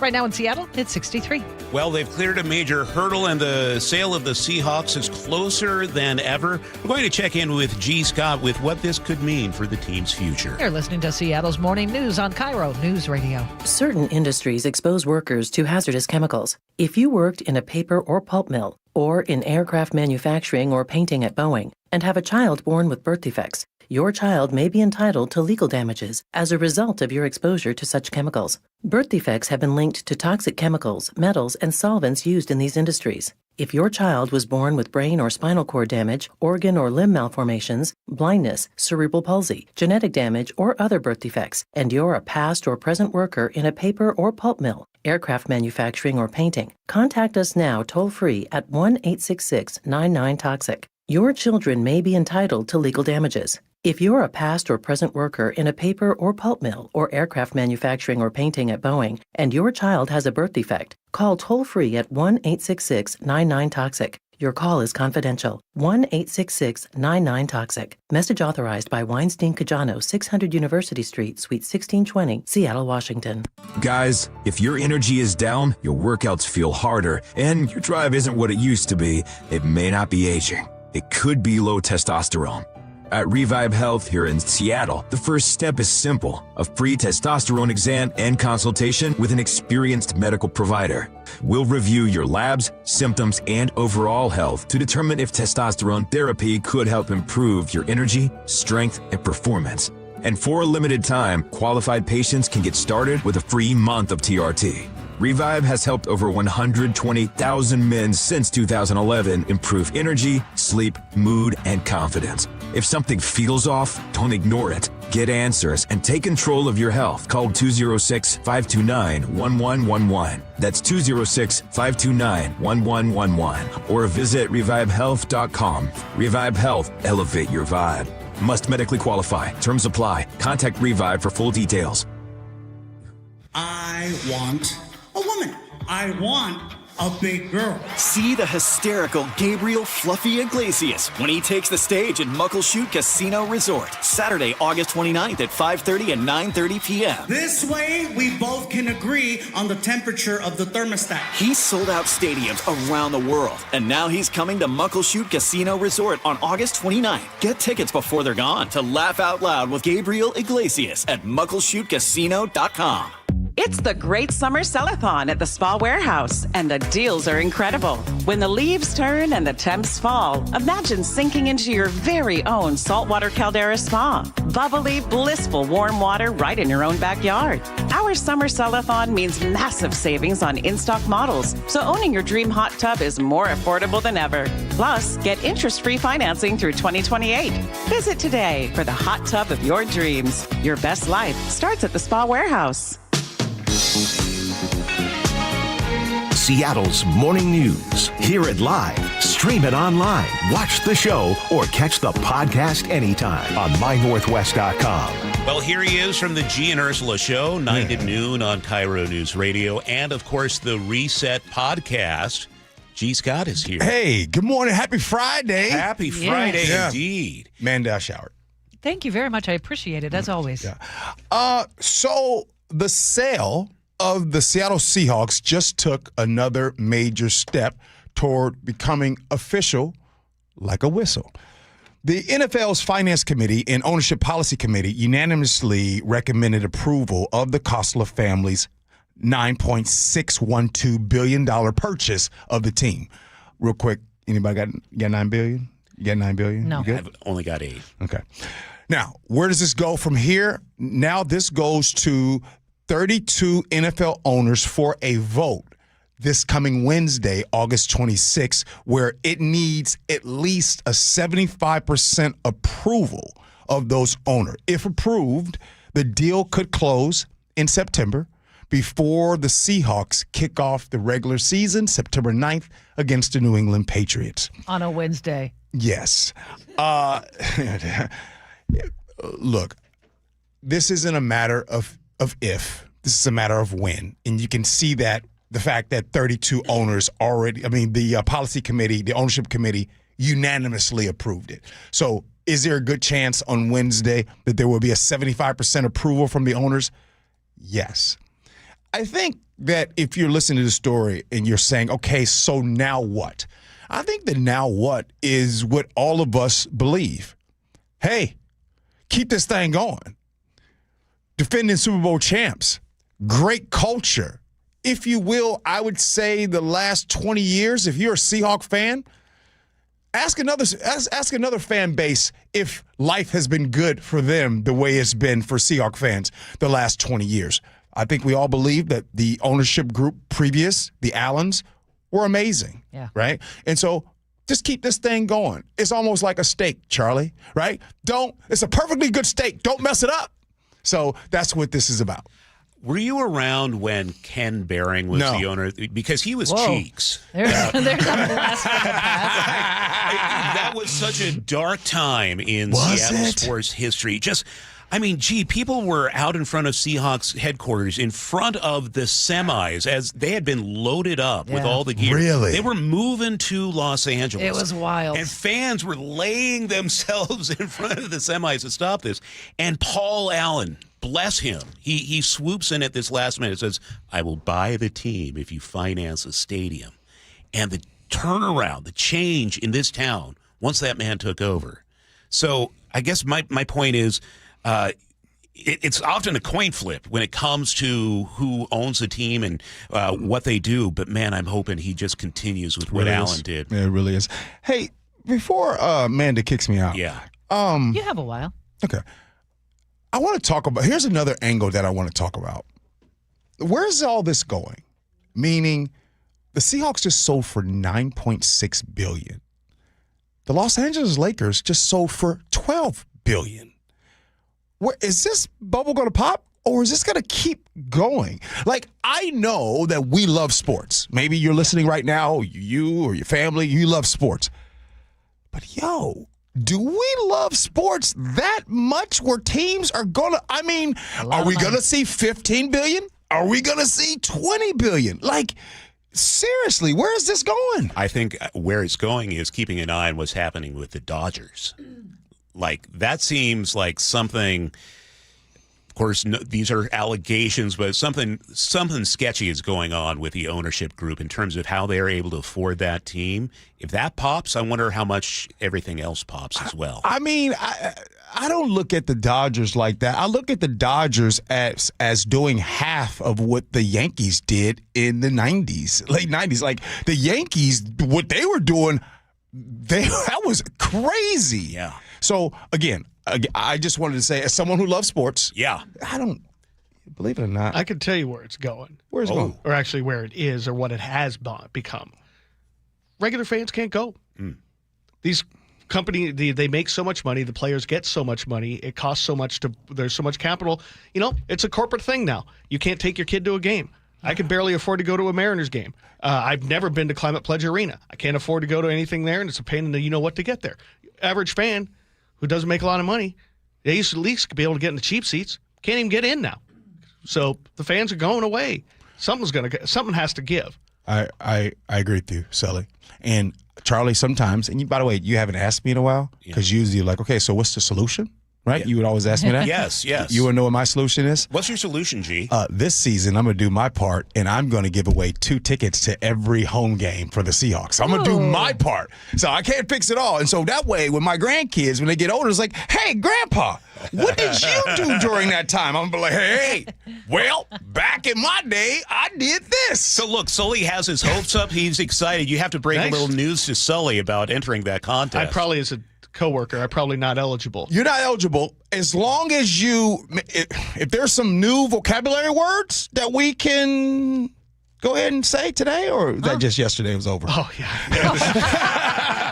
We can make a podcast of the things Chris doesn't know and how funny it is. I just got to tell you, I listen, I hope every single morning that you guys get an opportunity to enjoy the treat that Sully is. I mean, Sully, sometimes you might be the gift that keeps on giving, man. It is true. Something to be said about just being a naive dude, stay in his own lane with blinders on. Like I said. Manda, what you thinking? You may be excused. Hey! Have a great weekend, G. 9 to noon. Sully, take it away. Well, whatever we were dealing with northbound 167, working your way through Pacific is gone, because we went from all red on the map to just nice and easy yellow. And we're back down under 40 minutes to make it from Puyallup up to Renton, so that's great. Just a little hint of slowing northbound I-5 as you work your way past 18 after this earlier crash in the HOV lane, so really don't have to worry about that at all. Really not adding anything to your travel time. Back under 40 minutes from Federal Way to Seattle. That's great. Renton to Bellevue's back under a half an hour. The lake bridges are certainly quiet. I-5 struggling a little bit there at the Forest Merge and Northgate, but boy, we're running 45 minutes from Everett to Seattle. That's great. And we're back to about 42, 43 from Everett to Bellevue, so we're even cleaned out over there. KIRO Newsradio Real-Time Traffic, I'm Chris Sullivan. Was that vocabulary lesson just yesterday? That was yesterday. Feels like a long time ago. Can we remind everybody what I said? No. That would be cheeks. All right, sunshine, 82 the high for today. We'll see a mix of clouds in there as well. The clouds will build in the afternoon hours mainly. For tomorrow, chance of thunderstorms, 72, and then back to the sunshine by Sunday afternoon. It's 63 in Seattle right now. The G and Ursula show is next. They're going to be talking more about the Seahawks. And our inbox always open for your news, tips, and story ideas, mynorthwest.com. Things are ramping up for the defending champs. Get your mind and your body ready to hit. So all we're doing is just attacking the next thing. It's all we're worried about. Playing time is up for grabs. Milroe showing that elusiveness that we want to see. Roster spots are on the line. That's how the guys operate. They want that challenge. And the heat is on. Seahawks, Titans, Sunday in Nashville. Pregame at 3, kickoff at 5. Right here where the 12s hear the Hawks. KIRO Newsradio 97.3 FM. KIRO FM and HD1, Tacoma, Seattle. This is for all you guys on Viagra. ED pills are no longer needed. The brutal side effects like 4-hour headaches, blurred vision, and that flush feeling can all be put behind you with our treatment. Here at West Coast Men's Health, we have a better approach to ED. Acoustic wave therapy creates blood flow circulation by safely removing the plaque in your arteries and restoring function naturally. Guys, let me be clear. Pills will never fix your problem. Our equipment is the latest technology, and our medical staff is the best in the industry. So give West Coast Men's Health a call today. Speak with our clinic manager. Ask him any question you like, how it works, the science behind it, and even the cost. If you suffer from ED or Peyronie's disease, give West Coast Men's Health a call today. In addition to treating ED and Peyronie's disease, we now offer testosterone replacement therapy. With clinics in Redmond and Tacoma, call 206-519-6541. 206-519-6541. Online at westcoastmenshealth.com. This is a special alert to all Americans who own a vehicle with less than 200,000 miles with an auto warranty about to expire or with no warranty coverage at all. Due to a decline in the economy, CarShield is announcing a low-cost month-to-month vehicle protection plan that is now available to the public to save any driver out-of-pocket expenses on future auto repairs. Call now to find out how you can pay almost nothing for covered auto repairs. Yes, you heard that correctly. Pay almost nothing for covered auto repairs. An open phone line has been established for all drivers to call for a free quick quote. Call 800-330-8323 now. Drivers who are covered will not have to pay for covered repairs again. This protection plan is at an all-time low. Additionally, drivers who activate this vehicle protection today will also receive free roadside assistance, free towing, and car rental options at no additional cost. Call us for your free quick quote today. 800-330-8323. That's 800-330-8323. What do you have to lose? Call 800-330-8323. Again, 800-330-8323. Are you looking for the best deal on a new home? Discover the D.R. Horton Home of the Week. With new home communities from Lacey to Stanwood, ranging from the low 500s to the high 1 millions, D.R. Horton has the right home at the best value for you. Your new home is within reach, so what are you waiting for? Learn more about the D.R. Horton Home of the Week. Visit drhorton.com and schedule a tour today. D.R. Horton, America's builder, an equal housing opportunity builder. 1-877 Cars for Kids. KARS Cars for Kids. 1-877 Cars for Kids. Donate your car today. 1-877 Cars for Kids. KARS Cars for Kids. 1-877 Cars for Kids. Donate your car today. Ready to get rid of that old car? Donate it to Cars for Kids. Call 877-CARS-4-KIDS to speak to a friendly live agent. Donation is super easy, and your car can be picked up as soon as tomorrow. Go to carsforkids.org now or call 877-CARS-4-KIDS to donate your car today. 1-877 Cars for Kids. KARS Cars for Kids. 1-877 Cars for Kids. Did you know you can donate real estate too? Go to carsforkids.org. That's cars with a K. Carter Subaru is Seattle's only Subaru dealer with the largest selection of Subarus in Washington. With over 800